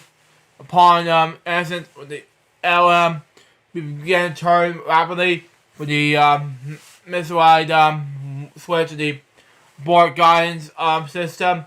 Sauber was able to regain control. Hang on. Okay. Gain control and conduct the burn with the redundance of the CM. CM docked with the CM, which returned the astronauts with jet slides like that. After 2 days of orbit, Apollo 10 was beginning its return tragically, something like that. Along the return, the causal traveled at 24,791 miles per hour,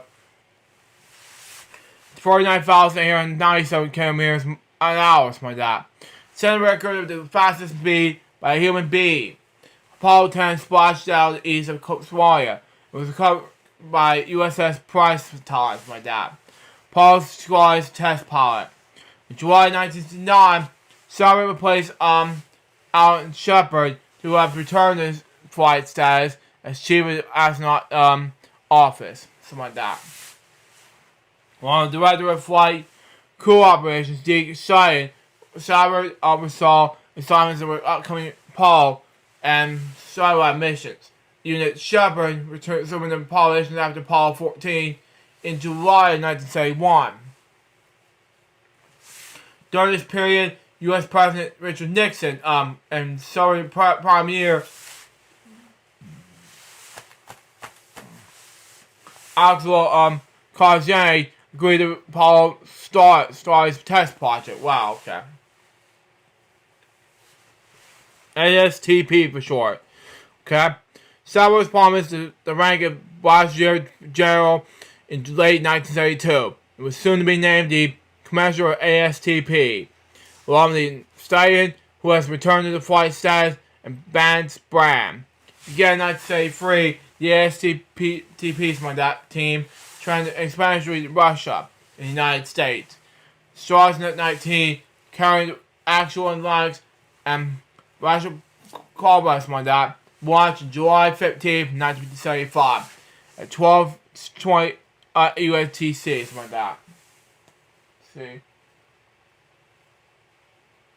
Huh?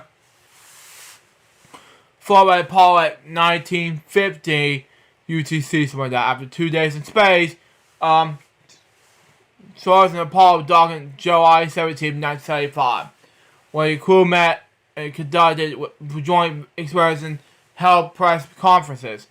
After remaining docked for 44 hours, the two spacecrafts are docked on July 19th of that same year. Soyuz returned to Earth on July 21st. Apollo remained on orbit on July 21st, something like that. While the Apollo command module began filling the grand truck size, like that. The reaction comprised controllers.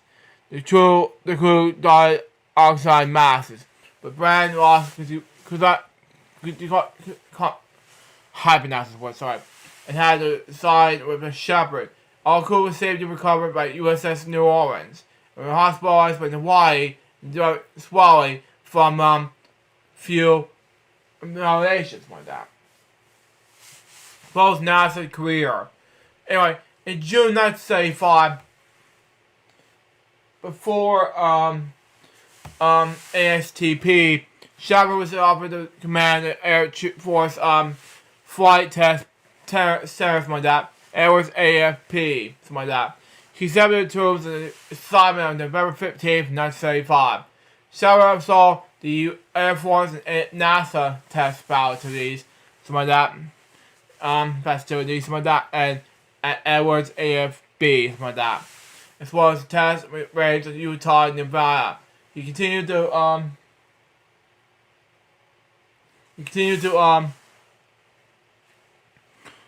fly, including Forgan's aircraft such as MiG-17 and Pilot Tornado. In the above interview with Victor Barreco, something like that, after his defection, Sauber also managed to develop the XTST, which was later evolved in the F-117 Nighthawk. In March 1978, he was promoted to Loris General, something like that, and became Deputy Chief of Staff, Research Development of the violations in Washington, D.C. While working in Washington, Sauber involves in the creation of model MX missile, something like that. They're developing the advanced technology bomber, precursor to the B-2 stealth bomber. Okay. While with no statement of need to regard requirements, Sauber pushed it for and started a larger attack of self-aircraft named Stinger Trend. We would later design a self-attack F-117A. The 117 F-117A flew just 2 years and 8 months after the contract of Lockheed was signed. Wow, okay. Makes sense anyway. The aircraft became operational in less than 5 years. During this storm, it was only plane that served airspace above Baghdad. On the opening night of combat in 1991, the F-117 fled through less than 2% of the air-to-ground combat missions, but it was responsible for attacking 43% of the Iraq strategy targets, like that. In early 1939, before giving a speech to the Chicago chapter of the Air Force Association, Sauber met with the chairman of Northrop, whose company was the start of the low-speed commercial self-coordination program for DARPA, something like that. And the U.S. Army was using spoof services in the place of hotel service like that. Sauber was based of range, payload, radar across the station, and gross takeoff way, something like that. And for the advanced stealth technology bomber, which later became designated the B-2. For essence of its pauses itself. He started a collaboration between the firms of Boeing, General Dynamics, and also includes the Lockheed because their technology developed a Super Cruise missile. After that came from the AGM-129 self-cruise missile developed by General Dynamics, something like that. It was a 2000. Oh man, my eyes are burning me up. Anyway, it was a 2,000 nautical mile super self nuclear arm cruise missile with WA-1 warhead and 130 kilometers yield. It was meant to start the Advanced Tactical Fire ATF program to replace the F-15, now the F-22, as our air some of that sorority fire. Stafford retired to Norman, Oklahoma in November 1st, 1979. Okay then. Following his retirement, Stafford served the corporate boards, including Omega SA, Columbia Exploration, Gulfstream Aerospace.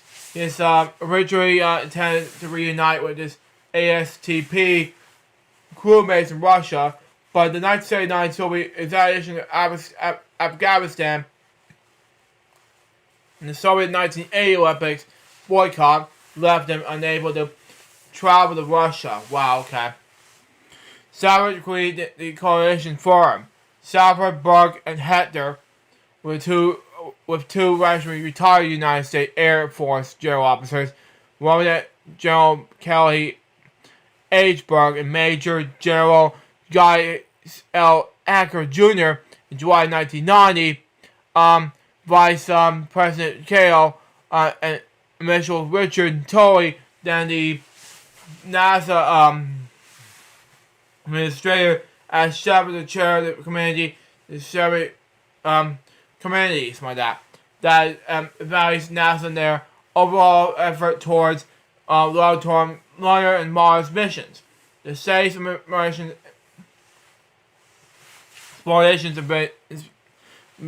like that. Stafford and his team, 42 full-time members and 450 part-time members, created a long-term plan with water missions in 2004 and water mission 2012, something like that. In 1992, Sarah began to work on the advisor for the space station Freedom, the producer of the International Space Station, ISS for short. Yeah, not the in-school suspension bullcrap. Anyway, while converting the Russian involvement, Space Sauer became a technical advisor for the Summer Mir program, particularly STS-63 and STS-71. He also served the review committee for the Progress Mir coalitions like that. Anyway, in 2002, Sauer published an autobiography with Michael Cosset with the title We Have Captured Tom Shepard and the Race Space Race, something like that. He also wrote the Apollo 2011 book From the Earth and Apollo 15's astronaut journey to the moon, was developed by fellow Apollo astronaut Al Warren, something like that. Shepard and Soviet cameo Alex Robert became lasting friends. When Robert became the godfather of Sauer's youngest children. Okay? Sauer gave an eulogy to Russian to Lenin's funeral in October 2019. Okay? Personal life and death. I'm not going to read the honors, awards, and media, so that'd be too long to read. Oh, it's in media, okay. Oh, it is not short enough, okay. Makes sense anyway. In 1953, Shepard married Five Shoemaker in Westport, Oklahoma. Faye and Shepard have 2 daughters. Doreen, born in 1954, and Colin, born in 1957. They both divorced in 1985. Shepard married Linda Van Dishman in 1988 in December. They have both have 2 adopted sons together, Michael Thomas and Shaz Patton. Okay? He enjoyed hunting, weightlifting, guiding, scuba diving, fishing, and swimming. He died of liver cancer in the care home in South Beach, Florida on March 18, 2024. He was 93 years old. Throughout his career, Sauer received numerous awards for his accomplishments. He was a... Damn message here. Anyway, move on. He was a representative of the American Institute of Astronauts and Astronautics, IAA for short. Anyway, War in 1969, the Army Academy International Academy Trophy 1966, the National Academy of Television Arts and Science Special Trustee Award in 1969, Experimental Test Pilots Grains H. Duo Award 1979, and Elmer A. Award, Sperry Award 2008. Sauer received recognition from the U.S. and Russian governments, with the U.S. government's National Space Medal of Honor 1993, and the Russian Medal for the Maryland Space Coalition 2011, something like that. This is the greatest honor of my life. I'm very proud to have contributed to our nation's future space. I am deeply grateful for the opportunity to have a privilege began America's banner in the new and endless frontier upon receiving the Great Congressional Space Medal of Honor. That's what he said in this award ceremony. Anyway. Sauer's military decorations and awards includes the Air Force Distinguished Service Medal with 2 oak leaf clusters, Distinguished Spy Cross with oak leaf cluster, something like that. Air Force Commission Medal and Air Force Outstanding Unit War Ribbon with 3 Oak Leash Crushers. Awards are presented to Sapper includes as follows: National Distinguished Service Medal with Oak Leash Crusher, National Special Service Medal with Oak Leash Crusher, something like that. The American Institute of Astronauts, something like that. National Award 1936. The Veterans of Foreign Wars and National Space Award. The Golden Play Award of the American Academy of Achievement 1936. The National Geographic Society's Gerald Thomas D. White USAF Space Trophy Award 1975. And the AAD Hunt Award, the Outstanding Graduate of the USAF General Test Pilot School, something like that. Anyway, he was awarded the Gold Space Medal for the Federation, International FIA for short, in 1936. FIA created the special need to allow Rovnov to be awarded alongside him. Type of the award is straight to one person per year. The RNIASA Foundation awarded him the highest honor, the National Space Trophy, in 1993. In 2011, Sarah was awarded the National Courage Association Wright Brothers Memorial Trophy, and the Air Force Association Lifetime Achievement Award. He was elected to the National Academy of Engineering in 2014. Sarah was inducted in the National Foundation Hall of Fame, Oklahoma Nation Space Hall of Fame, International Air and Space Hall of Fame, U.S. Astronauts Hall of Fame, and International Space Hall of Fame. He was available with the American Astronautical Society, the American Institute of Astronautics, and social eventual test pilots, member of the Explorers Club. In 2019, he's awarded the General James E. L. Lifetime Space Achievement Award. And that's my dad. Space travel was receiving the Doctorate of Science of the Oklahoma City University, my dad. Doctorate of Laws of the Western State University, and doctorates of the commissions of the Emerson College, and the Masters of International Engineering for Aberdeen, I was watching the University for something like that. I don't know. It's too much to read. But anyway, his hometown, Westport, Southford, was awarded the ability of the Southwestern Oklahoma State University, named in his honor. Thomas P. Saville Airport, and Saville Air Space Museum. Saville ability of the Federal Aviation Administration, FFA for short. Mike Bosley, Center in Oklahoma City, that's named after him. And September 19th, in 2018, Saville was a deputy in the corn maze in Oklahoma. Now in media. In the 1974 television movie, We Got Problem, he played by himself. The 1980 album was voted by British rock band New Model Army. He quotes Saville in his song Space.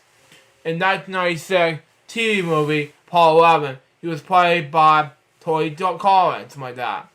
In 1998 HBO miniseries, From the Earth and the Moon, he was played by Steve, I can't pronounce his last name, sorry. In a 2014 pilot episode of The Americans on FX, he's played by the uncredited actor. Wow. Anyways, my next topic has to do with James M. Ward, born that name, James Michael Ward III. Anyway, he was an American game designer and fantasy author who worked with TSR Incorporated for more than 20 years. Most of the most role-playing game Dungeons & Dragons. Okay?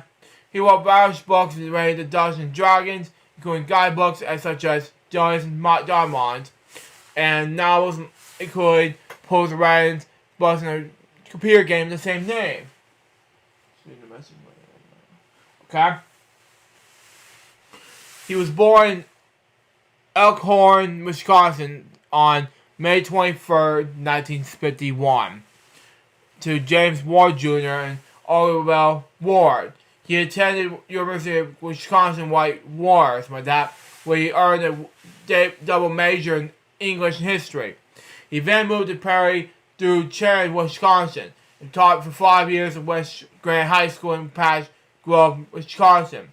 During this time, Ward became interested in wargaming and was drawn to the International Federation of Wargamers, the IFW for short, followed by Gary Gygax from that. In nearby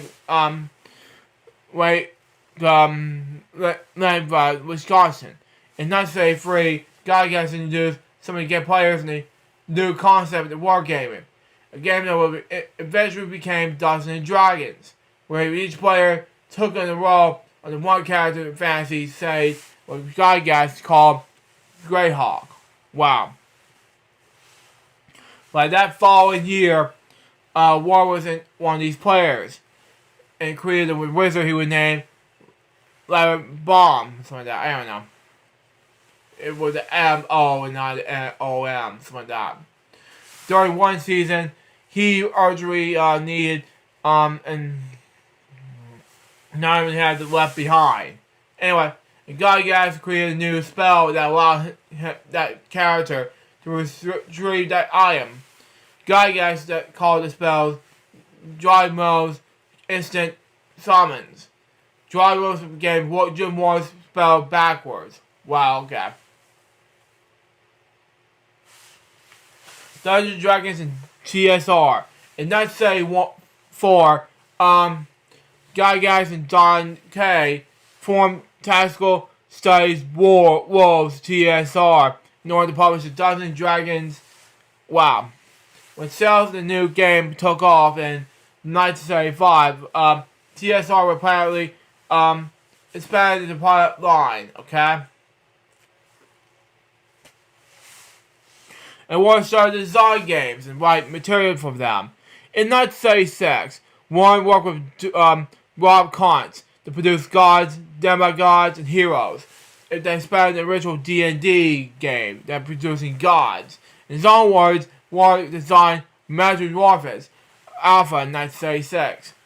Okay? Which was the second science fantasy role-playing game. Which was a remake role-playing game for you.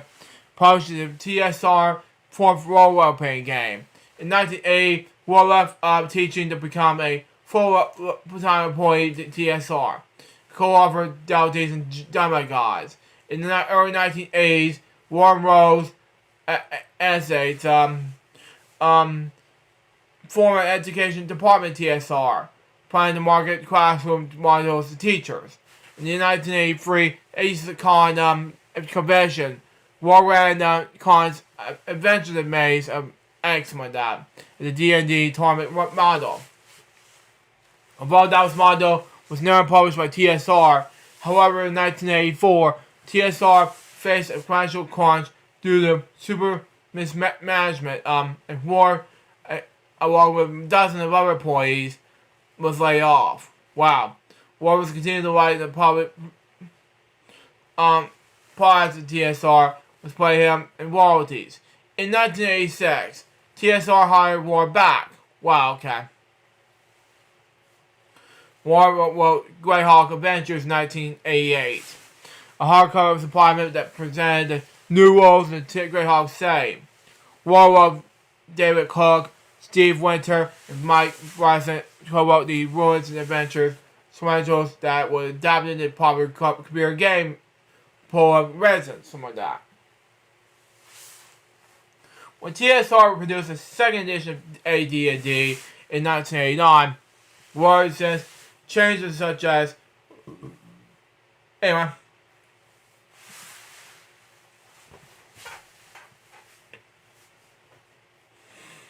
Removing the sides and half orcs, the playable character options for the game, explaining the decisions of in Dragon number 154, February 1999, that avoid something like that. The Angry Mother syndrome has become a good basic guideline for all the designers and editors of TSR Incorporated. War printed that made replies that upset players in Dragon 158, number 158, that is. Will be glimpsed in the early Dragon Strike Toro field play the man who was slapped in the face in the King's Party. Wow. War designed the Spellfire credible card game. War was eventually made the VP for creative services like that. In 1996, TSR suffered another financial crisis when another unexpected number of books were returned by booksellers like that. War was ordered by the layoff 30 editors and designers. The war instead resigned. Wow. The financial crisis would shortly result in the company being bought by Wizards of the Coast. After TSR, now a freelance designer, War created the Dragon Ball Z collectible card game. Wow. War then co-founded the D20 company and Fast Forward Entertainment with Timothy Brown, Lester Smith, John Danavold, and Sean Everett. Like that. And from 2000 to 2005, he was the president of that company. Oh man. Fast Forward. Yeah, all the spellings were messed up. Anyway. Fast Forward most of the Fast Forward companies like that. Fast Forward Entertainment Independence game development company. Cause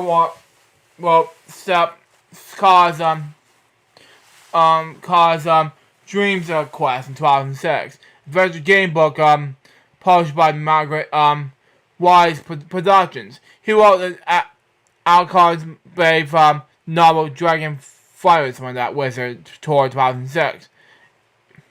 Then he was rated one of his better and prior creations, like that. Warbin joined 12 more games, like that. Writing departments such as Box Set, Tarzan Adventure 2008, and Chrysler Chronicles Department of Jaws and Monsters 2009. Warren also made an editor of their Castle Chronicles magazine, Chronicles Journal. Warren also wrote the horror fantasy game Tired Lands 2009, based on the Siege Citizen of the Castle Squad, something like that. Together with Frank Manser, Chris Clark, and Tim Clark, something like that. War co-founded. Anyway, Dark Enterprises, which planned to publish a variety of general works as with a new creation of role-playing games. He also wrote the classic magazine began in 2013. Including new Marvelous Alpha Adventure They All Die the International Space Station, which was released as a standalone product. World's co-author of Giant Lands by Warefield was also on Kickstarter in 2019 and was shipped in 2022. Wow, okay. Anyways, in 1989, War was inducted the Academy of Adventure Gaming Arts and Design Hall of Fame. In 1973, War married his high school sweetheart Jane Ann Bray, and they had 3 sons together: Breck, James, and Beyond. In 2010, War was diagnosed with a serious mental disorder that was required treatment in the medical clinic. His present term cast helped to establish a fund that will help Warren offset some medical bills. He died on March 18, 2024. He was 72 years old. The next death topic has to do with Body Legs. Born Michael Phillips Bargum. He was best known as Body Legs on YouTube and on Twitch. Okay? Anyway. He was best known as American professional fighting game player, finally known for competing in Street Fighter. He was accomplished as a competitive player, including being ranked the #1 Chang Lee player on Ultra Street Fighter #4 from the 2013 to 2017 and placed in 25 in Street Fighter 5 in the 2022 Evolution Championship Series EVO. He was evidently able gamers. Cherry was a member of the Street Fighter League. Wow, okay. Disabled gamer. He was born I can announce his name, sorry. Entitled The Missile Joint Growth and regarding him in Melbourne, something like that.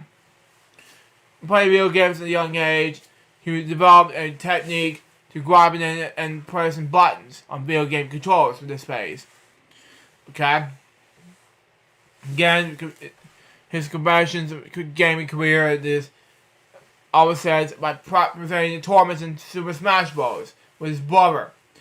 He's a competitive fight game player for over 15 years instead of competitive gaming that has allowed him to pursue opportunities that he otherwise would never have had.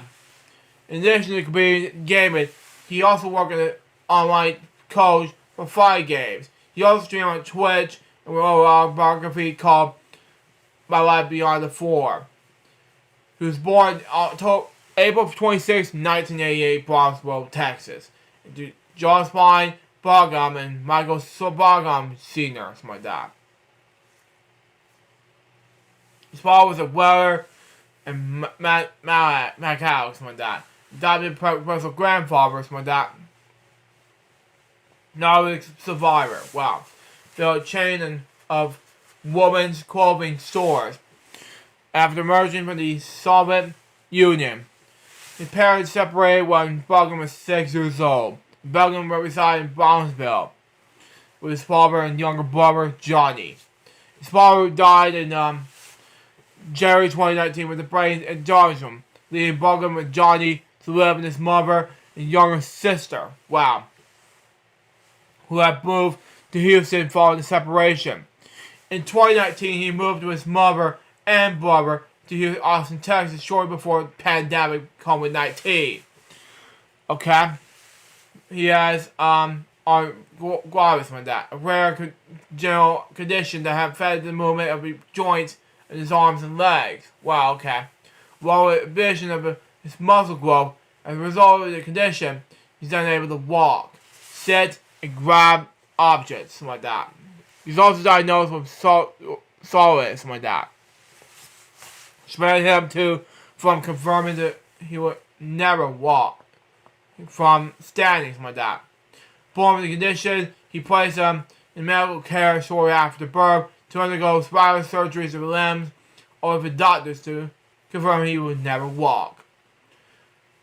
His conditions also resulted in knee incisions throughout his life. His father built various tools and structures to help him. Okay?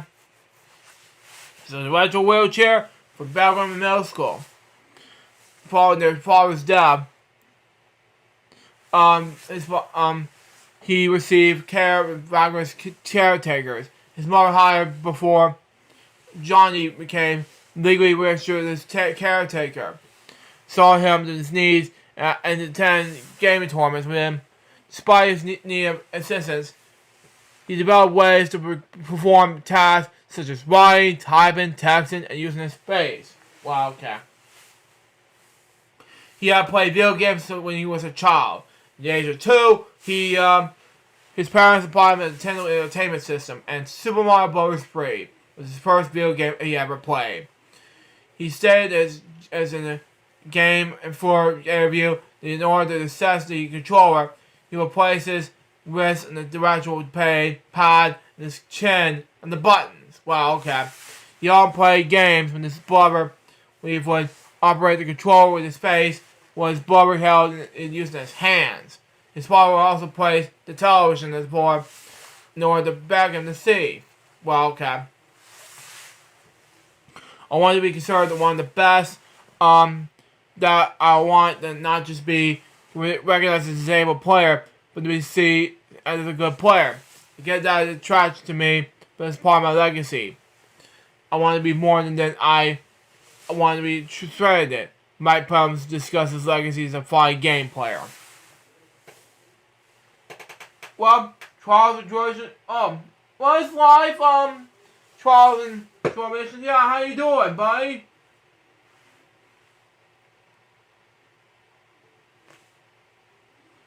Yeah. Yeah. Check the channel and see. Yeah. Okay, let's see. Okay. Hey! But anyway, I'm doing 10 out of 10.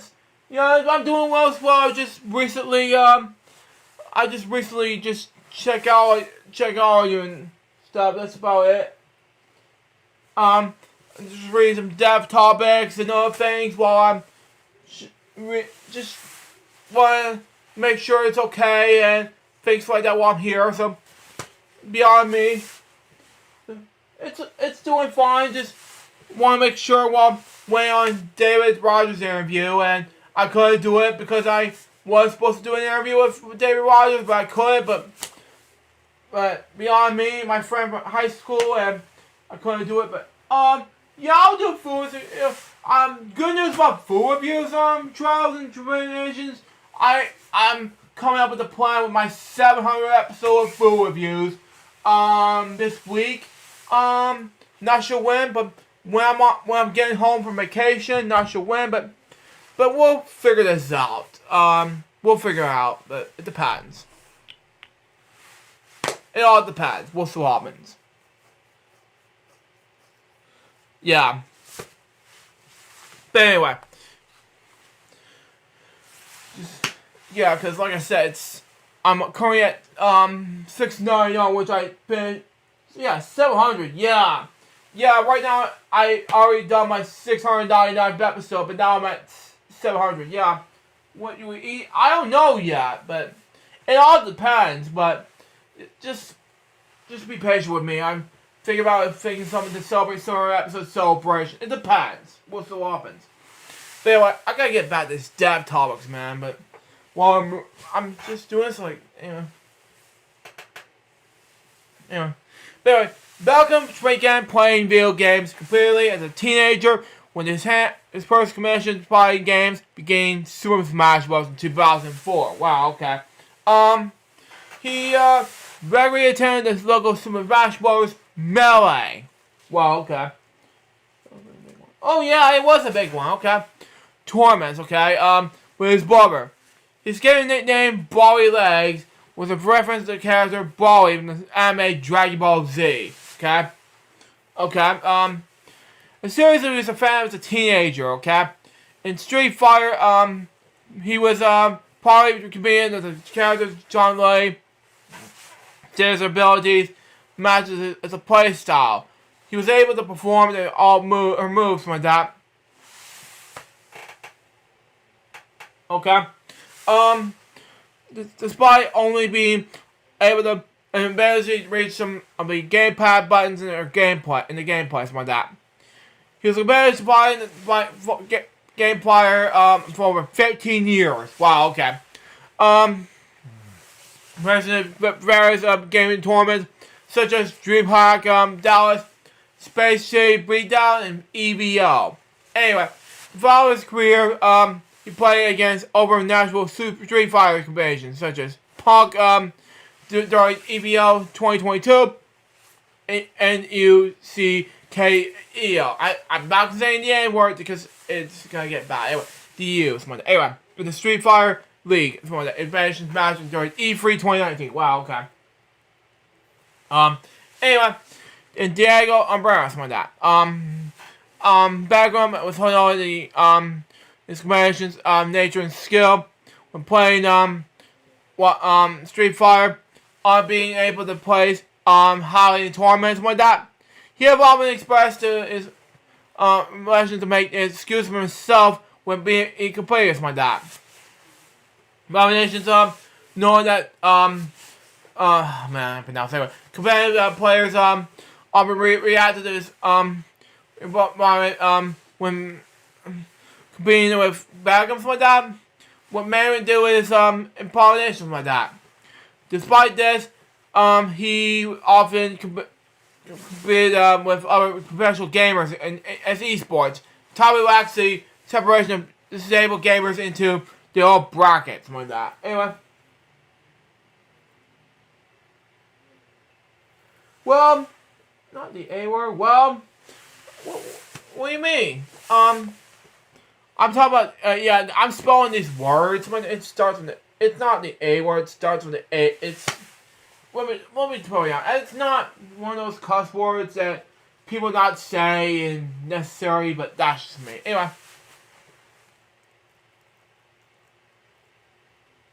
But anyway, moving on.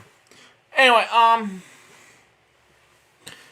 Luke, Winkle, I don't know, he's shared the same as me. Anyway, advice, something like that. He said that in Broly Legs, you have the challenger who's not the mascot. And more than Make-A-Wish represented something for one cherry play for scrimmage. Wow, okay.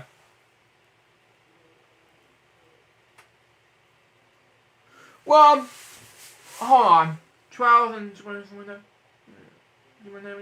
Well, naming credits. Well, first and foremost, trials and tribulations. I might have used the credit name sometime about next week's episode or in a different type of credits. Well, it depends on how much you might receive you in the credits. I'll make it happen. Depends on how much time to take. It has to be your first name and last name. It depends. We'll see what happens. I already have a producer in credits, but it has to be production assistants at the time. We'll see. Yes, it will be.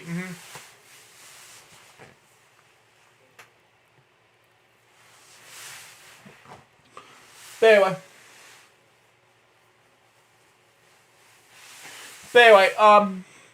anyway, moving on. In 2017, Begum became an affiliate with the Aero Gamers charity. His band and laptop broke down after he had it competed in EVO 2016, and the organization supplied him with replacements like that. LTD. Oh, I see. I'm a company? Oh, okay, makes sense. I thought you were going to tell me the first name and last name. Okay, makes more sense anyway. Okay, makes more sense anyway. Okay, fucking you could show me the first and the company. Okay. Okay. I didn't know. Okay.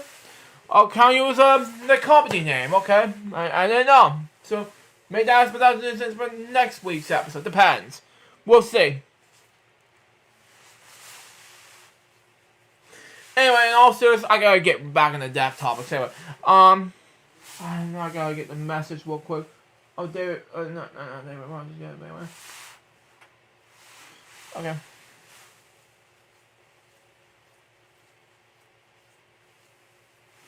Anyway, moving on.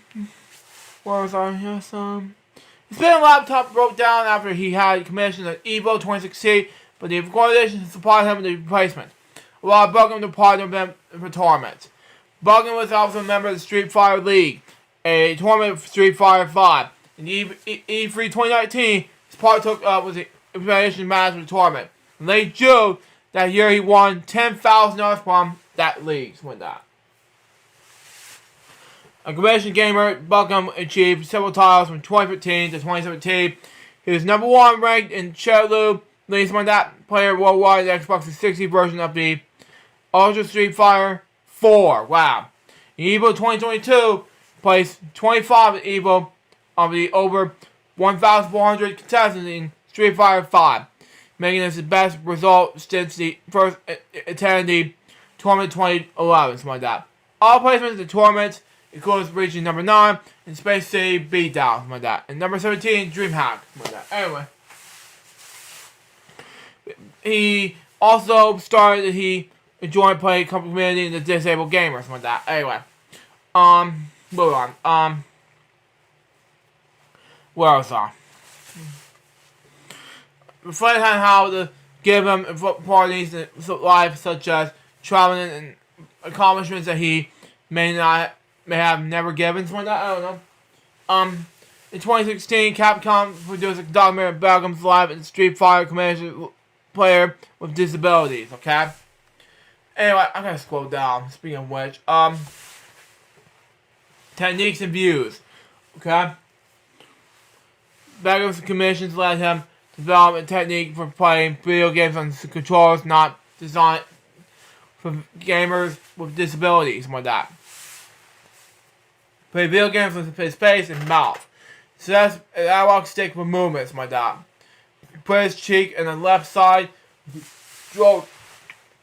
Excuse me. Anyway, well, Sesame buttons be a pressing his tongue to his lower lip inside the right cheeks, like that.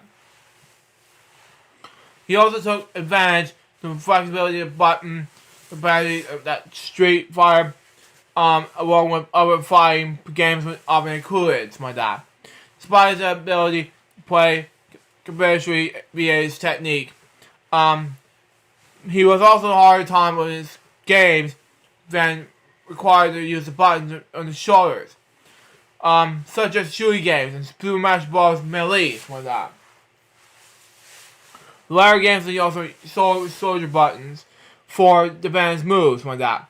Beckham plays fourth in the Melee tournaments play for the games he often using only offensive actions, like that. Anyway. Long shares expressions for the strays for the video game industry. He's tagging for the address disabilities in video games. He's using his positions as a fight game player to present gamers with disabilities, including teaching a disabled gamer Denmark.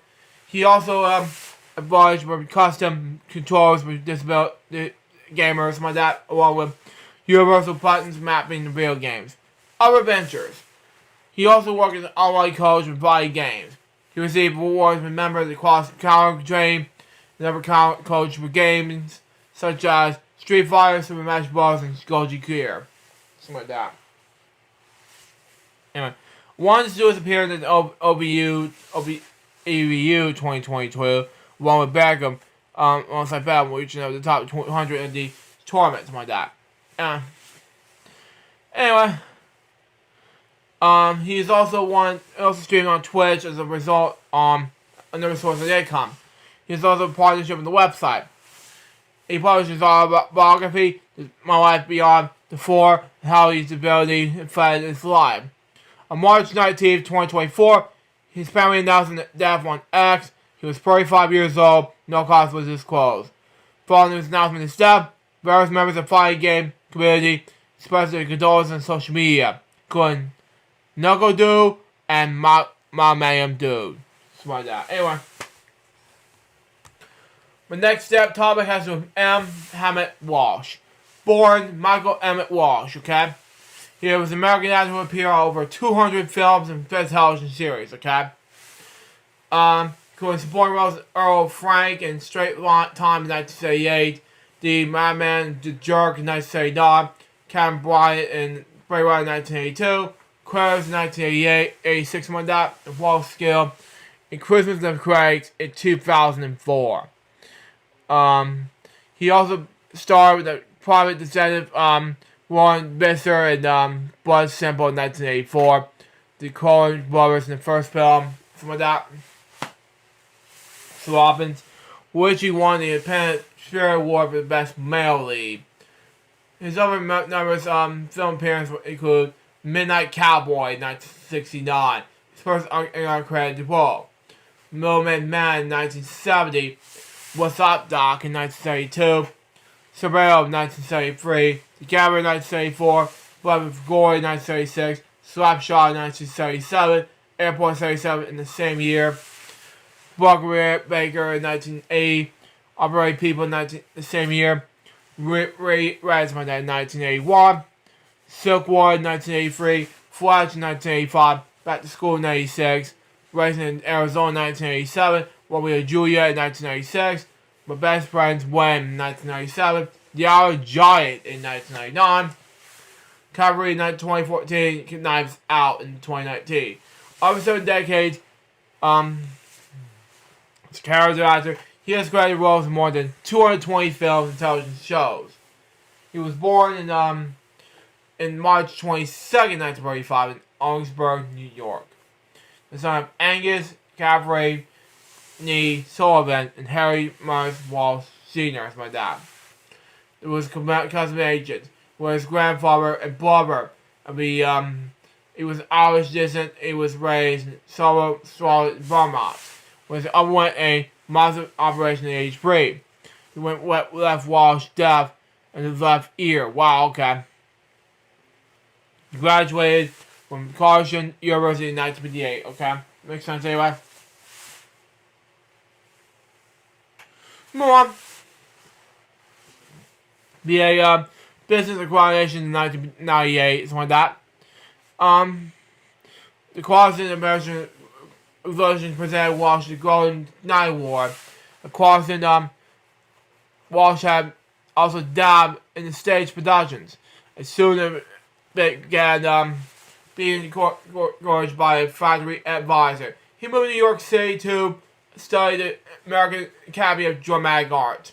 He wanted to perform in repertory theater the next decade before making the Broadway debut in 1969 with Al Pacino and does a tiger wear a necktie? Wow, okay.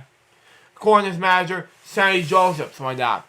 Walsh Cherry's Biden works in over 119 feature films and more than 250 television programs, productions, like that. Being Cherry deaf in 1 year, with your accent arguing with Vermont making it clear to Walsh. I wasn't going to do Shaw and Shakespeare and Margaret. My speech was very too bad. The person was a Margaret, monstering every man, and Angela Gargoyle, was featuring pooch egg eyes. Wow, okay. Walsh specialized in playing villains, which were basically obvious in the red alleys, like that. He brought this delightfully mutual person or something like that for his characters.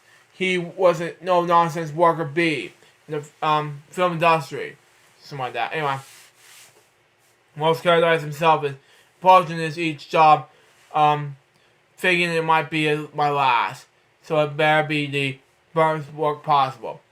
I'll be remembered as a working actor. I better pay what I do for nothing. Something like that. Do I have a message from?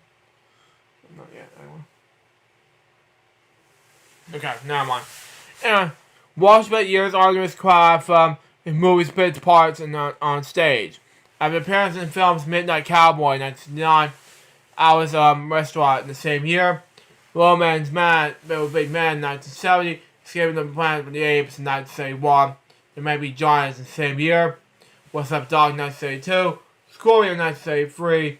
And Together in 1974. Blood for Glory in 1976. And Airport in 1977, 1977. Walsh came with the Preserves in the comedy 1977 comedy film Slapshot, in which he played the cynical small-town sports writer Dickie Don. In 1978 crime film Straight Times, something like that, in which he played the vicious parole officer opposite Dustin Hoffman, who played Captain Hook later on at the time, and Hook in 1991, something like that.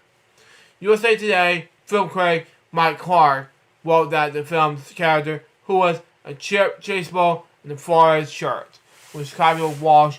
Okay, he's also small but memorable role, the crazy sniper in Steve Martin comedy The Jerk in 1979. Anyway. Okay. Followed by roles in the drama film Ball Breaker in 1980, Over 80 People in the same year, and Reds in 1981. Bigger roles, okay?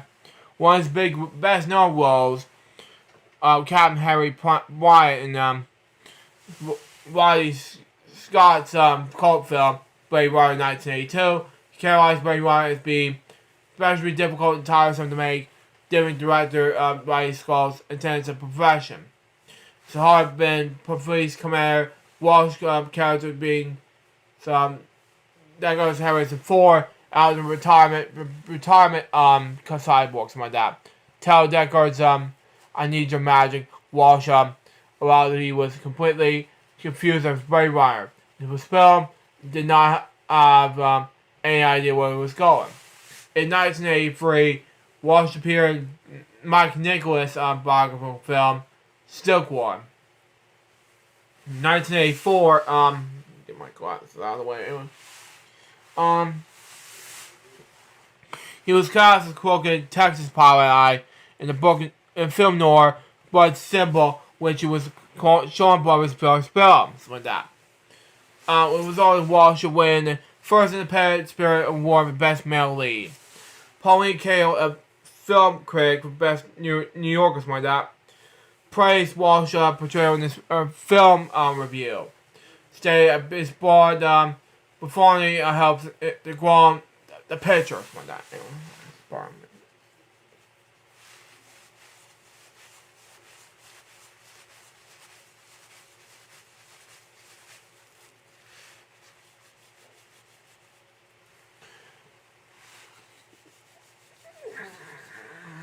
Sorry about that. Please pretend it did not happen. Anyway, move on. Okay. To keep it jarred and low down.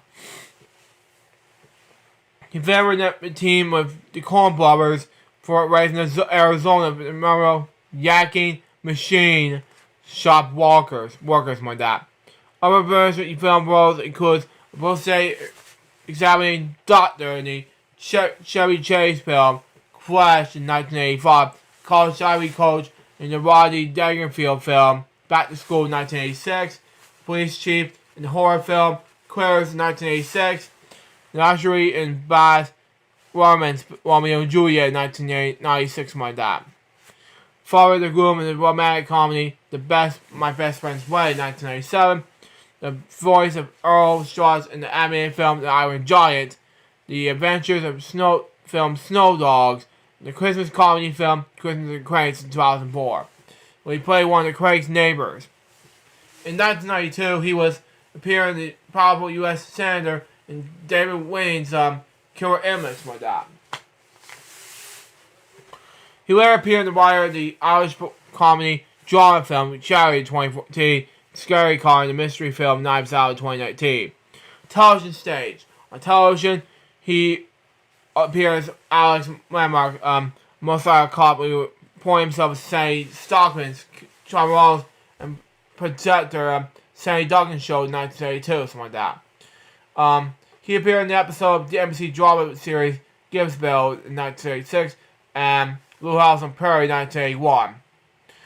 Walsh also made special guest appearance on Home Improvement as Tim Taylor's father-in-law in 1984. Other appearances include Early Edition, X-Files, Ed, and Frasier. He also appeared in Dr. Joseph Groff, a medical examiner that Groff examines a Sawbus on the episode of NYPD Blue. Later appearances include a series called Sticky Pete and the Ryan's Gemstones. On stage in 2004, Walsh appeared in the London production of the Sam Shepard's Buried Child. Second, he says this. Craig Norvick, Wappos will call Welsh a Columbus Old Pro with second banana business, while Roger Ebert called him a poet of sleeves, something like that. He was also proud of his Stanley Walsh role. No movie featured either Henry Dean Stanton or Mr. Emmett Walsh. The supporting role can be altogether bad. Walsh was ham-faced, heavy set, and often played little boys with bad sessions. In 2018, Walsh was inducted in the Character Actor Hall of Fame by his Blade Runner co-star Harrison Ford. Later in the same ceremony, he received the Chairman's Lifetime Achievement Award. Walsh's violation of generosity wife wit. It's a body shredded $2 bills with set crew with some advice. Don't spend it, you'll never be broke. He died of cardiac arrest at the Northwest Medical Center, St. Bart's, Vermont, on March 19, 2024, 3 days before his 89th birthday. My next topic has to do with Sarah Ann Shaw. Born that name, she was an American journalist and television reporter for WBZ TV from 1969 till 2000. She was best known for the first female African American report be televised in Boston. Watch David, Massachusetts boy, buddy. There's the death, my friend. Anyway, Shaw was also known for presenting civil rights movements and the volunteer for educational programs. The organization was widespread, including awards for National Association of Cabinets for Colored People, NAACP for short, was the Pilot Place and Museum of Afro-American History, and the Ashram of Boston Community Development, ABCD for short. She was born in Roxbury neighborhood, Boston, on November 6, 1933. Parents involved in the community. Sarah Ann's father, Norris King Jr., was an avid member of the Roxbury Democratic Club. Her mother, Annie Bell Moore King, was involved in the distinguished civil rights activities of Valley's Cash. My dad. Anyway. During years with Williams B. Borman, Elementary School, and Harry Lee Hainston Elementary School, Shaw was active in the St. Mark's Social Centers. My dad.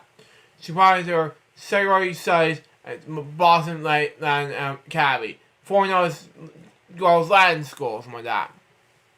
It was associated with the NAACP youth movement. After graduating in 1952, Shaw was admitted to Boston University, where she studied briefly. In the early 1960s, she joined the Boston Action Group, associated with the St. Mark's Social Center, something like that. Anyway, got a message from David. Okay, we're ready for an interview with David. Hang on.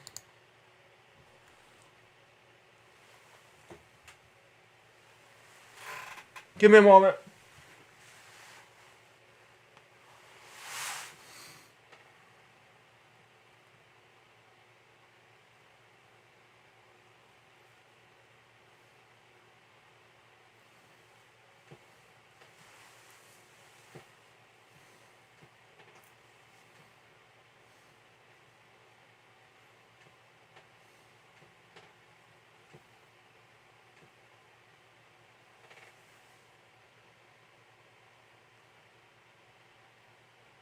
Okay.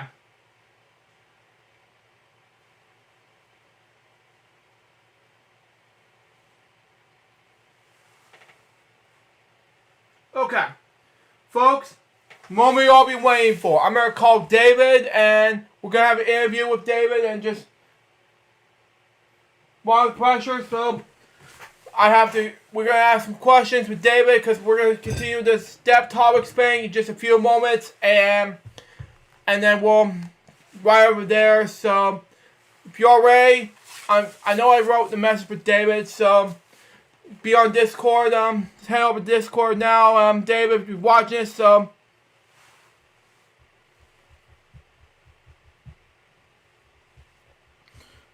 Discord, and we'll.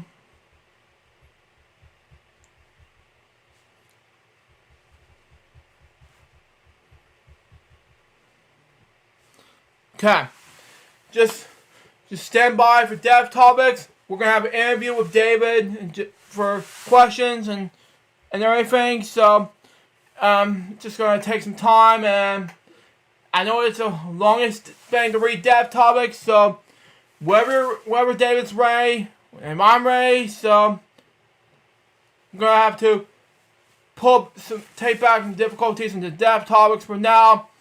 I know it's getting long for me to read some dev topics, so stand by. I'm going to have some questions with David. It's been the first of my Friday shows in 10 years since I haven't done interviews, so we're going to pull back with dev topics right now, and we'll see what happens. But anyway, is everyone ready for David?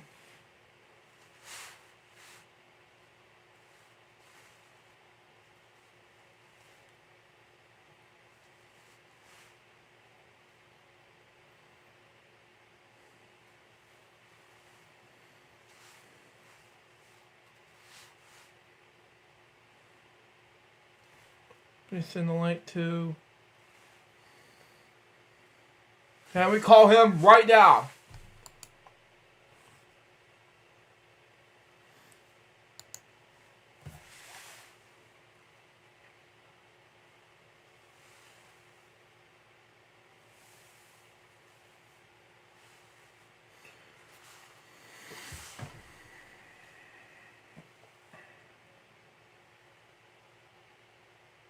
One sec. Okay.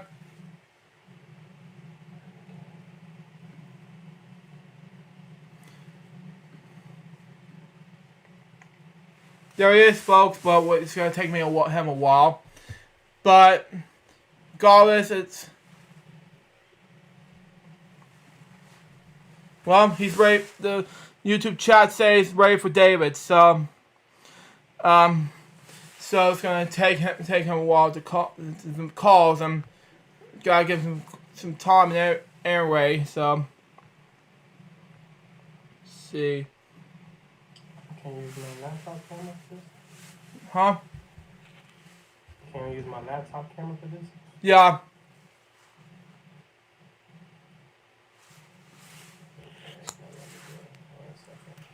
Okay.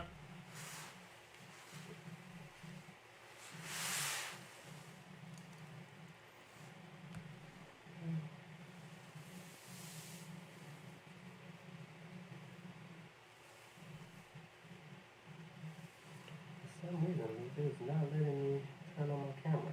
It's gonna, yeah. What I should do, David, just go to settings and go to, let's say, your voice and video, things like that. Okay. User settings. Yeah, that's what I'll do.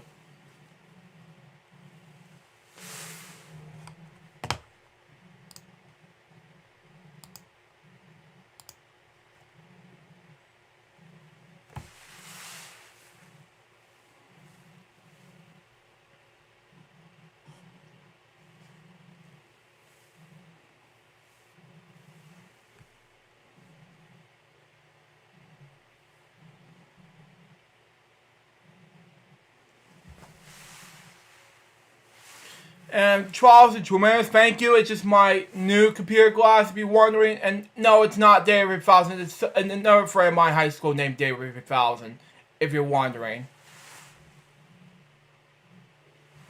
Yeah, it said I have no video devices, but I do have a camera on my computer, so I don't know why it's doing that. Yeah, just turn on the webcam.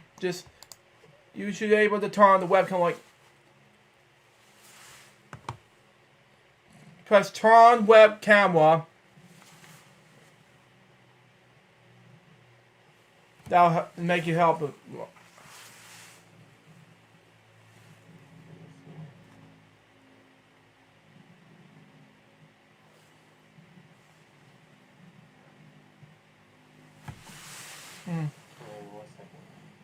Okay.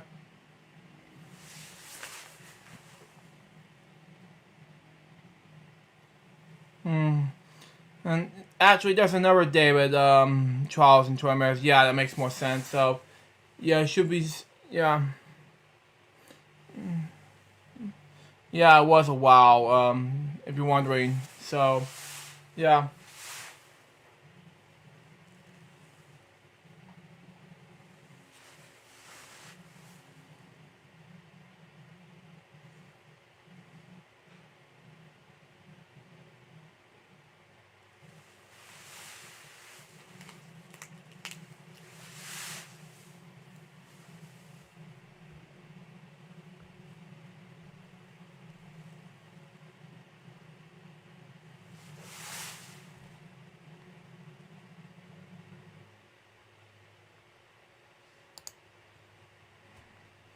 Let me screen share and see what's going on. Should press turn on camera. And say turn on camera like this, turn on camera like this. That's how it works.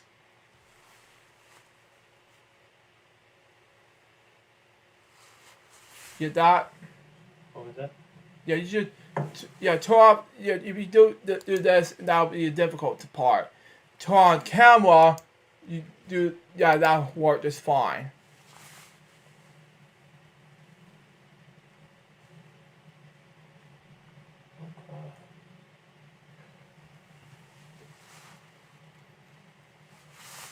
Yeah, mine's not giving me that option. It's saying camera unavailable.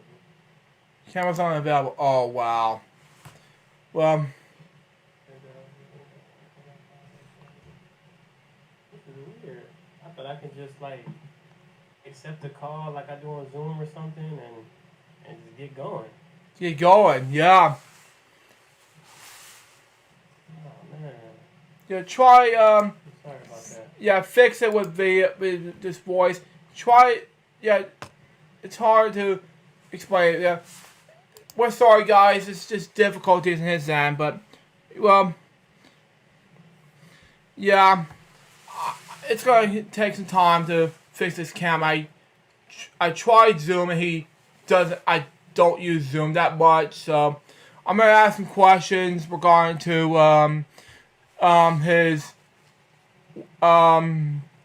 what's been going on with our experiences and everything else since he had difficulties in his end. So I'm gonna do it now since he's having problems at this point. So yeah. Anyway, how did you first meet me? Ever since we, How did you first meet? I was just saying that I apologize about the video. You're fine. You're fine, David. Anyway, how did you first meet me? Ever since we've been high school buddies from the beginning. We talked about finding a girlfriend really badly, and we could find one, unfortunately. Yeah. Luke, I felt like I knew you before high school. I think I knew you since, I want to say since elementary. What? Really? Forest Elementary too, right?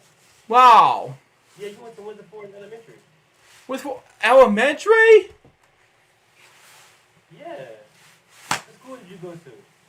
I went to two different elementary schools. West Forest Elementary and then Georgetown. Yeah, my first time meeting you was elementary school. Wow. Yeah. Yeah, because we had a class to,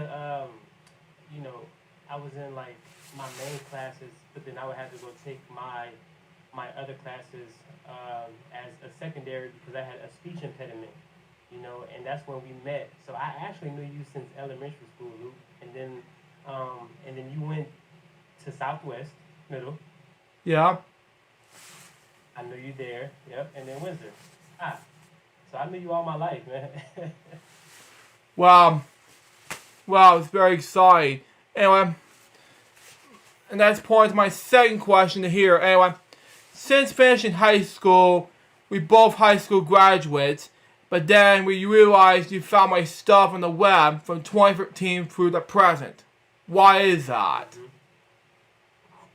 I think you started to do your podcast, and you started to do things online, and we was already Facebook friends. You're talking about how I found your stuff on the web, right? Yeah. Yep, and we was already friends, and then I just saw that you was working, and you was working hard, and you was always posting, and that's when we actually got into contact, and we spoke a few times, and we just stayed up in contact until then. I was in Germany, so it was, it was a huge time difference. It was a huge culture shock, so I had like a lot going on at that time, but I did notice that you were working on something. Yeah, exactly. And it comes to the next question of this, towards this thing. In 2019, you're the one who commented my nephews, Jack and Drew, my brother, myself, at the bowling alley that following night. While meanwhile, I was in the car show, you commented the same thing. How did it change you? Well, I don't remember that, Luke. You was at the bowling alley? I was in the bowling alley that March 2019. March 2019. And I saw you at the bowling alley? Yeah, I was in N-Bucks bowling that night, and Jack and Drew were basically bowling after me and the bowlers in the time. Mm-hmm. And then basically, my brother watched my nephews Jack and Drew at the time, and you commented on that photo. Oh man, I don't even remember. I don't remember that. I just probably did it, you know. But you know what? I can't tell you. It was good to see how you grew since we first met. That I could say. So if I commented on a picture like that, it was because it really made me feel good that you had people around you, you know, and that you were still well and you were still happy. You know, it was always a good thing to see you happy and things of that nature. Exactly. Yeah. Mm-hmm. And what has changed you? You first saw in Lux, Georgia at first, but then you moved away to Germany. Why is that? Yeah. So first, I left Savannah to attend college in Valdosta. That was once we graduated from high school. So that was like 2013, 2014. And after that, I joined the Air Force, and that was in the end of 2017. That's what took me to Germany, and I was in Germany. Supposedly was supposed to be there for 2 years, but then I ended up finding my now wife, who has my son, and I ended up staying there for 4 years. So I stayed from 2018 to 2022. You know, so it was very different being in Germany, in Georgia. It's a huge difference, Luke. Different type of food, different culture. Wow. It's a different way of living, you know, altogether. So you changed from a high school friend of mine to a podcast career you and your father called the Do Not Disturb podcast. How did it come about, and what led you first create this podcast?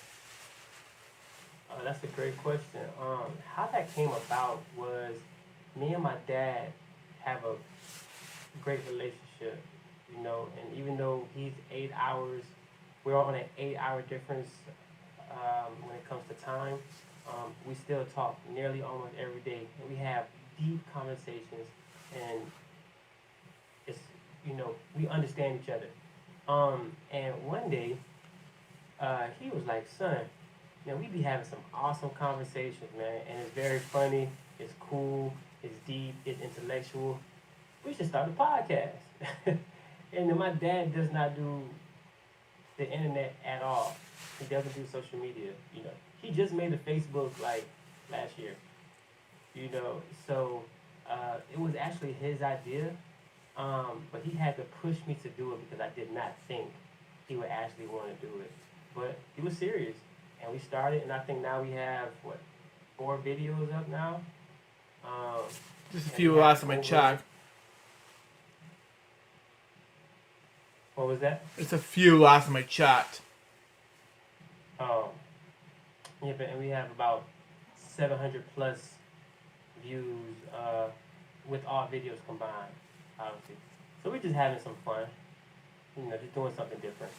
And what was the future of this podcast and their friendship together? The future of this podcast, to be honest, we there's no future yet because it's really just for fun. You know, we do know that monetization comes with this, and there's a possibility that we could begin getting paid. But as of now, it's just something to do, something to pass by time. And to answer your second question about the friendship, yeah, that friendship would never end. You know, that's my best friend. At the end of the day, you know, that's my father, and we've always had a good relationship. So now it's just getting stronger and stronger as I'm getting older, and you realize how important it is to, you know, have your father in your life, because a lot of people aren't that lucky to have their fathers in their life, you know.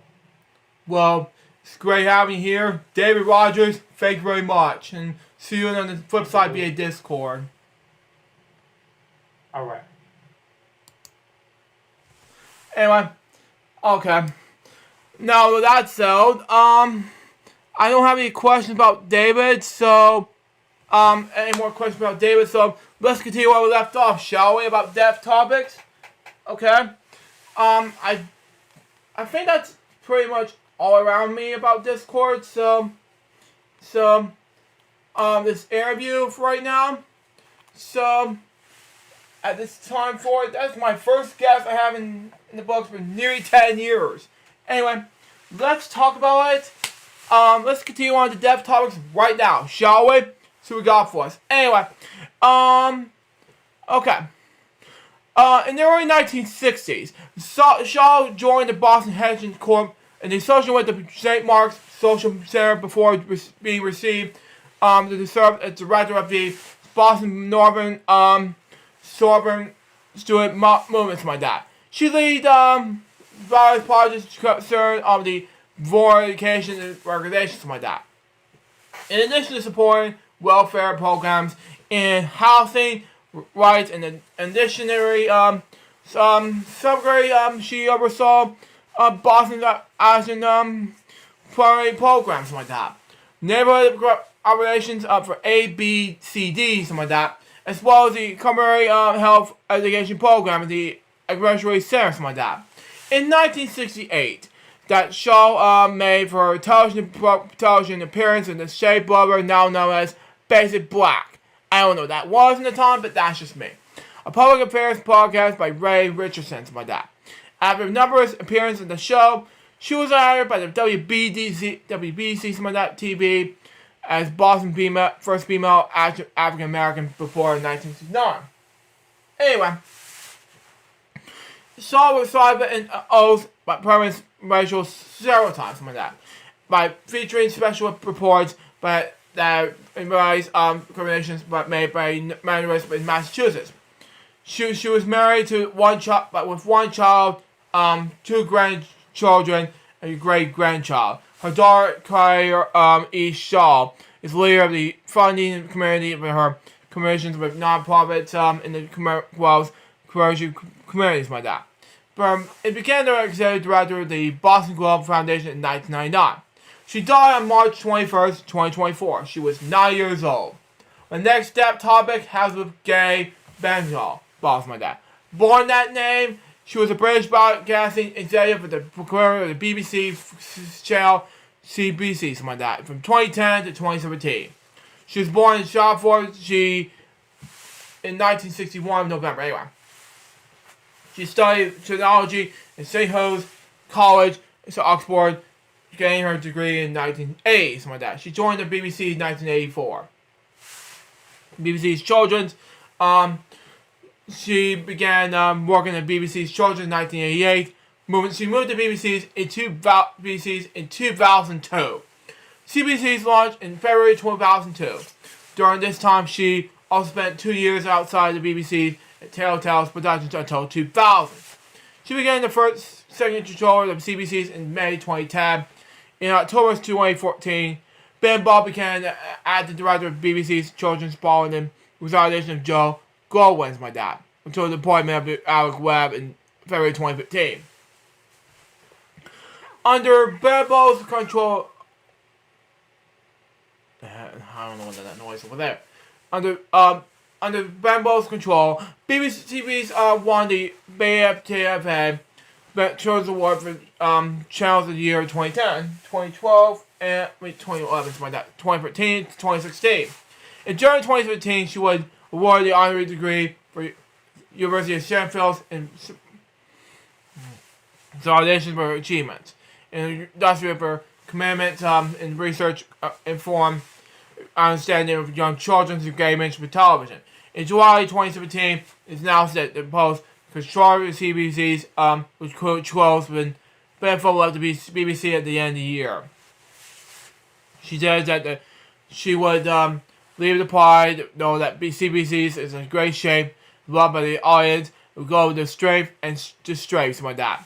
I would always say that they were very young, deserve the very best, and I have strived to give them just that. It was my hope that CBCs inspire them and marks a positive aspect of their lives, helping them create happy, committed children. She married Ann Stubbs in June 1991 and have 2 sons, born in 1994 and 98 respectively. She lived in Bab's South Box until her death in March 24th, 2024. She was 62 years old. The next step topic has to do with George Gilby, born George James Gilby, something like that. He was an English teacher, English television personality, best known for the appearing in cast member of the Channel 4 series Google Box. Anyway, in 2014, he took part in the 14th series of Celebrity Big Brother. We would reach the final and finish from 4th place. He was born January 7th, 1984 in Barking, London, England. In September 2014, Gilby made his first appearance in the Channel 4 reality series Google Box, debuting in the 2nd series along with his mother, Linda, stepfather Pete Regari. Barry were axed during the shows in 2014, following Gilby's decision to participate in the 14th series of Celebrity Big Brother. We entered August 18th, 2014, and reached the final the September 2nd, 12th, finishing 4th overall. In February 2016, Gilby and his family returned to Google Box. In 2018, Gilby left the show. Linda and Pete continued programming without him in 2020. Pete Regari died of bone cancer at age 71, June 28th, 2021. Something like that. Anyway. He dated Gemma Garley, who had a daughter in 2016. He's sentenced to comedy for assault and criminal damage against his girlfriend in 2018. He was sentenced to 3 months in prison for drug driving in 2019. He died on March 27, 2024. Ex police responded to an incident that with a man who was working following the substance and injury. At Warehouse Superbars, where Gilby was working in self-employed registration. And there are ambulance was dispatched where Gilby died on scene at age of 40. An incident was reported that health and safety is causing, something like that. Anyway. The following day, a man was arrested in the suspense of gross negligence, something like that. Misfire. Oh, man. I don't want to answer this. Anyway, in connection with his death, he has since been released under investigations, as the police said, as that it's joint investigations with his health and safety investigations ACC conditions. Anyway, hold on. Command. I gotta mute this. Hang on.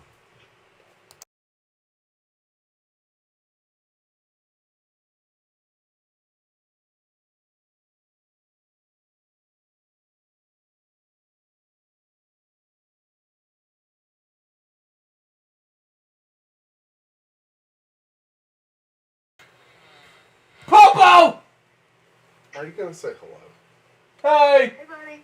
Hey, I was just trying to do my Friday show. Come on.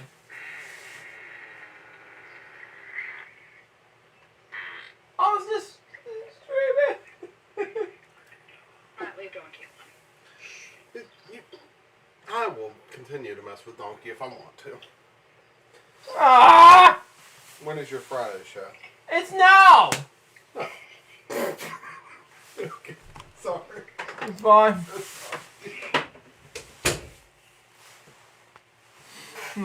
Man, sorry about that, everyone. I don't know what's going on with my blubber. It just messed me up. Anyway, my next topic has to do with Joe Letterman, born Joseph Aramore Letterman. Anyway, he was an American politician and lawyer who served as the United States Senator with from Connecticut until from 1989 to 2013. A former member of the Democratic Party, he was a nominee for Vice President of the United States in the 2000 U.S. presidential election. Okay? During his final term in office, he was obviously listed the Independent Democrat and caused with and chaired the committees with the Democratic Party. He led the Reform Democrat in 1970 and the Connecticut Senate, something like that. We served 3 terms and majority leader after a successful bid for the U.S. House of Representatives in 1980, something like that.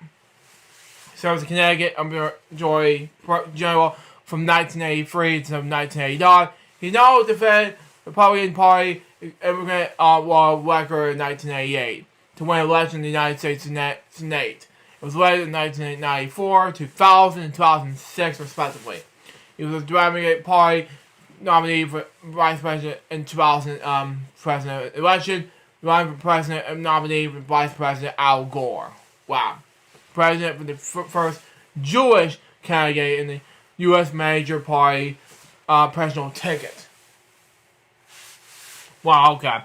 In the 2000 presidential election, Gore and Letterman won the private vote, a bargain of more than 500,000 votes, but lost in the deciding electoral vote college to the Republican George W. Bush, Dick Cheney, taking 231-256. He was also successfully sought the Democratic nomination in the 2004 U.S. presidential election. Anyway, during the Senate election bid in 2006, Biden lost the Democratic Party election, but won the re-election in the general election, the third party candidate under the Connecticut Republican Party label. He was officially listed in the Senate workers in 2010 from 2011 for Congressman and the United Independent Democrat. Senate Party Senate Democrats cut this like that. After a speech in the 2008 Republicans National Convention, in which he forced John McCain for president, like that. He no longer attended Democratic candidates, leadership strategies, meetings, or public policy lunches, like that. The Senate Democrats candidates voted to allow him to keep the chairmanship of the Senate committees on Oathland and government affairs. Secretly, he announced that he would continue the causes the Democrats. Before the 2016 election, he endorsed Hillary Clinton for president, and in 2020 endorsed Joe Biden for president. Wow. Okay.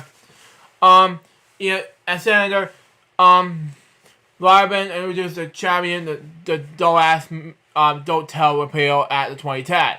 His legislation led to the creation of the Department of Homeland Security.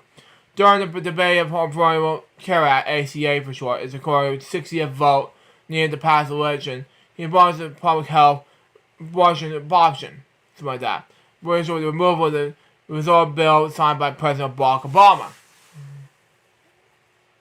Born February 24th, 1942, Sandport, Connecticut, the son of Henry, who was ran the record store in Marcia, Nee, Magyar, Lebanon. His family is Jewish, like that. His maternal grandparents American to Congress, Poland, and his maternal grandparents were the Hungary, like that.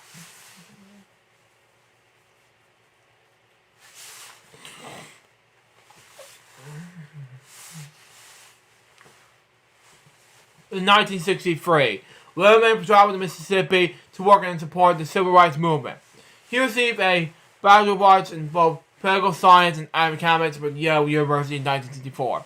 One was the first member of the first Hispanic to attend college. At Yale, he was there at the Yale Daily News, was a member of the Elvo Club, something like that. While at Yale, Letterman, he introduced the Congressman and thinker William F. Buckley, Jr. He was also at the Yale Daily News. Buckley and Letterman maintained a scholarly relationship. His roommate was Richard Sugarman, who later went on to become a professional partial and publicity. I think I can turn up my volume, speaking of which. Hang on. And religion, and the University of Belmont, and advisor 2016 professional candidate Bernie Sanders. Wow.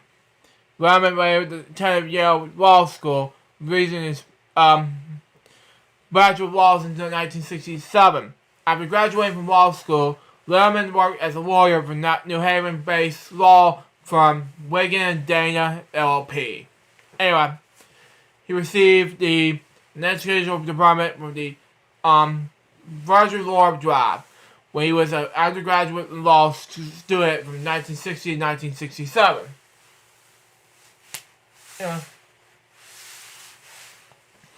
Anyway, to answer your question about is he the Dave 3000? No, he's not. He's a friend of mine. I know him since elementary school named David Rogers, not the David St. Dennis, by the way. But anyway, Letterman received the educational department for the anyway. Upon graduating from the law school at age 25, Letterman qualified for the family department because he was already married and had a child. He was elected from the Democrat to Connecticut Senate in 1970. When he was served for 10 years, including the last 6 as majority leader. He suffered the first defeat in Connecticut elections in Reagan's landslide year 1980.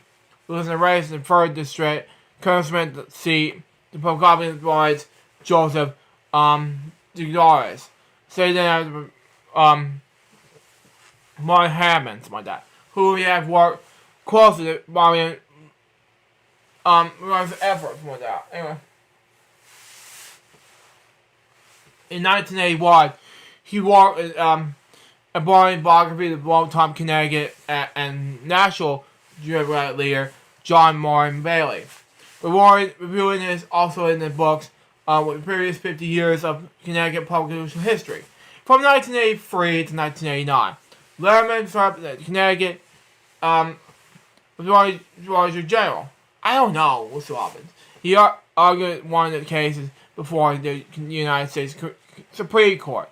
The state Virgin v. Calder Incorporated. Free exercise case involving Connecticut's repeal of the Blues laws. In the 1986 general election, Letterman was more votes than any other Connecticut in statewide ticket, including the Jarvis William O'Neill's and Illinois Gerald Summit Letterman's established Jarvis possession of martial enforcement. Anyway, I'm gonna read USNA. This was a lot of it to read, but anyway. USNA, Churchill, he was the first elected in the USNA, Democrat in 1988 election, defeating Republican Royal Whacker, something like that. Margin of 10,000 votes. He scored the nation's biggest political upset that year. After being backed in the coalition of the Democrats and the unified voters with the party of the commercial Republicans. Most notably, including National Review founder and Fireline host William F. Buckley Jr. and his brother, former New York Senator James L. Buckley, were disappointed in three-term Republican incumbents Weckler's rivalry record and personal style. During the campaign, he received support from Connecticut's Cuban American community, which was unhappy with Weckler. Thereafter, Weber remained firmly anti-gospel. Shortly after his first election with the Senate, Letterman was approached by a common majority leader, George Mitchell, who advised him, pick out 2 or 3 areas that you are really interested in and learn them so that your college know that what I'm talking about, okay? You're going to have more influence even as a freshman that you could think that because you know there's hundreds of issues and eventually we rely on each other, okay? Calling the conversation, he said that there was a true, when I come in, although you could see partnership becoming a way of that. But at the age of my 24 years, it was not a partnership that was hard to make the communication to get the 60 votes to break in, the votes filibuster to get things done. Okay? Anyway, it's our conventions against violence in video games, our conventions chief impulse behind the establishment of industry-wide video game rating system during the 1990s. Okay? In 1994, he made history by winning the largest landslide of the Connecticut Senate race, drawing 57% of the vote, beating his opponents more than 350,000 votes. Lerman was served as chair of the Browns Leadership Council from 1995 to 2001. In 1998, Lerman was the first primary Democrat to publicly challenge Clinton with judgment, emphasizing the affair with Marshall Lewinsky's on that. However, he voted against removing Clinton from office impeachment, or his criticism of Bill Clinton. Lerman said in 2014, stated this: "It was a very hard thing for me to do because I liked him, but I liked what he felt. What he did was awful. Nevertheless, I felt myself that I did say something. I'd be a hypocrite. I also felt that I felt if somebody would be supportive of him, did say anything, it would not be good. Okay." So it got a lot of attention. So I got a call from Ernest Bowles, who was in the chief of staff about 3 or 4 days ago, days later, something like that, saying that he was the president's opinion with which was a university held in the White House.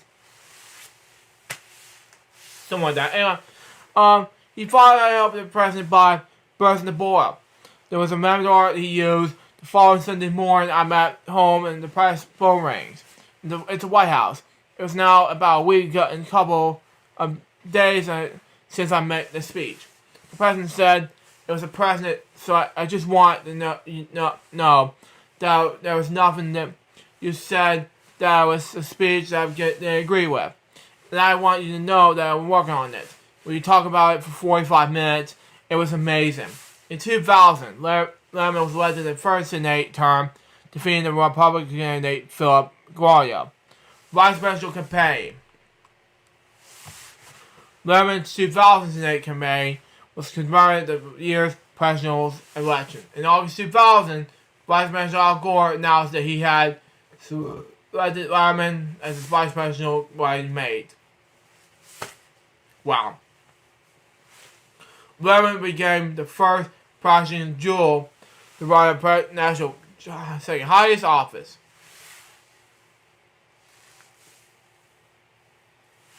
Okay. Lerman was selected the top groups of political running mates that reportedly includes Senators John Kerry and John Edwards. The team that would from the Democratic presidential ticket 4 years later. He had a Republican to be the more gradually conservative Democrats at Gore. Wow. Okay, because of Lerman's criticism of Clinton's personal behavior, some viewers Gore's choice of Lerman's and the way of distancing himself to the scandals of Clinton's White House. Gore-Lerman ticket was defeated in the hard-fought election that was contested for weeks after the vote. On December 12th, the U.S. Senate Supreme Court voted bought the race in the eventual end, converting the division in favor of the Bush-Kennedy ticket. Wow. 2006 Senate election. Okay? There's a lot of reading to do on this one. But anyway, primary. And Lerman sought the Democratic Party representation in the U.S. Senate from 2006 to Connecticut in 2006, who lost the convention for more labor, something like that. Ned Lerman, a Greenwich businessman, an anti-war candidate. Lerman was received 30% of Democrat votes of the Connecticut Province representation in May. Okay. Fourth in August primary. In July, Lerman announced that he would follow the papers to appear in the November blowout. You know, something like that. I don't know. No, it depends. Anyway, should I be lose the primary say I'm a loyal Democrat, but I have loyalties that have greater than those of my party, and that's belonging to the state, my country. Anyway, he said he would continue to sit in Democrat in the Senate, even though he was defeated in the primary and led in the unidentified lie. The press concerned the primary will turn out. On July 10th, the primary campaign defense brought paperwork allowing him to collect signatures the newly formed Connecticut Women Party ballot line. On August 8, 2006,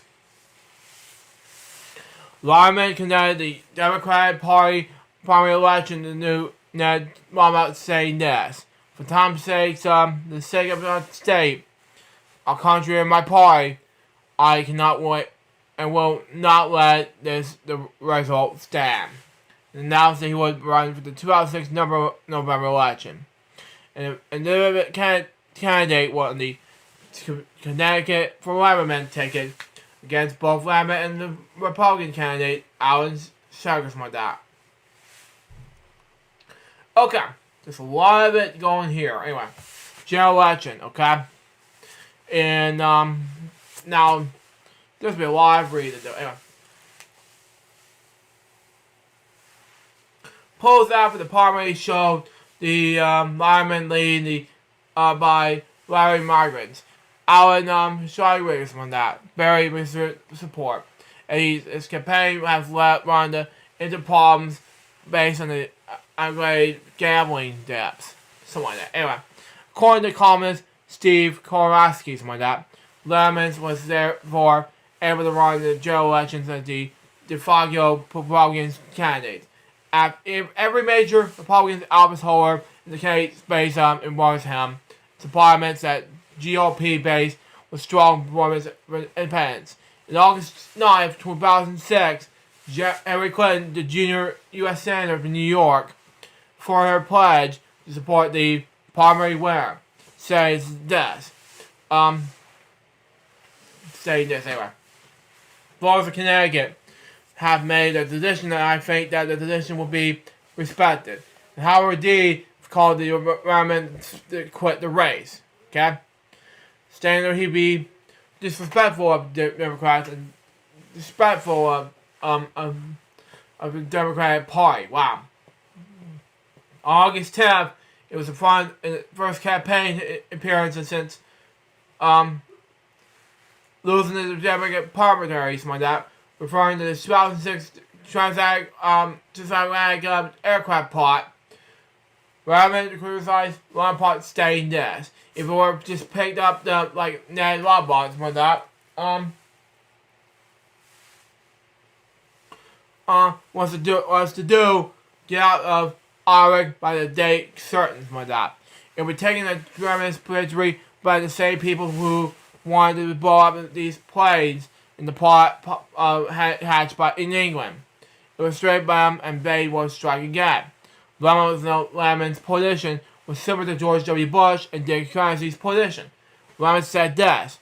That comment said an awful lot like Vice President Kennedy's comment on Wednesday. Wow.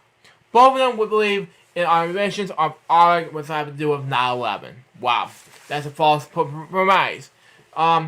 His emissions director would apply that Lemon is polishing national security by privileging elements of the soulmate of George W. Bush and of Iraq. Wow. Okay. As a Democrat, Lemon earned an annual amount of support from some parliament conventions in American politics. On August 17, 2006, the National Republican Senatorial Committee started that they would favor a Lebanon victory. In the November election, over Democratic nominee Ned Lamont, over its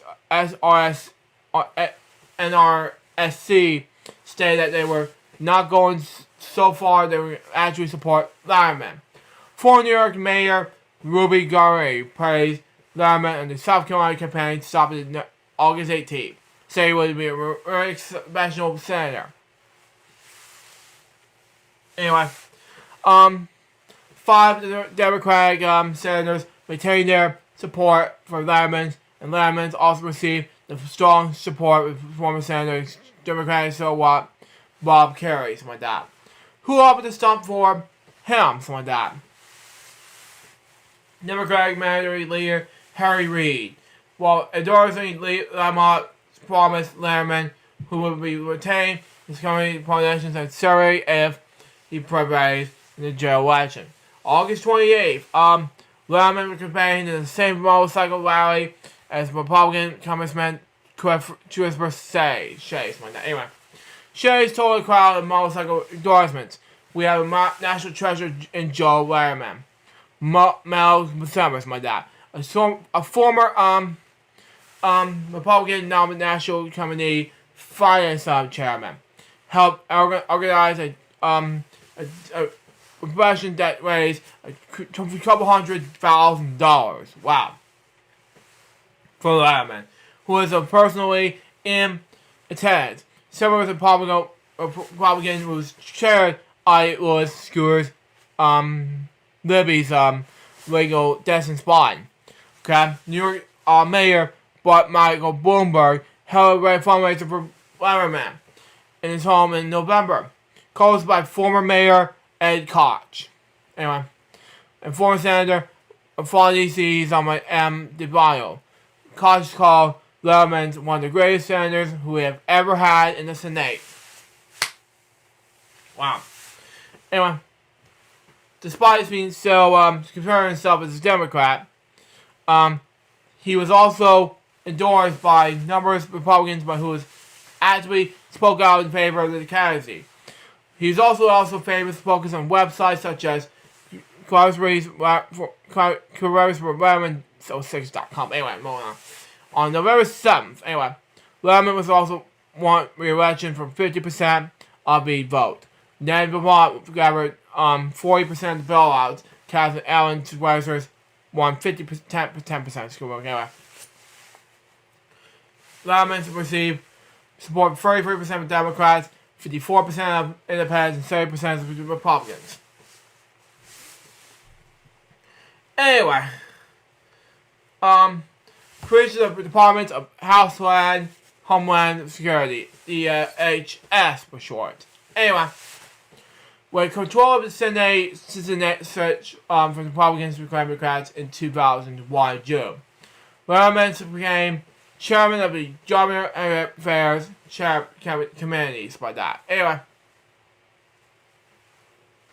with oversight, Department's responsibilities with a broad range of government activities. He's also a member of the Armament of Public Works Committees and chair of its subcommittees Clean Air, Wetlands, and Private Properties, and the Arm of the Service Committee. Anyway, he's also chair of the Heroin Committees and Saudi Committees of Imaging, Threats, and Capabilities, my dad.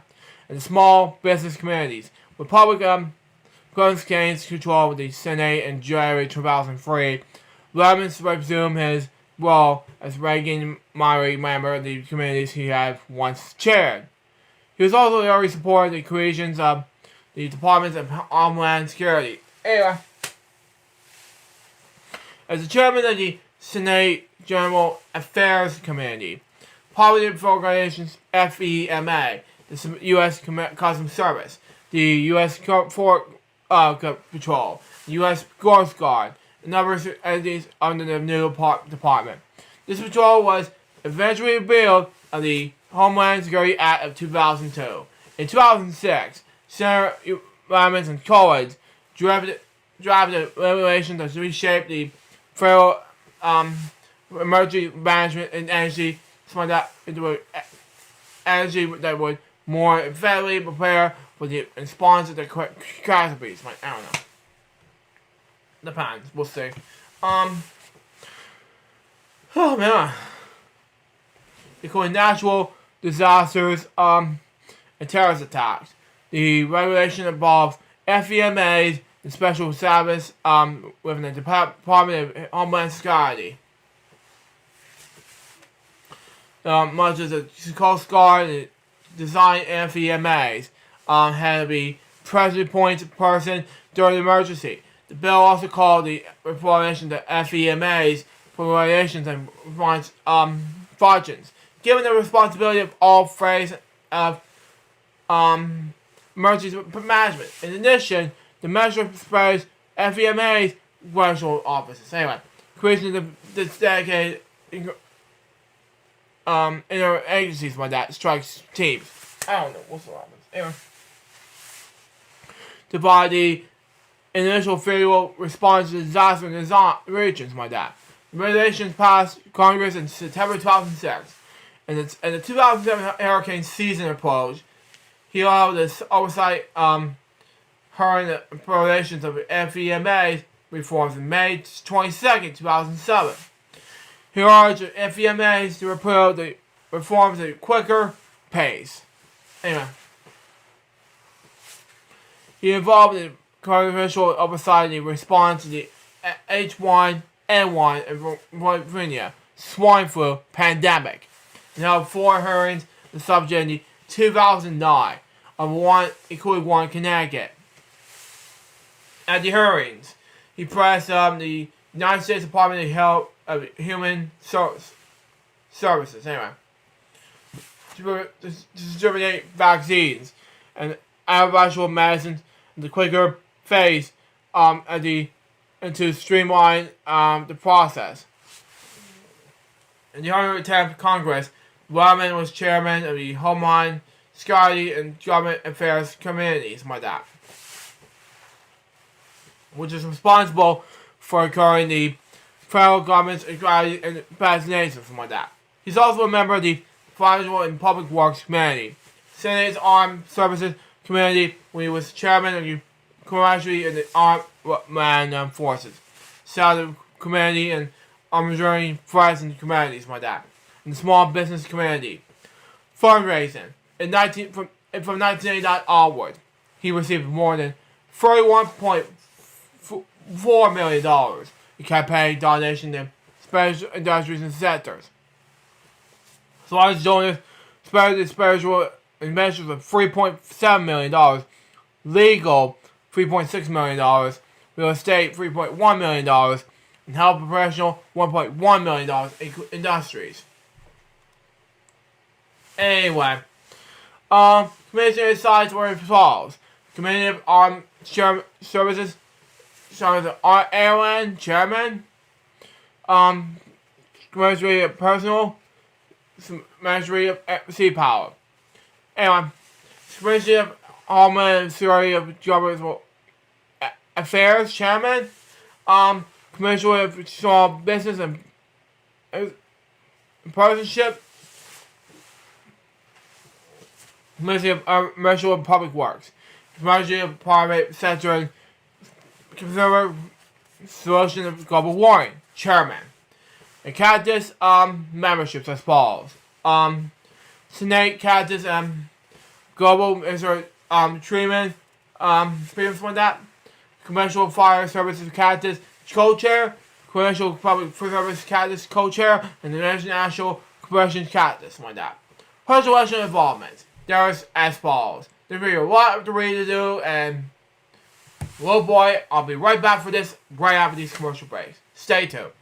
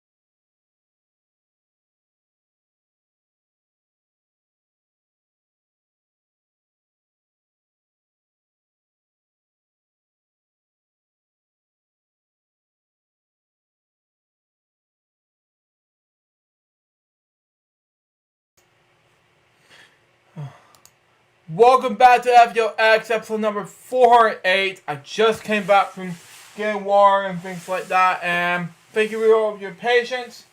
And let's get back to the show, shall we?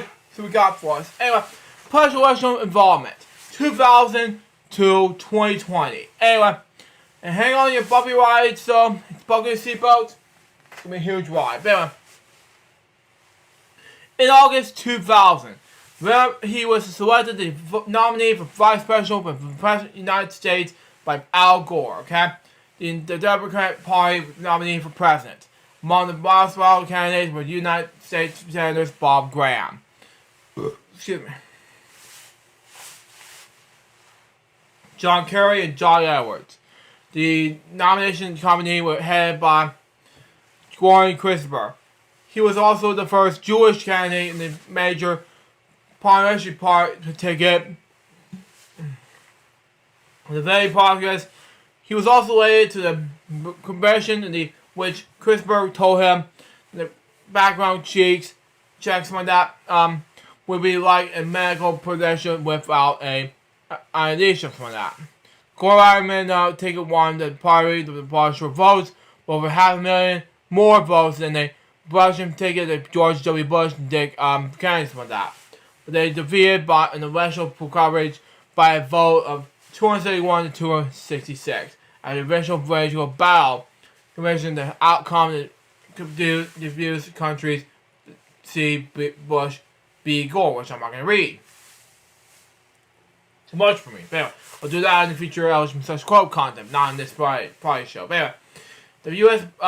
The Supreme Court ruled for the Supreme Court's order recount the initial and said that it appears to what I believe the Florida Supreme Court's judgment that September 12th it was a deadline for all requirements new recount being ordered like that. He decided to run for re-election to maintain the Senate seats. Despite Vice Presidential candidates Joe Biden and Paul Ryan, something like that. There was the Senate and the congressional seats with both respectively 2008 and 2012. Vladimir, who especially when his re-election, continued his service in the Senate until his retirement in 2012. Anyway, in January 13th, 2003, Vladimir announced in addition to seek his Democratic nomination as candidate in the 2004 presidential election. Okay. He was also campaigning experience with government as well as traditional hawkish positions. Indeed, he was also immediately led his parliament, but due to his political positions, he failed to win support of actual Democratic voters who that were the parliament. For his defeat in New Hampshire, he declared that his campaign was picking up your missions. However, he failed to provide such motivations during his the New Hampshire parliamentary debates held at St. Osmond College days before the primary. On February 3rd, 2004, he withdrew his candidacy after failed to win in the 5 primaries to colleges held that day. He acquired the Halford College to support the war in Iraq, which is why part of this undoing the voters. His former running candidate was Al Gore, and did not support Biden's presidential run. In December 2003, endorsed Alan Dean's candidacy, saying it's all about all of us, and all of us needed to be behind the strongest candidate Dean. Following Letterman's withdrew the race without winning a single contest. In total popular vote, he placed 7 behind the initial nominee, Massachusetts Senator John Kerry, eventual Vice Presidential nominee, North Carolina Senator John Edwards. Something like that. Former Governor of Vermont, Howard Dean, Iowa Representative Dennis Collins, something like that. Retired General Wesley Clark, Revered Al Sharpton, something like that. 2008, on December 17, 2007, he also endorsed Republican Senator John McCain, for president in 2008, going against his party going back in the Senate in July 2006, when he stated, "I want Democrats to be back in the majority in Washington," and let the Democrat project president in 2008, something like that. He also cited an agreement with McCain's stance in the war, terrorism, and the primary reason for endorsement. On June 5th, 2008, Reverend Senator McCain hosted McCain's campaign website. He recommended Democratic support for John McCain's candidate, Senator Mondale. The groups reached the supporters of Hillary Clinton, who went to the time broadly and expected to lose the Democratic presidential nomination to Barack Obama. Something like that. Senator McCain will prominently feature the McCain team efforts to squash Hillary Clinton supporters such as Deborah Barter-Salvage. How did I say that many times fast? Anyway, he also spoke in 2008 Republican National Convention on behalf of McCain and his running mate, Alaska Governor Sarah Palin. He also was alongside McCain and Senator Lindsey Graham during the visit of French President Nicolas Sarkozy on March 21st, 2008. He also mentioned that as a positive vice presidential nominee as a McCain ticket. ABC News reported that Letterman was McCain's first choice vice president until several days before the election. McCain was decided that picking Letterman was that based on the Republican Party, something like that. He's also married to mention the positive serious state under McCain administration. Anyway, many Democrats want Merriman to be stripped in his chairmanship as a strict Senate committee of Harlem scary government affairs. Anyway, due to the support of John McCain, went on to against the party wishes. Republican leader Mitch McConnell reached out to Merriman, asking him to causes of Republicans. Immediately, the same Democratic causes voted 42 to 13 to allow Merriman to keep in chairmanship. Along him, Lee did lose the membership of the Obama and Public Works Committee, something like that. Surprisingly, he's also announced he would be considered the contest with the Democrats. He also credited President-elect Barack Obama to helping him keep his chairmanship. Obama has privately argued Democrat Senate Minority Leader Harry Reid not to remove Letterman from his promotion. He stated that Letterman's criticism of Obama during the election angered him. Okay?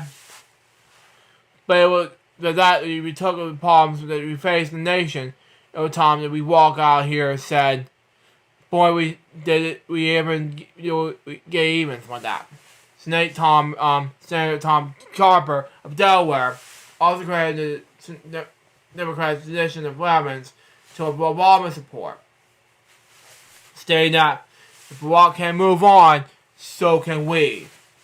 So members of the Democrats' causes were reportedly angry, and the decision cannot punish Letterman more severely. The independent Senator Bernie Sanders, of Vermont, stated that he would vote to punish Letterman because while millions of people working hard for Obama, he also actively worked for more years of President Bush's policies. Jeez, Bernie. Okay,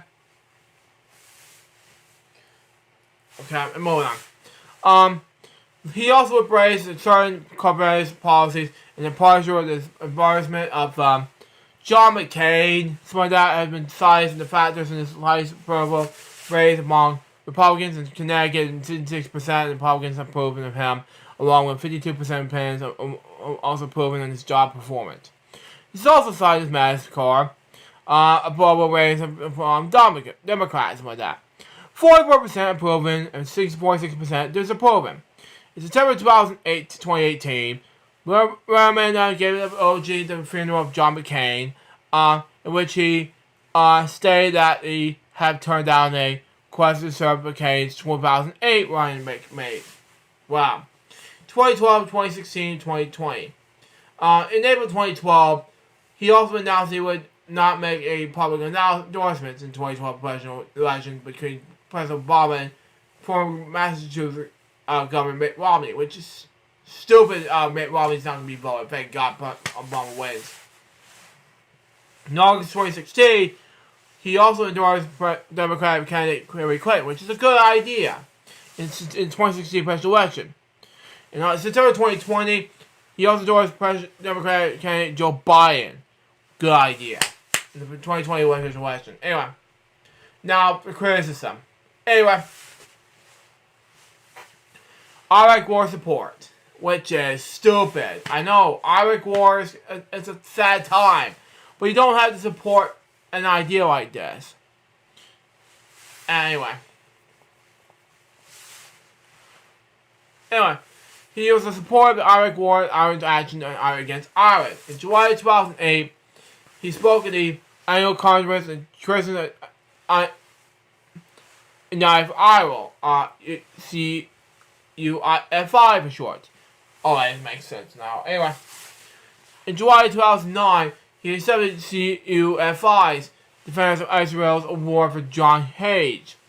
Pastor Hage, CUFA's founder and leader, made a number of controversial remarks, including a statement of the Catholic Church in this great war, who have in the suggestion of God that allows the Holocaust to happen to bring the Jews to Israel. Wow. Immigration controversy.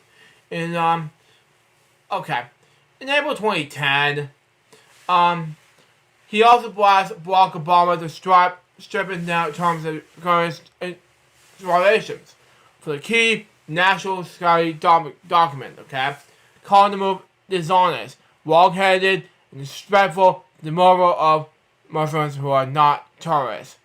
Filibuster. And this is gonna get weird, While favoring the filibuster and the friend and used in 2009 to eliminate the public health option as part of the healthcare provisional, he also wanted strongly to use the filibuster. In 1995, he joined the Senator John Harkin to co-sponsor the budget to kill the filibuster. Jeez. Lemon told the Hartford Department the filibuster hurts the corporate of the entire Senate and budget progress. Now, I'm going to say this for this support for surveillance like that. He also favored greater use of surveillance cameras by the federal government refers to the evidence of the government's if it's illegal wiretapping, something like that, as part of gridlock.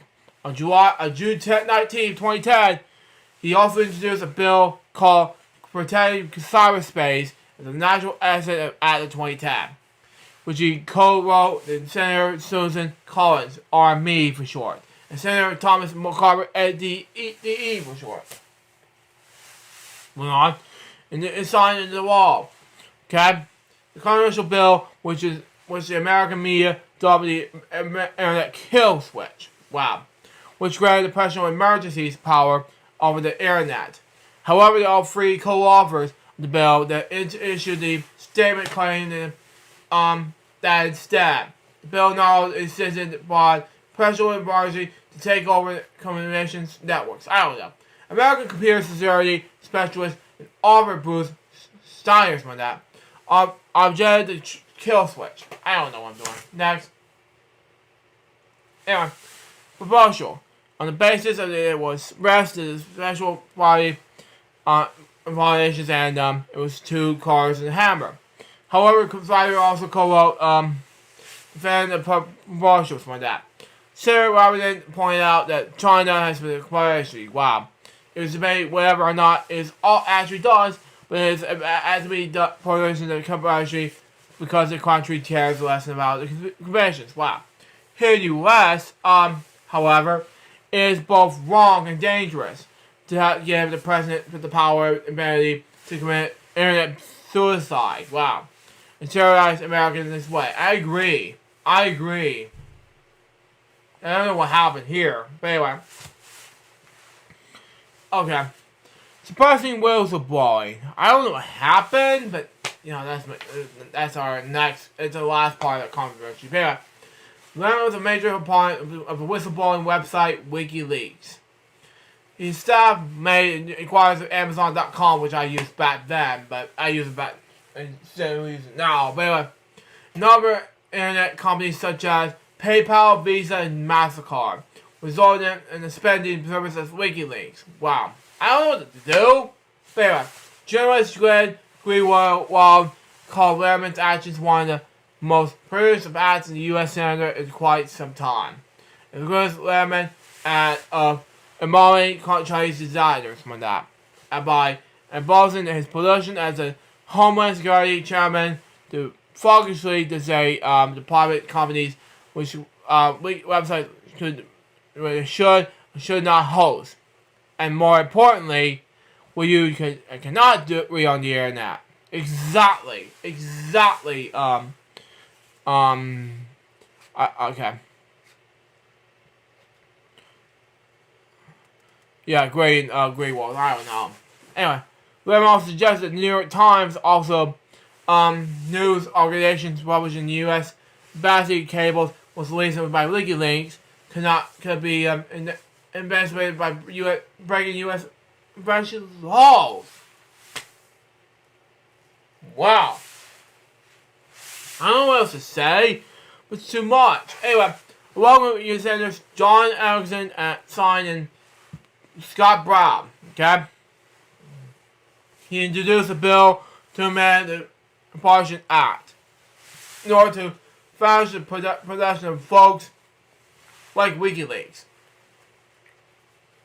Critics noted that Wiki classified information in the first place is already a crime. So this measure aimed at Square and publishers, okay? And that Rahman's proposed solution to WikiLeaks could have been violations to journalists, okay? Pointing to some of the more savory practices in the English community, something like that.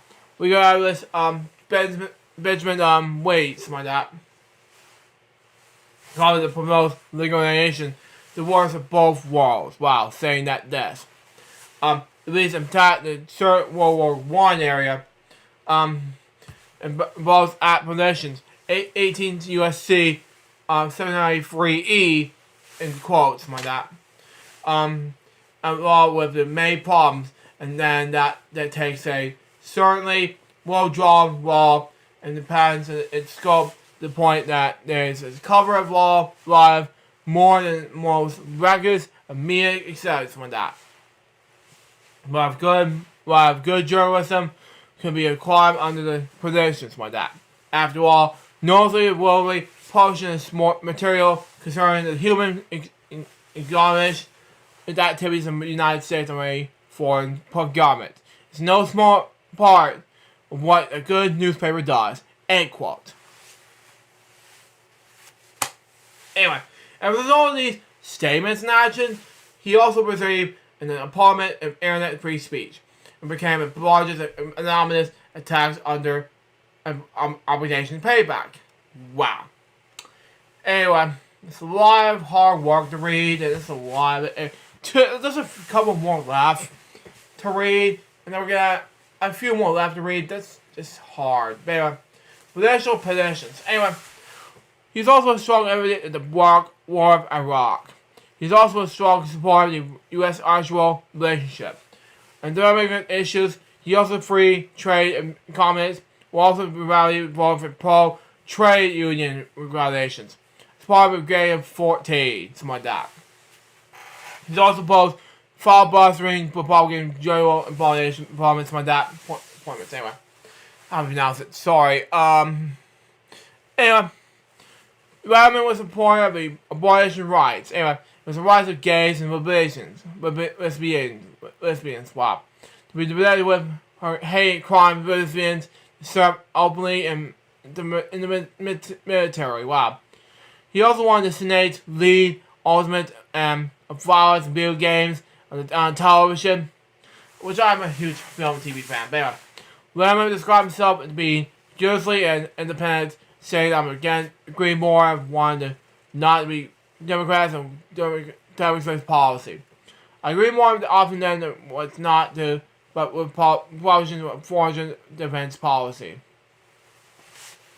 He was known of his leadership in the successful effort to repeal the "Don't Ask, Don't Tell" policy regarding sexual abortions in the U.S. Armed Forces. During debate, the patient possession of affordable care act. Okay. He's also opposed the public option, as the crucial 60th vote needed to pass the regulations like that. His abortion abomination, the public option, was a crucial the removal the Missouri bill like that. He was an integral part of the ambition to stop WikiLeaks and publishing forwarders material in the U.S.-based corporations of the United States Department of Cable Leak in 2010. Anyway, that same year, he joined Republican Senator Scott Brown and Republican House members Jason Myers and Charlie Dance. And introducing the Target Expiration Act, which promotes stripping citizenship rights for Americans who took arms against the United States and provided material support the energy to enemy competence like that. The bill received mixed reviews and was heavily criticized by some senators, Democrats about that. Anyway, move on. In June 2015, he was also signing the public letter written by a opposition group of 19 U.S. Democrats about that. Experts and others.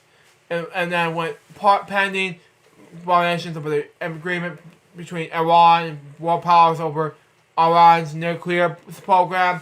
Delaware outlined certain amount about several prohibitions to prevent unfinished agreement and called for the number of proponents to strengthen the prohibition agreement and weapon when the letter writers support for it. Anyway, the final agreement included in 2015 of July shows the influence of the letter.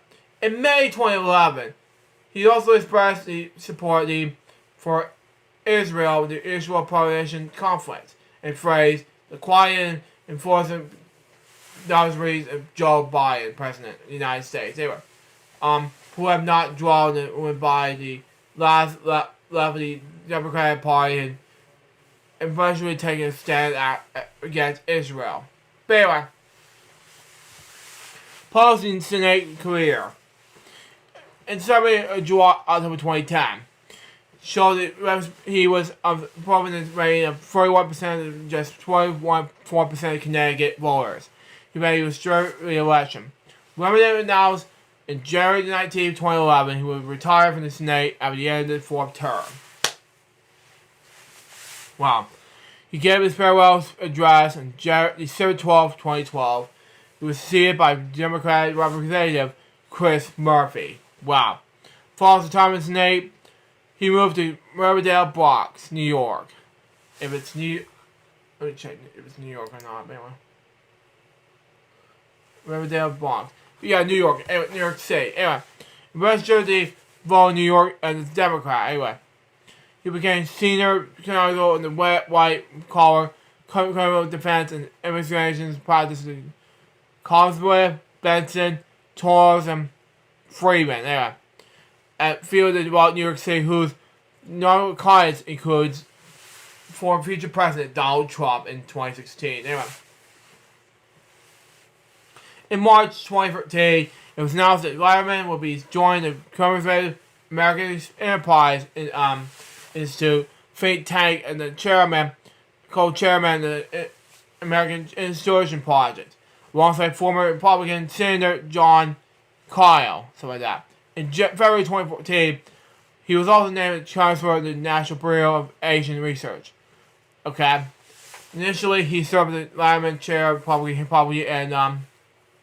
policy, something like that, and public research service, something like that. Anyway,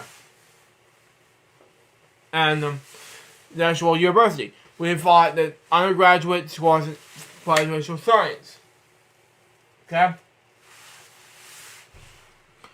Okay, in 2015, he was also served as co-chair of Blue Ribbon Society panel. In Blue Defense, a vision and accommodated change in the United States policy regarding support defense in order to address potential threats facing the nation. The Blue Ribbon Society's panel, Blue Defense created a 43-step defense for the United States general government for deployment, something like that. He also led the organization with former Governor Tom Ridge, and the study panel experiment in Washington, D.C. with 4 meetings concentrating on current blood defense programs. The study panel concluded that the federal government is required to defense maritime in case of the potential event. The study panel's final report, the Basic National Blueprint for Blood Defense, proposed a string motions and recommends that recommendations of the United States government to take. Okay? Including items such as giving the vice president over blood defense responsibilities and merging the entire blood defense budget. These solutions represent the panel's call to action in order to increase awareness to activity for pandemic-related issues. In 2022, the group released a report representing a $10 billion 10-year program to research the next pandemic. In wake of the COVID-19 pandemic. Oh my god. Anyway, in August 2015, Letterman became chairman of the advisory group United Against Nuclear Iran. UANA for short. Anyway, in March 2016, he was hired by the Soviet Territorial Nation to assist a group at challenging Connecticut laws given examinations with only the top 2 states gaming tried to build casinos. Wow. That same year, Letterman joined the William Jewish Advisory Council, an organization found that addressed anti-Muslim and anti-Jewish martial in the United States. He also was a advisory board council Australian Project, CEP for short. In early 2017, he also introduced President-elect Donald Trump's nominee and Society of Education Bossy Beddoes to the Senate Health, Education, Labor, President's Committee. Okay? One report of Letterman's involvement was critical of him for failing to disclose that terminated his legal work. His colleagues, Besson, Torres, and Fryman law firm has done for Donald Trump since at least long ago in 2001. That's 2001. And the work includes bankrupt casino, restaurant, and during the 2016 campaign, threatened the New York Times over publishing a few 1995 Trump tax documents. Wow. Yeah, I was born, ladies and gentlemen. Anyway, in May 2017, he was also interviewed by President Donald Trump by the promotion of FBI director to replace previously fired James Comey. The interview took place against the background of the appointment of Special Counsel Robert Mueller to investigate issues and connect the Russian intervention in the 2016 United States elections. Speaking of reports, while meeting the Colombian President John Manuel Santos, Trump said he was very close to choosing a new FBI director to replace John Comey. He was asked if Wallman was his top pick. Trump said yes. The president also stated that he was odds to be better than 50-50. That his pick was FBI director would be made before it's part of his first trip abroad on Friday. However, no announcement was made publicly on Friday. On May 25th, 2017, Letterman closely withdrew his name of the organization. In July 2018, he published his opposition piece of Wall Street Journal imploring people to vote for Joe Crowley, who was defeated in the Democratic Party of Alexandria Ocasio-Cortez, something like that. Quality would run in the working families party line without support of a major party. Support how Lerman defeated Obama in 2006. He also continued to remain critical of Iowa's Congress, something like that. Stated with all respect, I truly hope she is not on to future. She's not the future. I believe she is. I believe she is. Anyway. Hold on. Anyway. In January 2019, he was officially as a lobbyist working at ZTE, but stated that he works for the Corporation of Limited Success. Anyway, national security concerned that will not include actual lobbying.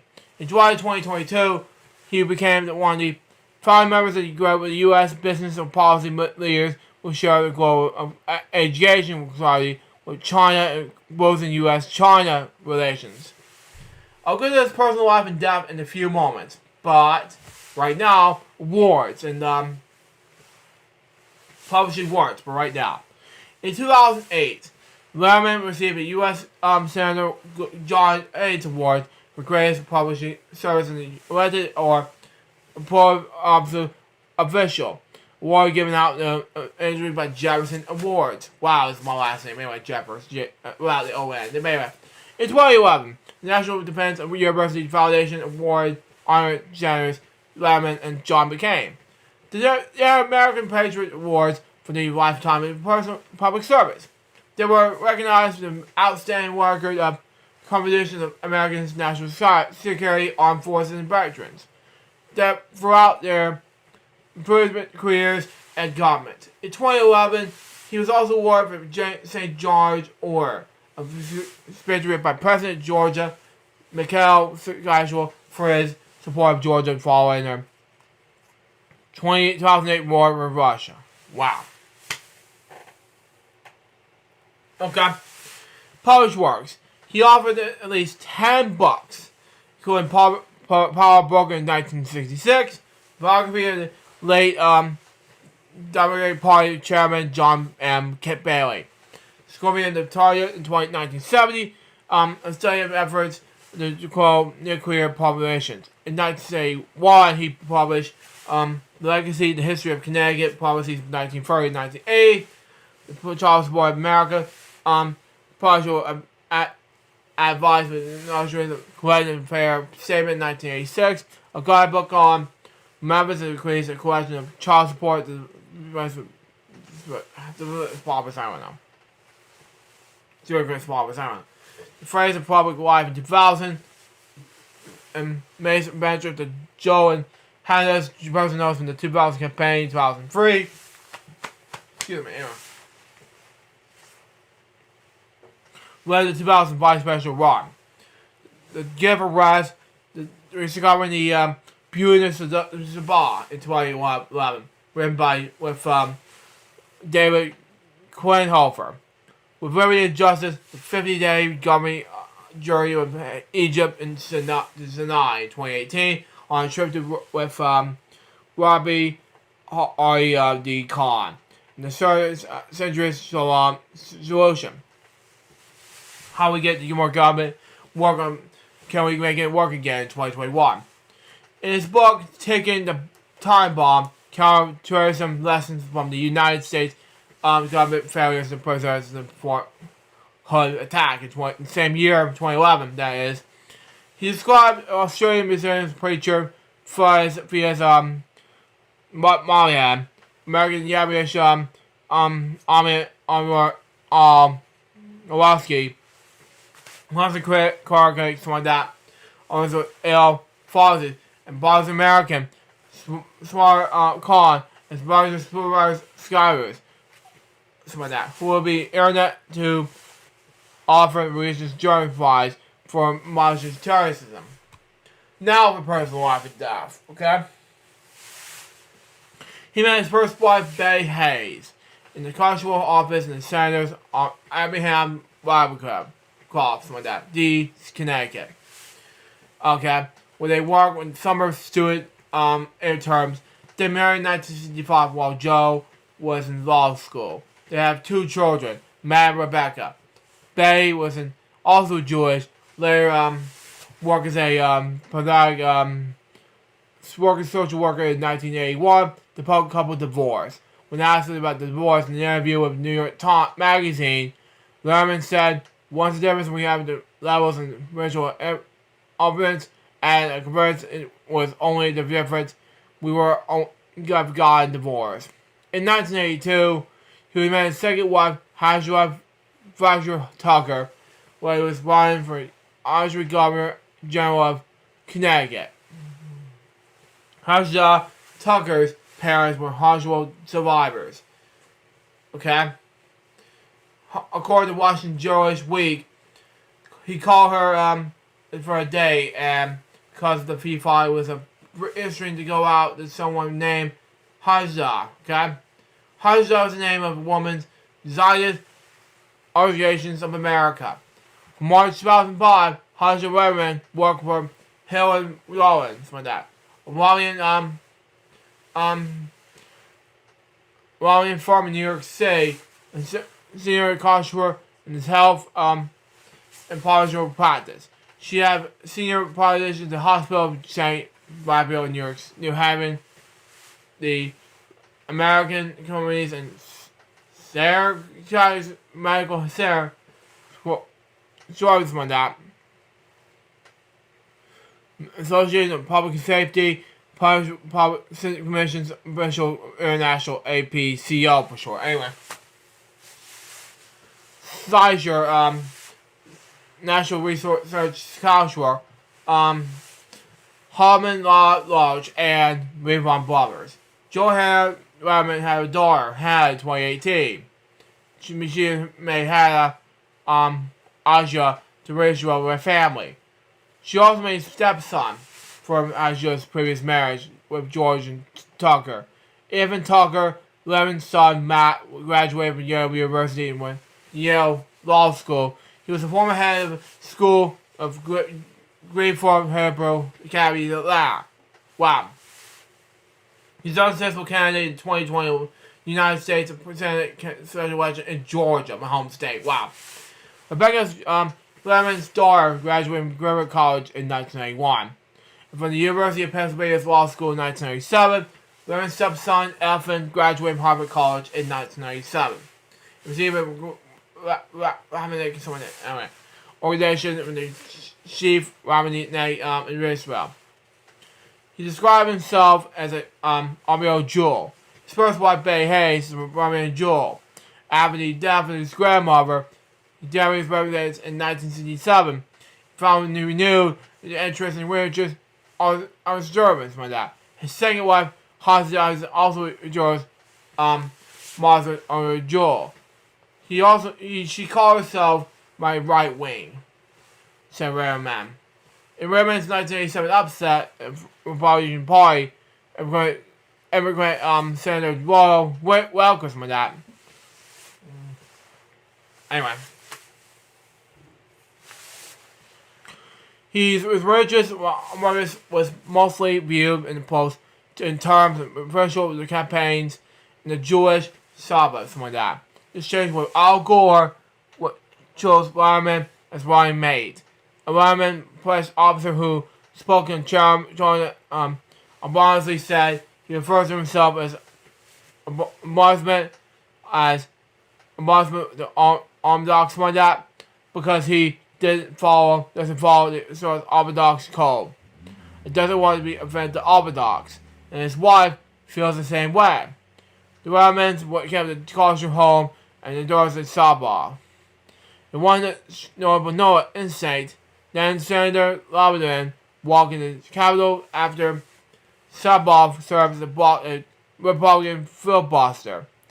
He also said that there was currently a controversial place for the faith in our public life, and that the progression does not provide for freedom of religion. He attended Commercial Israel Cushman in Georgetown, Washington, D.C. And Beth Eichmann's high school also that Bina Israel, the West Side New Haven, Connecticut. He also attended Commercial High School saw him in his hometown, Starboard. Okay? Letterman was, Marshall last, Marshall Rebbe, Marshall Mabel, Marshall, he said that, Sharpness like that. I was impressed by his man. By his, all spiritually, by his sword and influence like that. Anyway, but this thing with which he was involved in the planet. He said he was inside that was communist rabbis Joseph Burr, Sorry, and Abraham Isaac Koch. Koch like that. He was the first person of Jewish background in favor to run a presidential presidential ticket. He said we liked the singing was Frank Sinatra, who song My Way was the theme of the first Senate campaign. He said it's just quite a Jewish tune actual iPod to his wife every Friday night. On March 27, 2024, he died in New York Presidential Hospital. He was 82 years old from injuries that stepping in the fall at his home in Bronx, New York City. Well, this is a very long death topic here. He received tributes many, including President Joe Biden, Barack Obama, George W. Bush, Bill Clinton, Vice President Kamala Harris, Mike Pence, and Hal Gore. Senators John Collins, Missy Graham, something like that. Israel's politicians Isaac Herzog and Benjamin Netanyahu. Members enjoyed the cemetery commemoration Oswald Solomon. Okay, now this is a very long depth topic to read. My next depth topic has to do with James A. Moore. Born James Arthur Moore, okay? He was an American horror novelist and storybook writer, role-playing game author. He was born in Atlanta, on September 3rd, 1965. He was married and died on March 27, 2024. He was 58 years old. His work includes this: the nomination of Buffy the Vampire Slayer's Charles Bleed episode based on a video game written by Christopher Nolan. Many of the books include, not episode, but anyway. Many of the books have been released by the small press publishers like Earthling and Cemetery Dance and Silent HarperCollins limited editions. He also wrote books related to the card games and role-playing games like Wolf Incorporated, including manuals, storybook guides, short stories, models, and novels. In 2003, he was nominated for the Brand Book Award for Best Novel. His book Story Falls. In 2006, the novel Punchways Oz, co-written by Christopher Nolan, is nominated for the Brand Stoker Award for Best Long Fiction. My next topic has to do with this one, okay? Louis Gossett Jr. Born Louis Gossett Jr., he was best known as an American actor. He made a stage debut at the age of 17. Wow. Shortly thereafter, okay? He was successfully auditioned to the Broadway play A Giant Step. Okay? He also continued acting on stage in commercially acclaimed plays, including Raising the Sun in 1959, The Blacks 1961, Submarines and Glory in 1963, and The Zulu and the Zala in 1965. In 1977, Gossett appeared in the popular miniseries Roots. Wow. For which he won Outstanding Lead Actor in a single appearance in drama comedy series and Emmy Awards. He continued to act in the high-profile films, television and plays, and video games.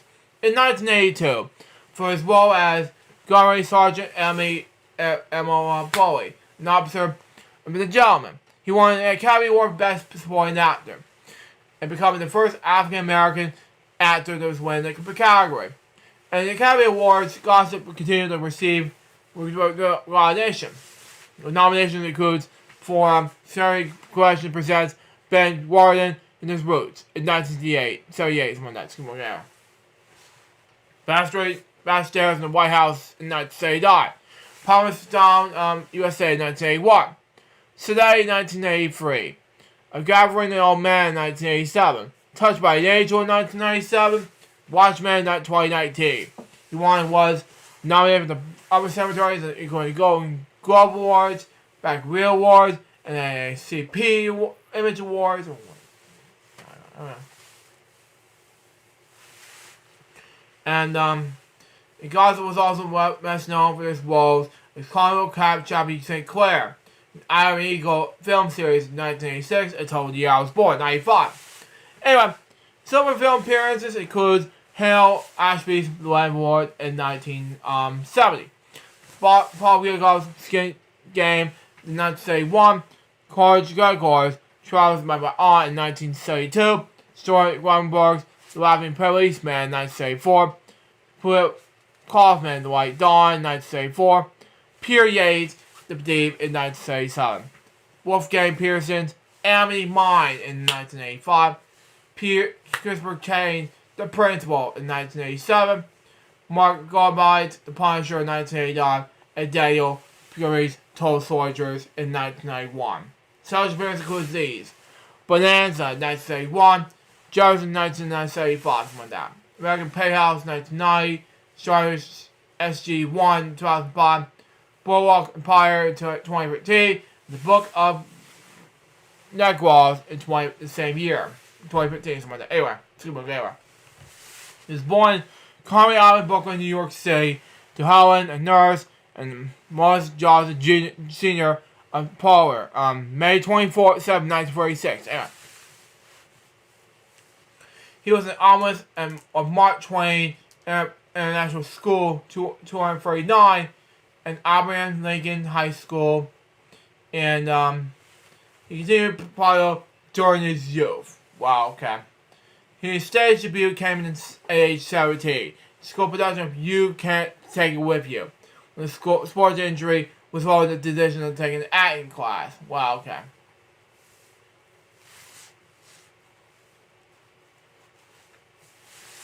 God's high school teacher was encouraged him to audition the Broadway parts. Anyway, resulting in his selection at age 17 for his first role at Broadway in his version of Taking a Giant Step.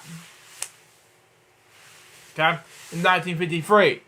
That was selected as one of the 10 best Broadway shows in 1953 by the New York Times.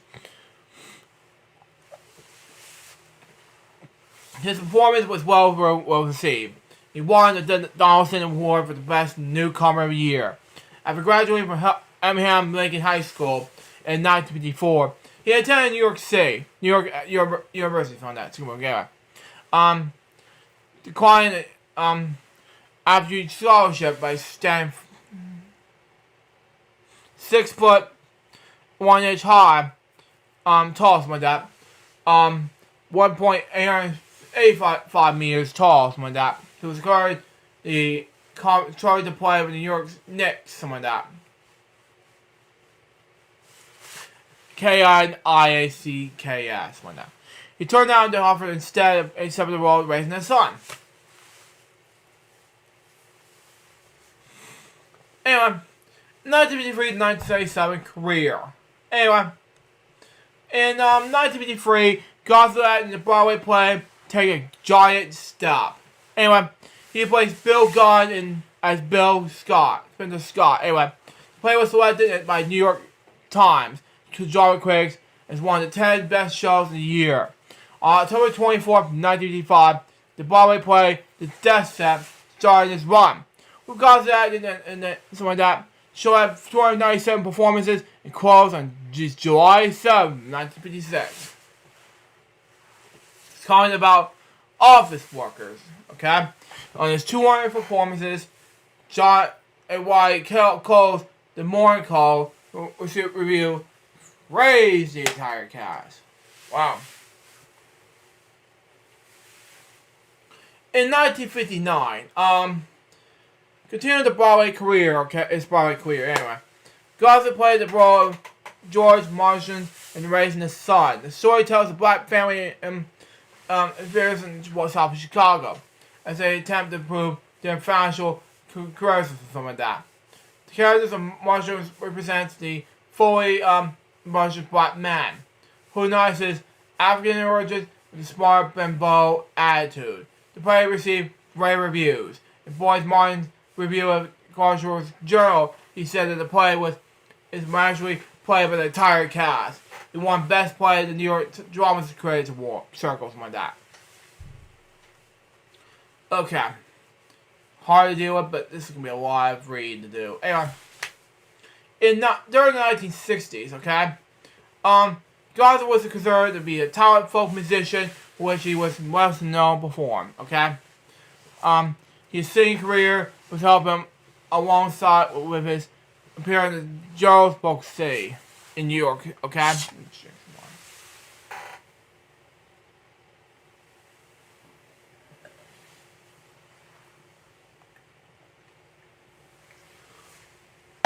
Oh, man. In 1961, Gossett had his culminating debut in the film adaptation of Raising the Sun. Due to critical acclaim to the play, Columbia Pictures bought the film rights. Most of the original cast, including Gossett, returned to their roles. The film, just like the play, received excellent reviews. In the same year, Gossett appeared in the original cast of Gene Guy's The Blacks, a Broadway play of the decade. With 1,408 performances, the original cast features James Earl Jones, which is a good actor. Oh wow, he's the narrator of Babe, but he's on this thing. Okay, makes sense. Anyway, C.J. Towson, okay, Toffrey Cambridge, Maya Angelou, and Charles Gordon, something like that. Sarah Convenience, Star Power, brought up with Mr. Gossett. In 1963, he was at the Broadway play Tambourines to Galway, something like that. William Goldman's review publishes described his first Broadway play with the gospel score. The phrase the entirety of the cast in their injury to vocals, okay? In 1964, Gossett in the Broadway play The Golden Boy, okay? Also that year, he signed to Partial Records. Gossett's single includes Hugga Dogga, Green Green, Good Morning Captain, was released in early 1964. Later in May, Red Rosie Bush, C.C. Ryder was released. The following year, Gossett appeared in the musical play The Zulu Zada, a Broadway composed with musical lyrics, and Hollow L.J. Rom, okay? December 1965 review in Zulu, something like that. Original cast recording was that released on Columbia Records, knowing that Maxwell song Gossett Reveal Records performance is going to be alive, something like that. In 1966, Gossett acted in the Broadway play My Sweet Charlie. Gossett worked in the anti-war folk song Handsome for Johnny. With Richie Hollins having recorded the song in 1966, Handsome Johnny was released in 1967. Appearing on Richie Havens' album Mixed Bag. Havens performed in The Tonight Show just starring Johnny Carson, okay? Which resulted in the standing operation this last through 2 commercial breaks. Well, okay. By September 1967, his single Where Have All the Flowers Gone, Just a Girl, was released on Warner Bros. 78. Okay? It was a Cashbox newcomer pick and received a gold review, with a reviewer calling it easy pace, blue, working in my line, fine, something like that, smooth vocal joint, forced with the playing across the temporary R&B read of in folk standards, something like that.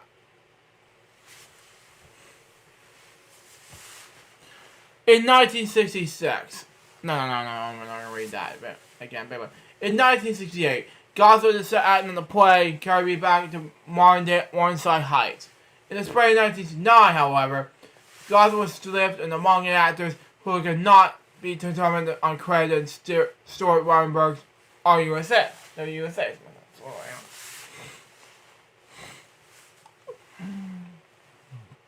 In 1970, okay? His album From Me to You was released on BT Puppy Reviews Records from that's one now. BBS 1013. It contains some of his own commissions. In 1971, Gaza acted in the Paul Bogard's Skin Game. That year, Gaza was cast in the film adaptation of the novel Flying Mobby. However, the project was demarred and was released as a Mike Quinn in 1989 with another cast. In February 7th, Gaza was at in the Depression and the Bonanza episode. Also that year, he had in the Manual's Angels, in which also was about the mission regarding Carlo Lear, project lobbyists like that. And the Daily News review that Douglas Squat said that Gaza's performance as lobbyist was extremely competent like that. In 1972, okay, Gaza had the George Cocor's traveled with my aunt like that. He was announced at the story role in Brian T. Palmer's Sisters like that, who also directed the movie Raising Cain two decades later. Anyway, but there's also withdrawal to the schedule conference and by getting Leah Barry Sears across 110th Street, but he's not the finished project. In 1973, Gaza had the Stuart Gonsberg Arriving Policeman. In 1974, however, Gaza had in Philip Common's White Dawn. In 1975, however, he played a robberies in the Clark and Good Time with a Robbery episode of $6 Million Man. On November 1975, Gaza had in George's best friend in the episode Jeffersons. In 1976, Gaza had in films that includes Armor Marks, JD's Revenge, and the Greatest Shaw's N-I-G-R. I'm not gonna E-R. I'm not gonna say the N-word. Sorry. But anyway. Okay. In 1977, Gaza played the role of Fiddler in the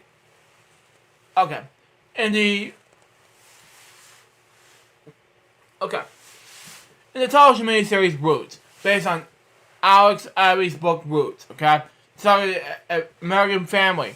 Gaza stated that he was financially involved when they decided to give me the part of Fiddler, something like that. He returned Stephen Fetches, something like that. The Uncle Tom part, okay? But I said, okay, I'll take it. I'll do something that, and doing the research, I realized there was no such thing as an Uncle Tom.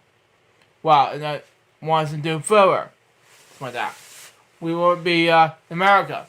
It was a survivor. He understood both cultures and not the man reverse like that to stay alive to be soulmates like that. We needed that lesson in order to survive here today. Haven't done Fiddler to be striping my uniform now. The program ran for 8 nights in a row. Was successful and with record-breaking audience of 140 million viewers. We will always have a screen breakthrough, earning him an Emmy Award for Outstanding Lead Actor in the sequel appearance and drama comedy series. Anyway, in the same year, Gossip and the Robert Ashwood's The Car Boys, like that, and Peter Yates' The Deep. The Car Boys was a critical pad and viewers on one of Ashwood's weakest films. In Yale's film, an underwater thriller, Gossip played the lead villain. Wow. For his role as we turned how to dive and said to become an underwater diver, I was trained in a large swimming pool. I never been in everyday room on my mouth. Months like that. Then the instructor said, I think you are ready now to do Atlantic Ocean. Once we got into the heavy stuff, that lesson saved my life quite about a few times. Playing the lead villain, he explained there was a villainous trained there trying to know all of us. Okay? As an actor, you are fought the dip into all those sessions of your personality. I guess in a non-offering profession, you have to keep certain doors locked. I have to play everything that's specific, something like that. Now, quality that I have to call a stretch. Everything is quite different than I've done before. In the performance, he quite done his finest job in that than during the filming. While the film got mixed with the negative reviews created by Bernard Drew, his review published in the Court News, explaining he liked it, enjoyed all the performances, and wrote the gossip was encouraged and evil to the arch fees like that. The film's success was the 8th highest grossing film in 1977 in the United States and Canada, with a gross of $47.3 million. Overseas, this film was Columbia's highest grossing film and grossed over $100 million worldwide. 1978 to 1997. Anyway, Square success and continued acclaim. Okay? In 1978, in March, television special Jerry Collection presents Ben Ryan, his Roots premiered at the Burn scene, something like that. Showcased key elements of his life throughout dance and music. Gossett was among those guest stars. At the Academy Awards, however, Gossett was nominated for Outstanding... Let me just see if the audio was mixed up or not. Oh, it's still there. Okay, never mind. Gossett was nominated for Outstanding Continuing or Single Performance for Supporting Actor in the Body of Music. Okay, on January 28th, 1979, the miniseries Black Stairs in the White House premiered. It was about White House servants who worked during several presidents. Gossett plays the servant at 47 years of age. When the series starts and 88 when it ends. He said, I took a role because of the chances, the age.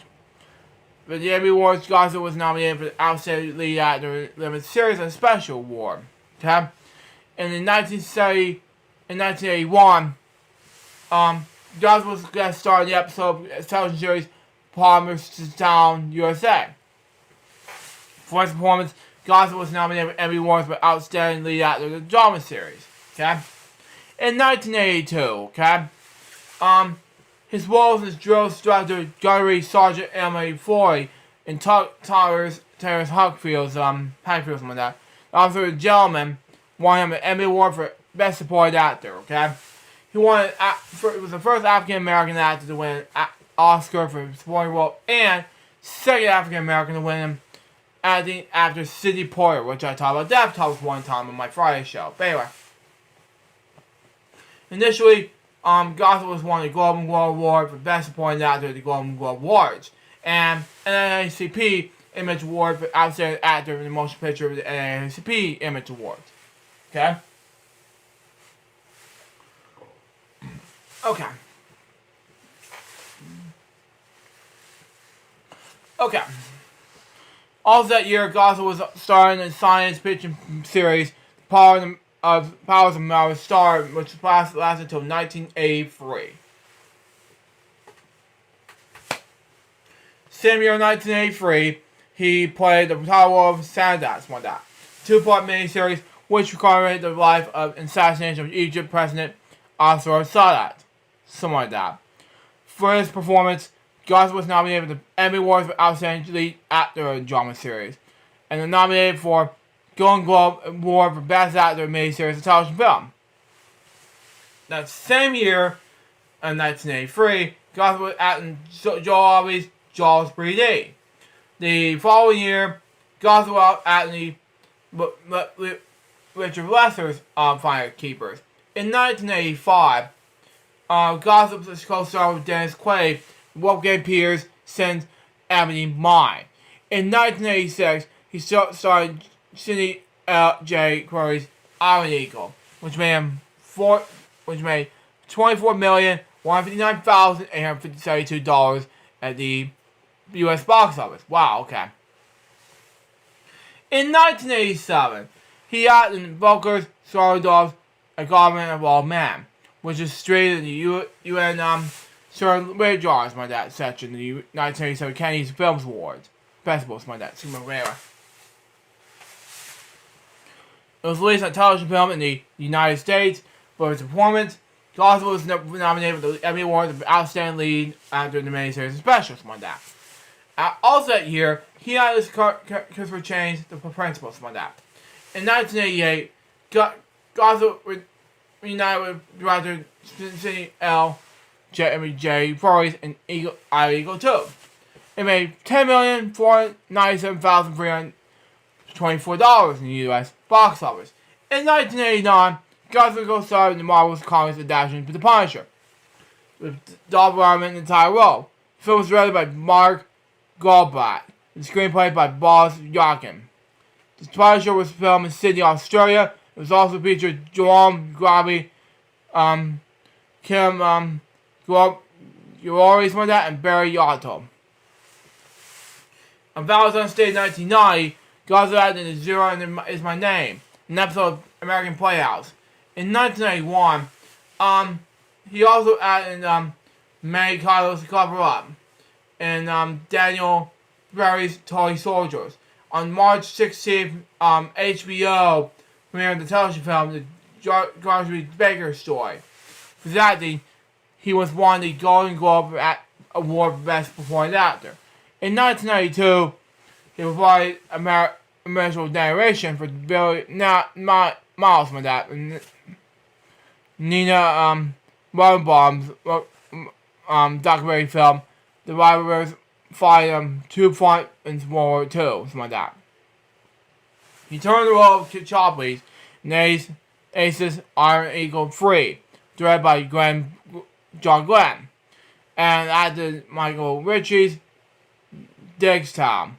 In 1994, Johnson was added Bruce Bernstein's Gold Mine in Africa. In 1995, however, Gossett returned to the role of Chappie and reunited with director Cindy J. Furry in Iron Eagle 5.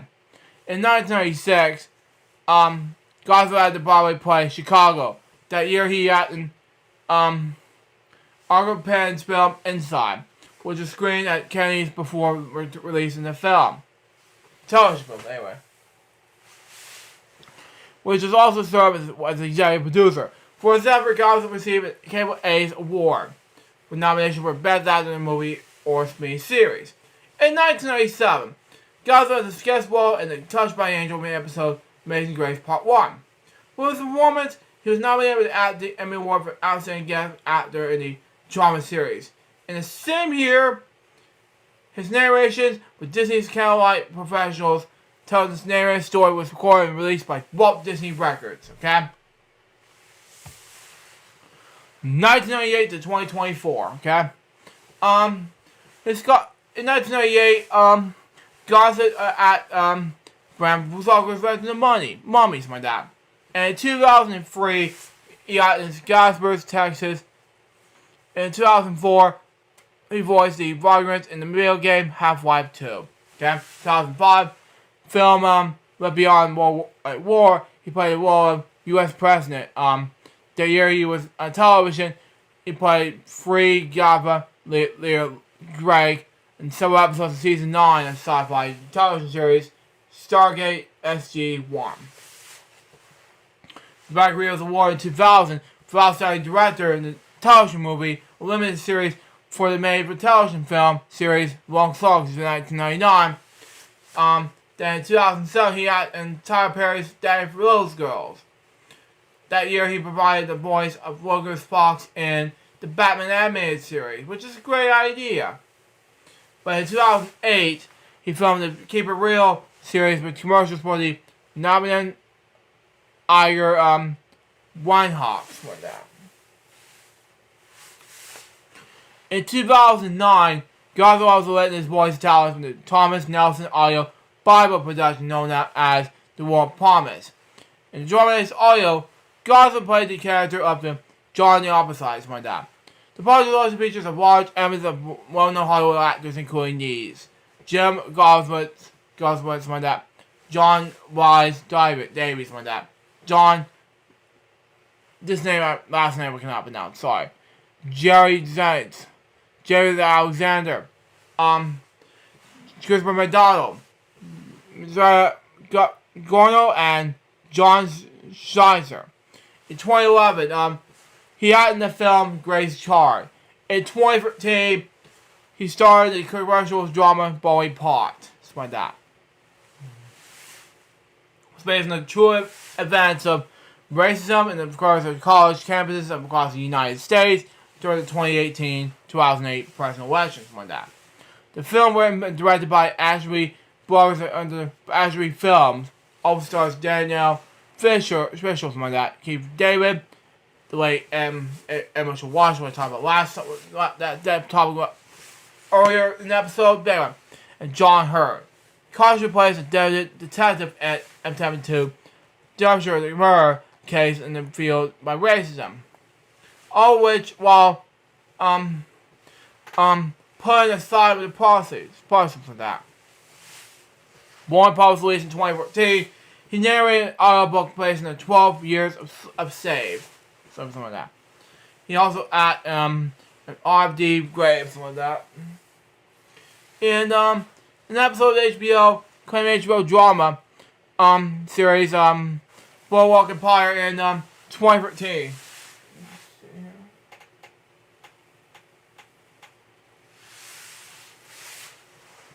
From 2014 to 2015, he acted in a recurring role in Extinct. He also appeared in Magnum Securities, like that, book in Nagros.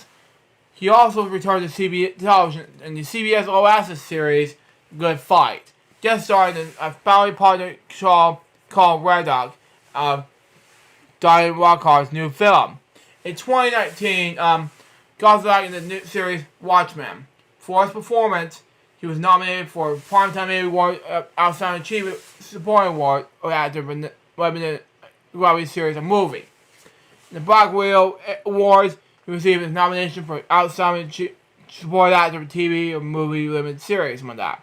In July 2016, he co-hosted a guest performance at Turner Classic Movies Primetime lineup. He allowed him to choose the performance to air. He selected Popboard Jungle, Little Lifeboat, Touch of Evil, and Night of Hunters, like that. In 2021, Gosling appeared in the film Not to Forget in the same year, which aims to raise awareness to funds the fight against Alzheimer's, like that. Alzheimer's, like that. The movie, directed by Virgil stars Cary Grant and 5 Academy Award winners. Gosling Jr.'s Corey Leachman, Tom O'Neill, George Carlos, and Oliver's daughters, like that. And in 2022, he was cast in a supporting role for the upcoming American horror film Awakening the Reaper. The film was also featured performance in Vance Argison and Warren Chorus. Awakening the Reaper is directed by Jonathan Paul and Dave Chapman. The film was produced by Fourth Horizon Cinemas, like that, Impact Media Studios, and Design Weapons, like that. In 2023, he portrayed Old Miser and Miss Miser's musical production called Purple. Okay? Now, I'm not really... Okay. Personal life and illness and death. And I'll get this personality, because there's a lot to read on this page, but that's just all I can do for that right now. But anyway, his marriage is like this, okay? Gosling was married 3 times and fathered 1 son and adopted mother, okay? His first marriage was Hattie Gates in Null. His second was Christy Monaco. Took place on August 21st, 1973. Their son Sadie was born in 1974. Gosling Monroe divorced in 1975. Wow. His third marriage to Star Search champion Cindy James Reese took place on December 25th, 1987. They adopted a son, Sharon, born in 1977. Wow. Okay?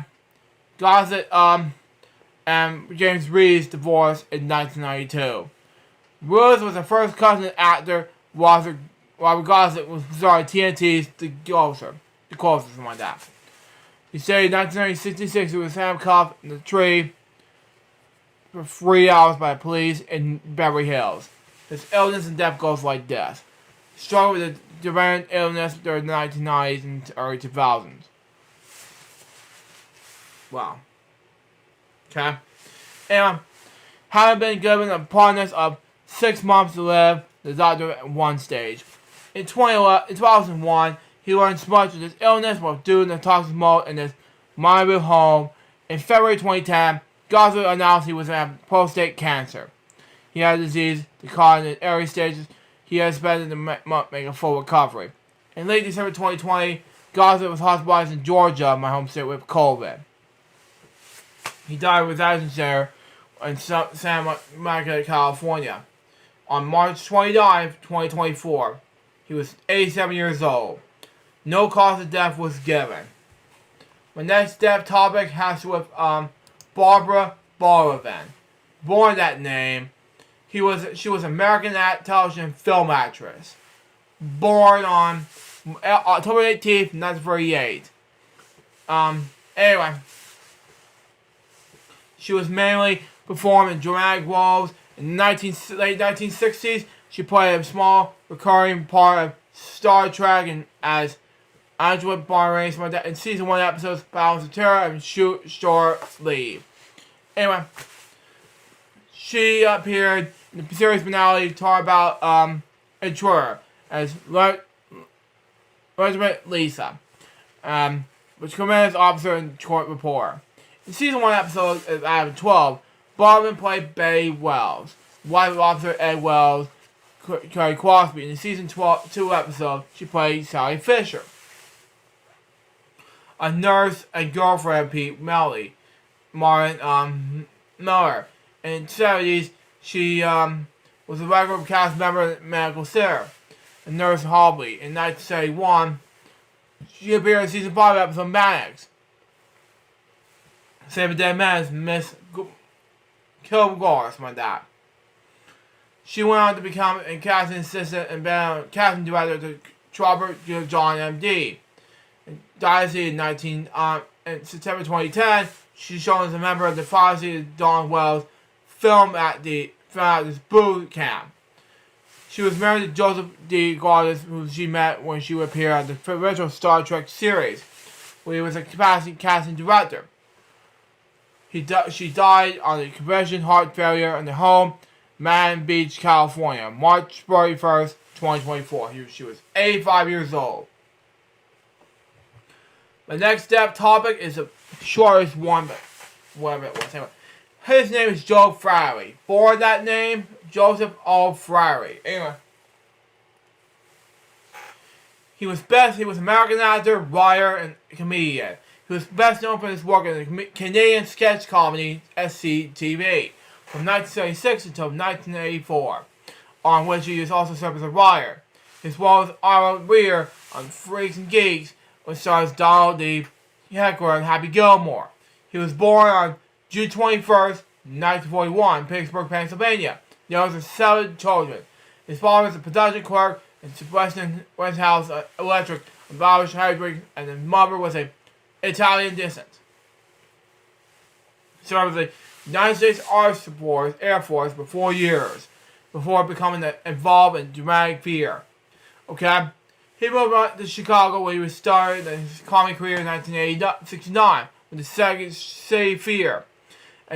He was worked on the featured stars such as John Belushi and Harold Ramis.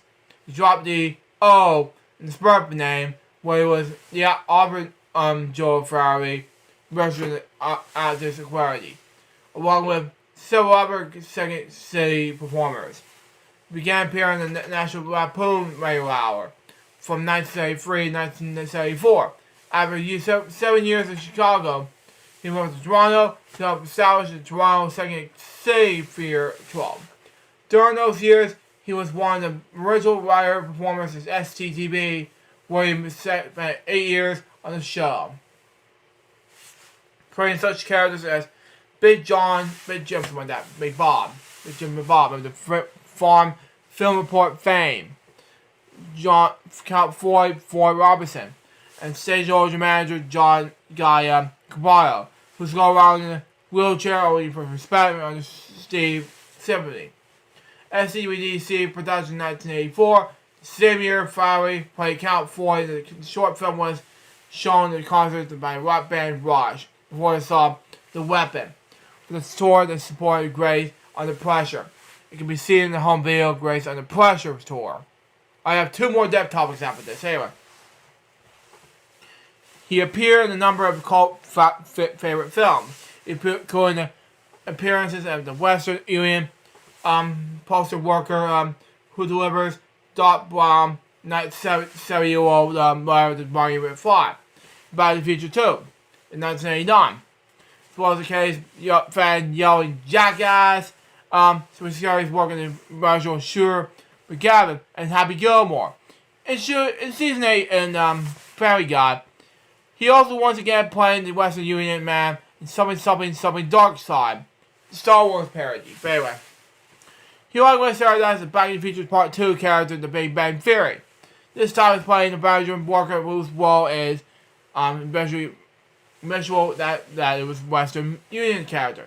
In 1989, the same year, Fowey played guest roles in Married with Children, season 4 episode 2 for Consequences, as Dennis was most repair Al Bunny's team. During 1997-1998, he started television production in Police Academy the series. His cabinet Sergeant Stewart, someone that I can't pronounce it. Start with the 8. Sorry. The series lasted only for 1 season. In 1999, Fowey joined the cast of Freezing Geeks, something like that. And NBC overall Germany from 1980-1981, a year, in which he played Harold Weir. Okay, the perfect father of 2 teens. Despite of the folly, the show lasted 1 season. Wow. He also made an appearance on CBS sitcom King of Queens as Barbara McAndrew. Okay, the priest of evidence charge. He starred in the TV original program Uncle Joe's Cartoon Playhouse. Served as a judge in CBC's program, the second series Next Comedy Legend. From 2001 to 2004, he also appeared in various Disney shows and films, including Legend of Tarzan, which I grew up with, by the way, and Home and Range. Again, I grew up with this movie, by the way. In 2018 anyway. He participated in the cast reunion for the Toronto's Egg and Fear, filmed by Martin Scorsese from a yet-released Netflix special. In 2014, began in 2004 anyway. He was an artist in residence at Armstrong College School of Creative and Performing Arts, Royal Canada. Anyway, we retired comedy writing course. Previously helped in founding schools comedy writing and performance program. Still as an art director, he's also on the programs about his community.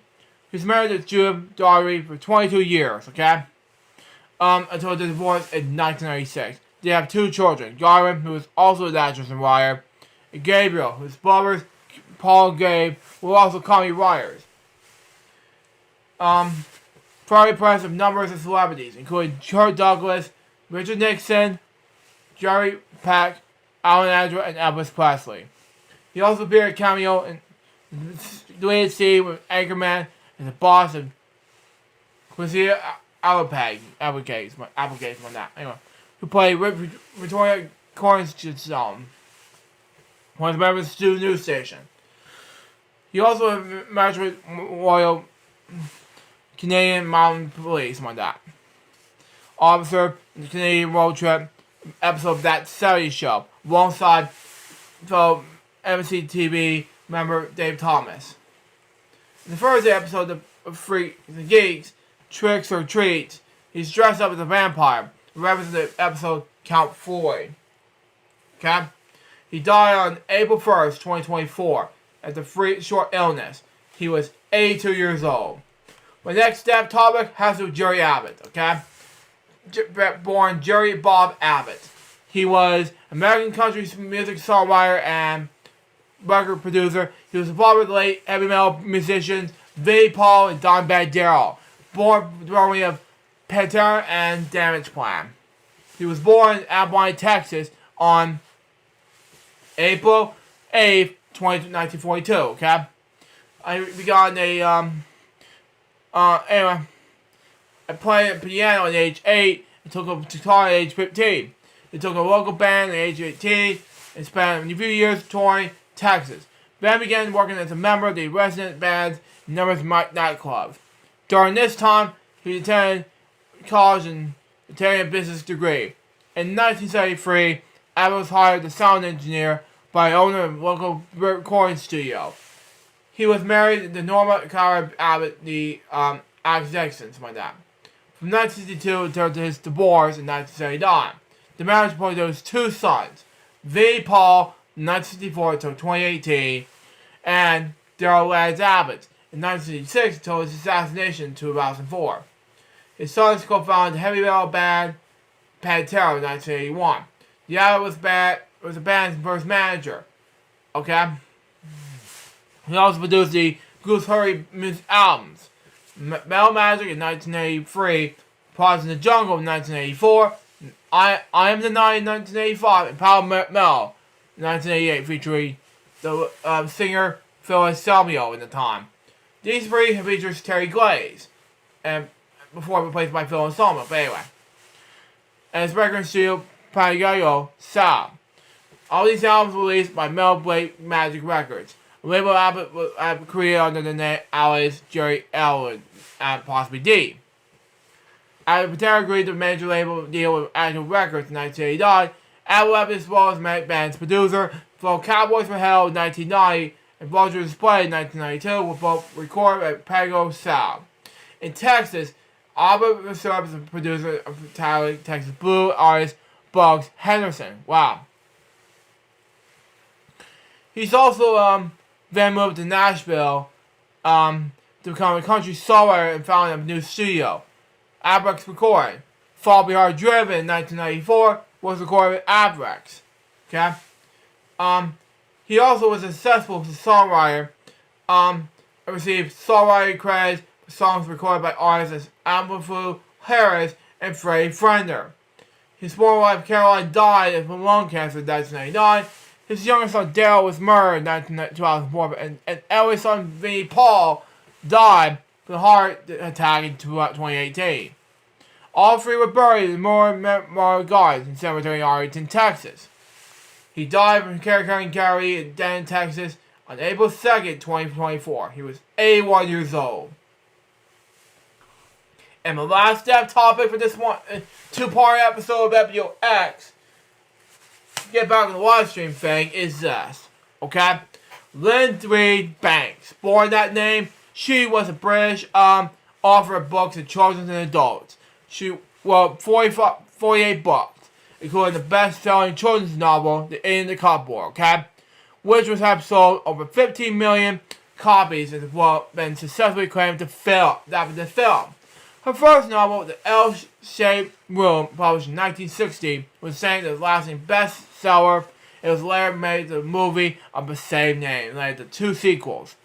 The Backward Shell was lonely. Bang also wrote a biography of Bonnie family, entitled Dark Quiet, something like that, and the 2 sequels, Charlotte Barty, something like that. Path to the Solid Country, something like that. She was born in London, the only child of James and Mara Reed Banks, on July 31st, 1929 in London, England. She was invited to the I can't pronounce his name, sorry. Canada, wow. During World War II. Returned after the war was over. She attended the St. John's School at Effingham in Surrey, London, in England.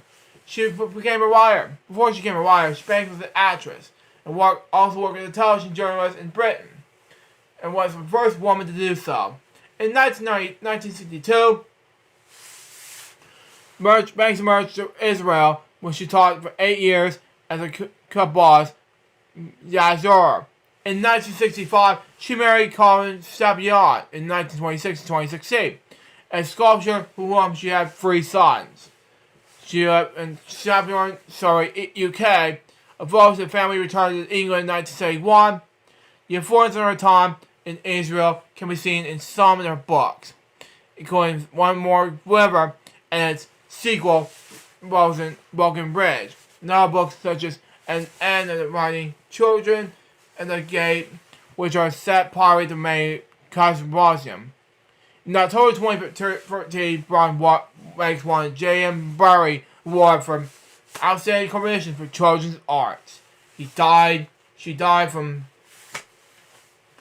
April yesterday. She was 94 years old. Now we're going to do a more special regard to these a buttload of dead topics I did not cover these past 2 episodes. Right now.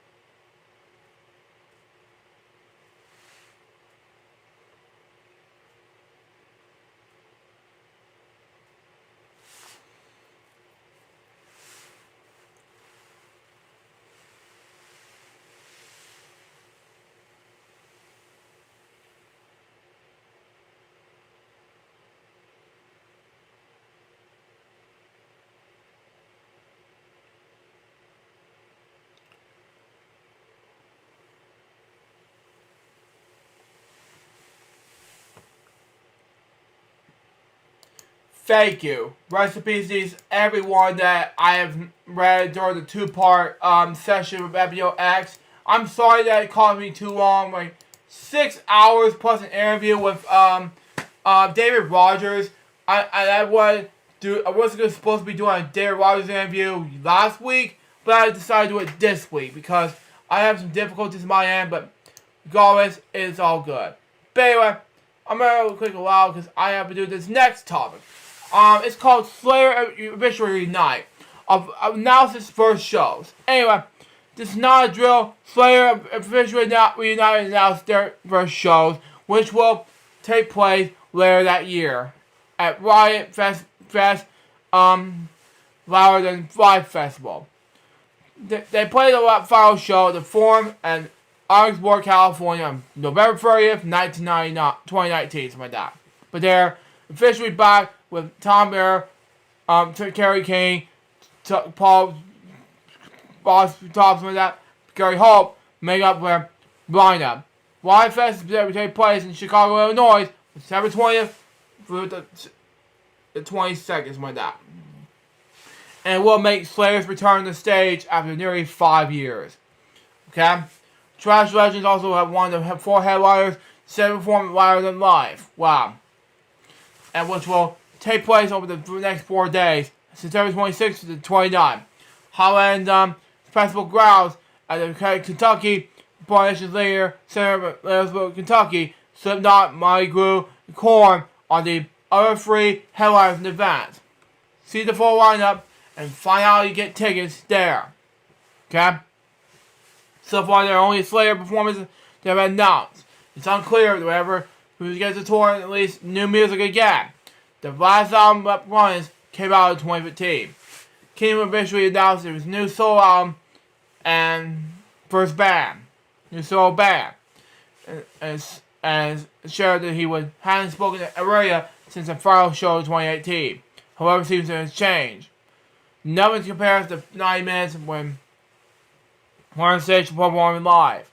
When they show their kids energy to our fans, said Ray in the press release. And to be honest, we have missed that. Have I missed being live? Absolutely, Kings added. Slayer means a lot to our fans. They have meaning to a lot of us. It means it will be 5 years and we have been seen them. Okay? Stay tuned for further details and we find out more information about Slayer's return. And that was that topic. Now let's move on to the next topic, and that is South Park Snow Day review. And that is, if you watch me, I haven't talked about this, we talked about this last week, but I'll talk about it now. And that is dual toothless and a big step in the world direction of Star Wars fan games. And I will say this, okay? This is a bad criticism from IGN people, okay? I hate to do this, but 3 out of 10, it is not true. Unfortunately to say this, it is awful. But that's IGN's fault, not mine. I'm not reading the whole entire thing, but this is a bad idea. They said it was awful. 3 out of 10. I hate to say it, IGN, but aggressive hacker and slash come back and splash and the jokes made. Small South Park Snow Day dull, toothless, and maybe step in the wrong direction for South Park fans. I disagree, Travis Millhop. I disagree. I'm sorry. I agree with Remix one bit, but I'm sorry, but this is too much. That's all I'm gonna say. But that's my gripe about this thing. Now I move on to the next one, my last topic to read, and that is 2024 solar eclipse thing. On April 8th, 2024, a solar eclipse will cross North America, passing over Mexico, United States, and Canada. Let me tell you all about it, okay? On April 8th, 2024, a solar eclipse will cross North America, passing over Mexico, United States, and Canada. A solar eclipse happens when the moon passes between the sun and the earth, okay? Completely blocking the face of the sun, okay? The sky will darken as if it were dawn or dusk, okay? Same with this number, the one probably when viewing the solar eclipse, be sure to family when you need to wear special eye protection designed for solar viewing by reviewing these species guidelines. Now, here are his balls, okay? What's live with us? The solar eclipse moves across North America on April 8th, 2024. I'm not gonna watch any of it, but it's on YouTube. But I'm gonna do a cover reason, but that's me. Anyway. Once live with us, the solar eclipse moves across North America on April 8th, 2024. Travel from Mexico, across the United States, from Texas to Maine. Okay, across my states. Anyway, across Canada, across it close. See, NASA's broadcast in Spanish, live stream sound rocket launches during the eclipse, and more eclipse below. Yeah. I'm not gonna say too much, but that's just me. It's different than now, what is safety tips, okay? Be ready to point the bright sun camera lens, which I'm gonna film during that time frame, which is I'm gonna say if I make this happen, I'm going indoors, okay? Binoculars with a telescope without a special solar filler skirts over the front of the objects, which cause severe eye injury.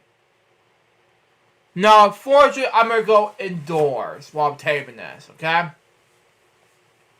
When watching the partial phase of the solar eclipse directly over your eyes, what happens during the before and after totally, you must look through the same solar viewing glasses, which I have a solar glasses right now.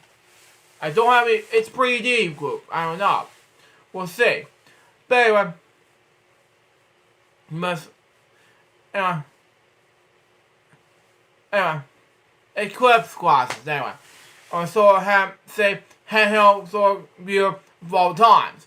You also need to use an indirect viewing method or handheld projector. What do you expect this falls? Okay? The April 8th, 2024 eclipse with the total solar eclipse, it will last until the eclipse visible to the coast of the United States until 2024. Okay? A total solar eclipse happens when the moon faces between the sun and the earth, completely blocking the face of the sun. Okay? People viewing the eclipse of locations where the moon shadows completely covers the sun. Notice the path of totally will appear as a total solar eclipse. The sky will darken as the dawn of dusk, weather permitting.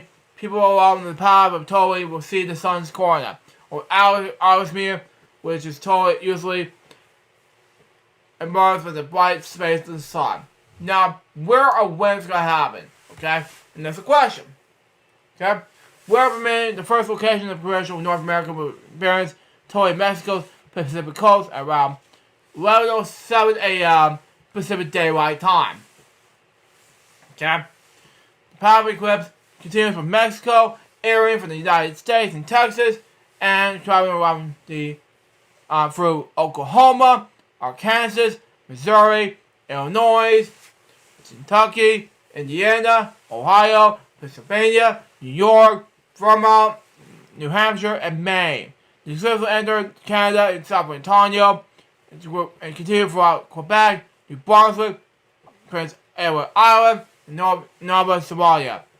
The eclipse will exit towards North America on the Atlantic coast of Newfoundland, Canada, on 5:16 p.m. NDT. I pronounce it anyway. The eclipse-driven science. Okay? Cell phone apps used on April 8th to record the sounds in the eclipse. There are opportunities for everyone who get involved with the study of the eclipse cultural event. Okay? Now, that's first of all, the ins and outside of the parents join NASA to learn more about some of the Earth events in the total eclipse.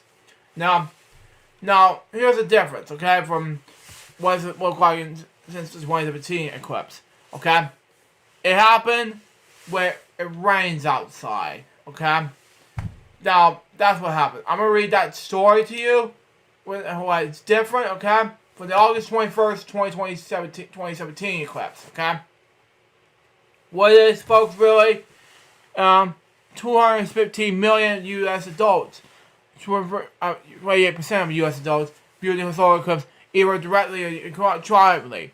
They express the moon passing in front of the sun, blocking part of the closer star's bright phase. The eclipse of 2024 can be seen even more exciting due to the difference in the path, timing, and accelerated research. Why more private path? Okay? Now that'll be it for that. All the reading for right now. Anyway, the path of glory, where views of the moon, told about the sun, beyond the stars, I was interviewed. It's called the coroner, something like that. It's much wider during the upcoming total solar eclipse during the eclipse in 2017. As the moon orbits the Earth, the distance from the planet varies. During 2017 solar eclipse, the moon was a little bit farther away from the Earth than it will be during the upcoming total solar eclipse. Okay? Because in the path, the eclipse is a little bit skinnier. Wow. In 2017, the path range was 62 to 71 miles wide.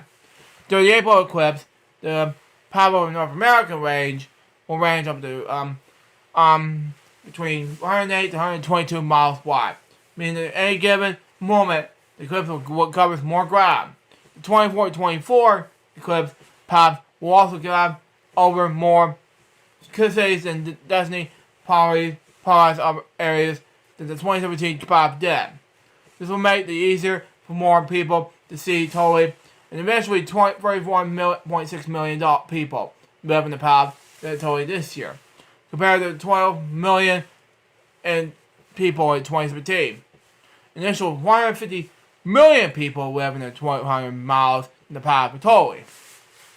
Anyway, that's all for topics right now. Now let's move on to Game 7 and we'll wrap things up. Anyway, let's get to Game 7 and I'll mute the TV right now. Turn up the volume a little bit, and then we'll see what happens. No, it's working okay. Oh, great. Okay. Play. Oh, play again.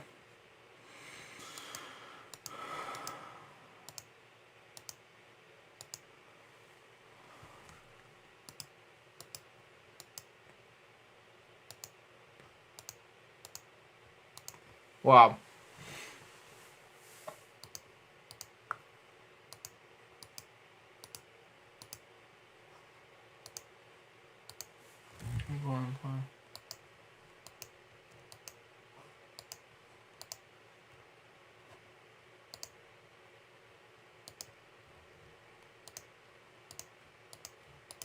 Done! Thank God. Now we're going to play Drop the Bomb right now. Wasn't paying attention while I was playing this, but you know, that's just me. I'm gonna play the game right now. Let's see. I'm not playing Paris Possession Good Stuff today, so that books for two questions for $1,000. Wow. What were the flies? No idea. Oh my god. No. Two questions. John has no idea. It's John McHale. Wow. I'm gonna get a first strike when I do this. Music 2 questions. Man. Oh yeah. Family opera? That's it. Okay, I know what this is. Okay. Thousands of Beatles. I know what this is. Ringo Starr.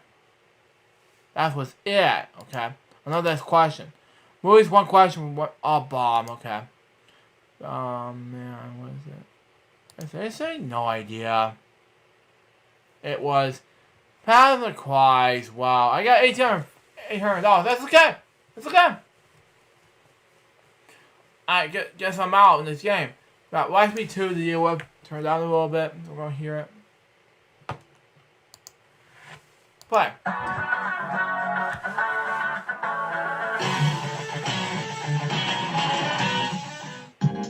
One. I'm going to go ahead and search my name here and say...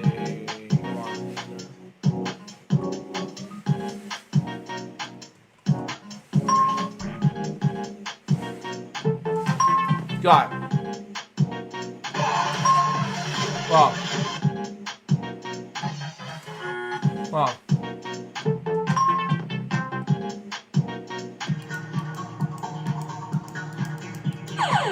Wow.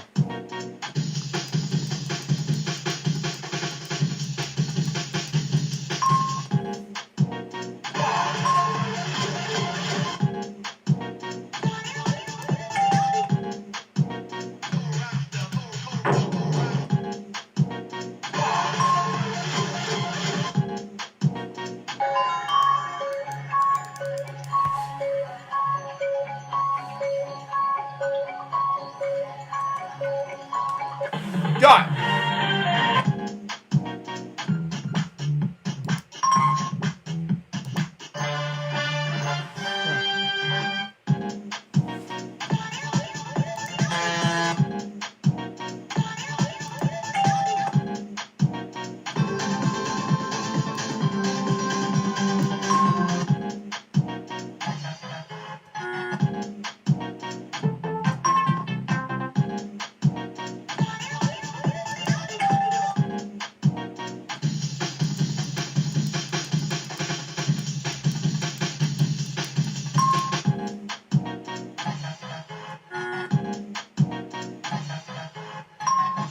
Wow. Wow. 23 is not bad.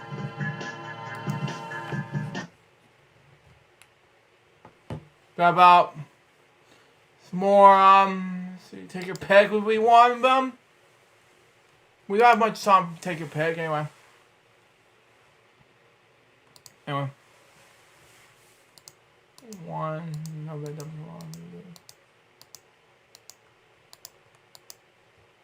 Got 24 to win, no victim. Anyway, okay, $35,000. Okay, 15 to win, $40,000. We got $40,000. 10. I got no lucky. Okay, War Bank. Here we go. No victim today.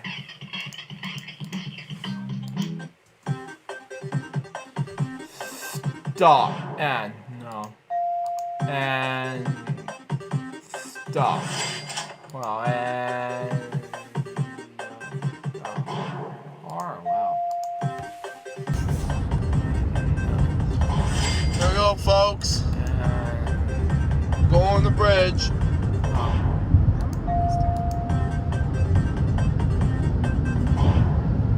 Drink, wow.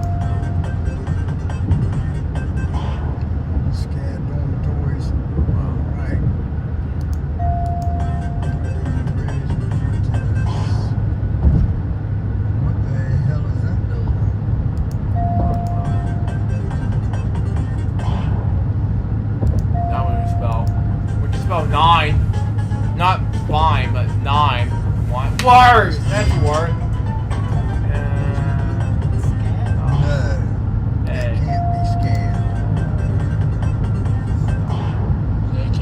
No. Wow.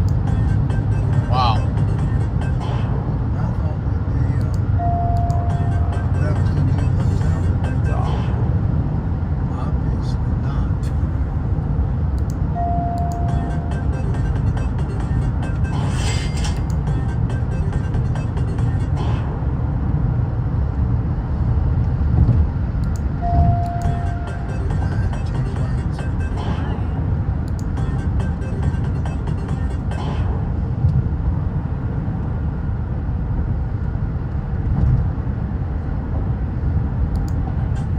I don't know, 24,000 $20 down the drain. Yeah.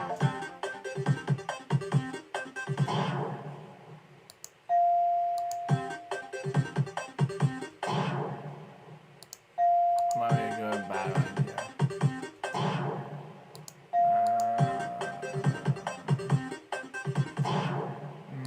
No.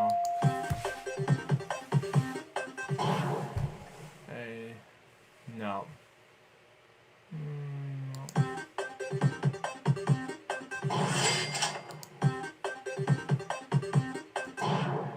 No.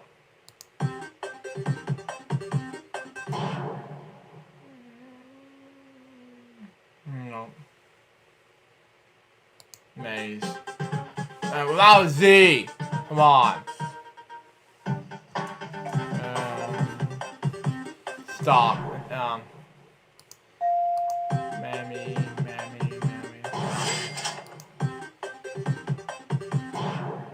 You. No.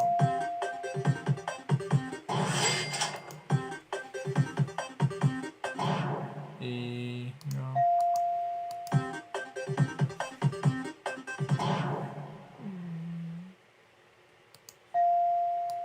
Wow.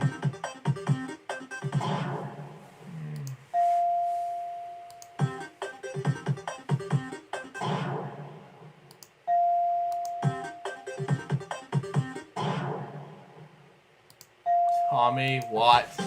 That would be a life gone. Wow. That would be, yeah, life gone. Okay.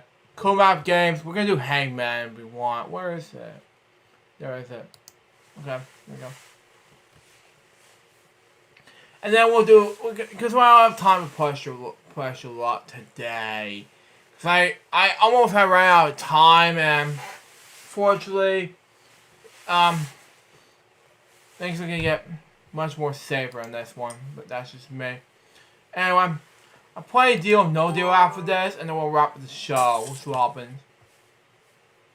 Transition category I, E, E, A, O, U, D, S, R, N, C, F. Okay, P, no.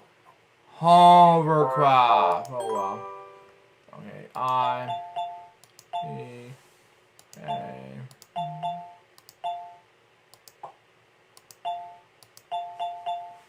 Okay, B.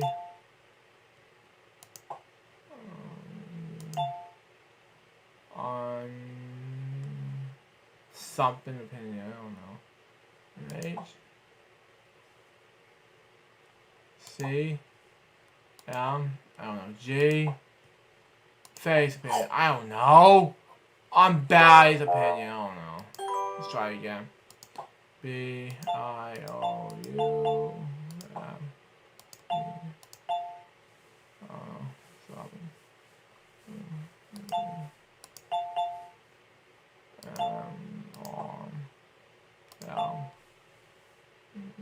Oh, I know what to do. Ian Drake. I, O, U, Y. Okay. Y. White Rash. It's good. Okay, video games. G.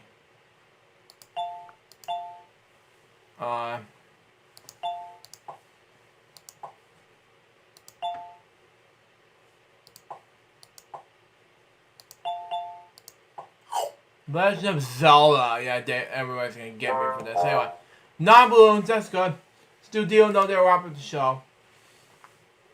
Let's mute this TV so I won't worry about ads that are bothering me. Oh, that's an ad that's not bothering me. It's tables. Oh, it's a just froze up for some reason. But anyway, let's go ahead and play now. Since today is the 5th day of command. Hey, I'm gonna make myself a ham sandwich. You want one? Mm-hmm. Alright, give me a I'm almost done with the show, by the way. Alright, give me a couple of minutes. It'll be in the kitchen. It's fun. Since today is the 5th of April, let's do 5. Anyway, 1 over the case. Excellent. $300. Wow, okay. 6 on the case. Excellent. $10. Wow. 2 on the case. Excellent. $10,000. Wow. 3 on the case. Nice one. Penny. Wow. 7 on the case. Oh, I should have picked 7. Wow. Nice one. Deal or no? Oh, very brave. Nice one. Wow. Should have picked 4 anyway. Wow, that was a bad lucky roll. But anyway. Nice one. Should go with the B's roll. Excellent. But that's good. Good. 23 on the case. Excellent. Deal or Wow. no? No deal. That's the spirit. Time for the next. Wow. Nice one. $5. Wow. 21 on the case. Come on, we can do it. Whoa! Wow. Deal or no deal? Oh, very brave. Time for the next. Nice one. $5. Wow. We can do this. I'm gonna pick a no deal. Excellent. Deal or no deal? Oh, very brave. Time for the next round. Excellent. $750. Wow. 4 in the case. Come on, we can do this. Oh, this is bad. You want to screw this? Wow, that's a good deal. And with that, my friends, that was episode with FVOX, episode number 408. Hope you enjoy it. Stay tuned for the next one's gonna be a brand new episode of FVOX on the day before I go see Billy in person. Till next time, so join us for Mr. Baby. Goodbye, FVOX. We're gonna be so. Till Wednesday out. See ya.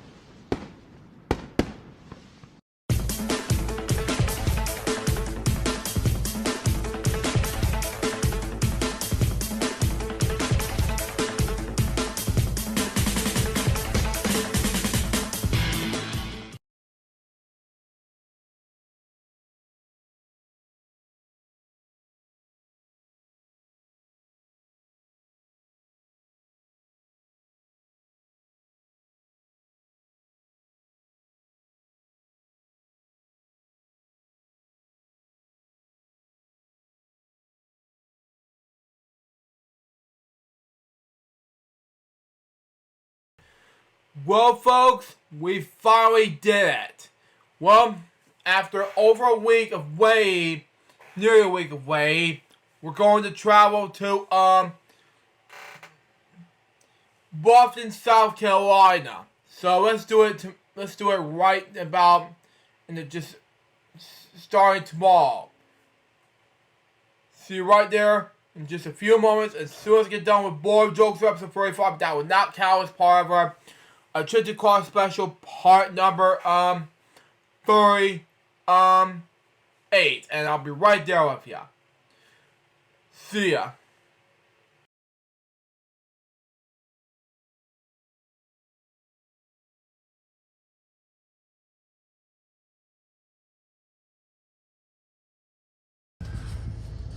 Hello guys, we're getting ready to go to Boston, South Carolina. Join me this gonna be a long trip. It's my mom and stepdad, ladies and gentlemen, and we're about to get ready to go and see my former jail manager at the time, Tom, in person. So get ready, Tom. If you're watching this, we're heading up for you, and be right there with you.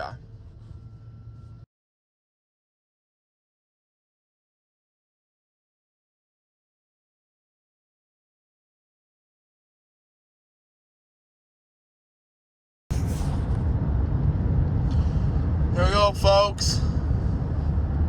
Go on the bridge.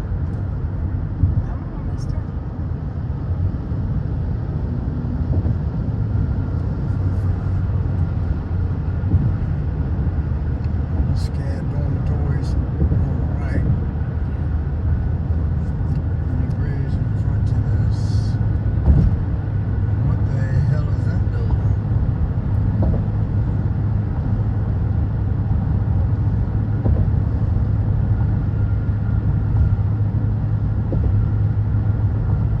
That's the new, what you gonna do? Scan? No, that can't be scanned. It can't be, no. It damn sure is, though. Wow. I thought that was the new hotel that they were building. Obviously not.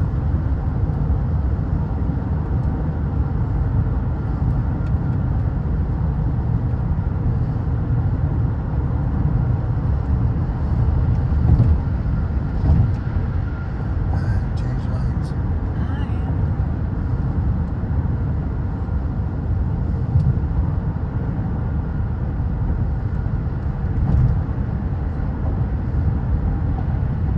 Okay. Well, To the right is Georgia. And over here on the left is South Carolina. well, okay. Now in Carolina. Carolina, folks.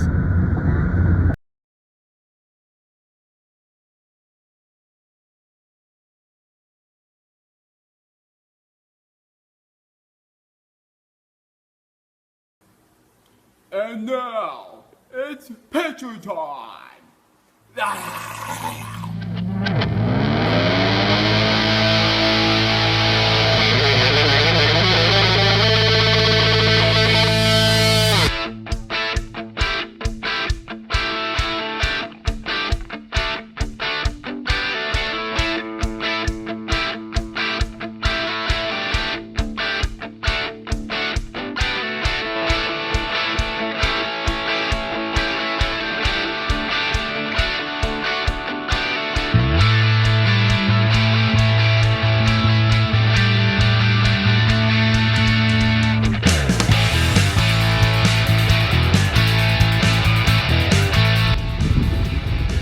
Well, guys, it's official.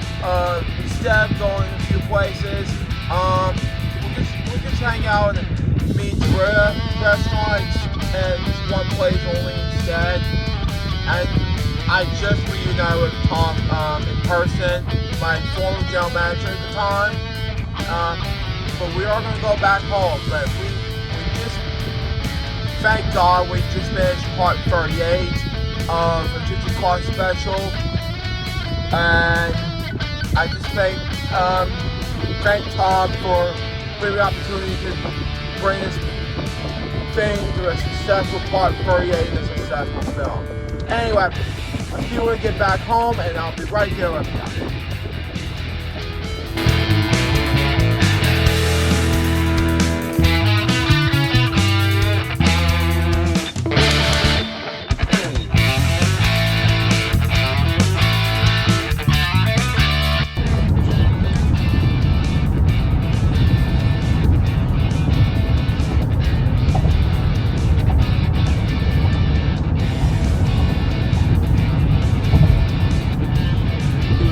Turn the speakers a little bit. Oh, okay.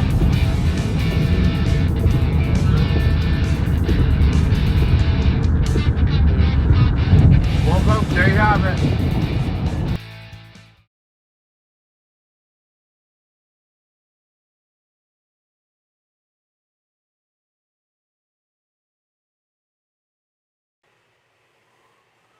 Well, this has been the oh my god moment I've ever seen. I met Tom in person since he left Aqua in person, and I just went to lunch at Metallia. So Tom, if you watch this 38th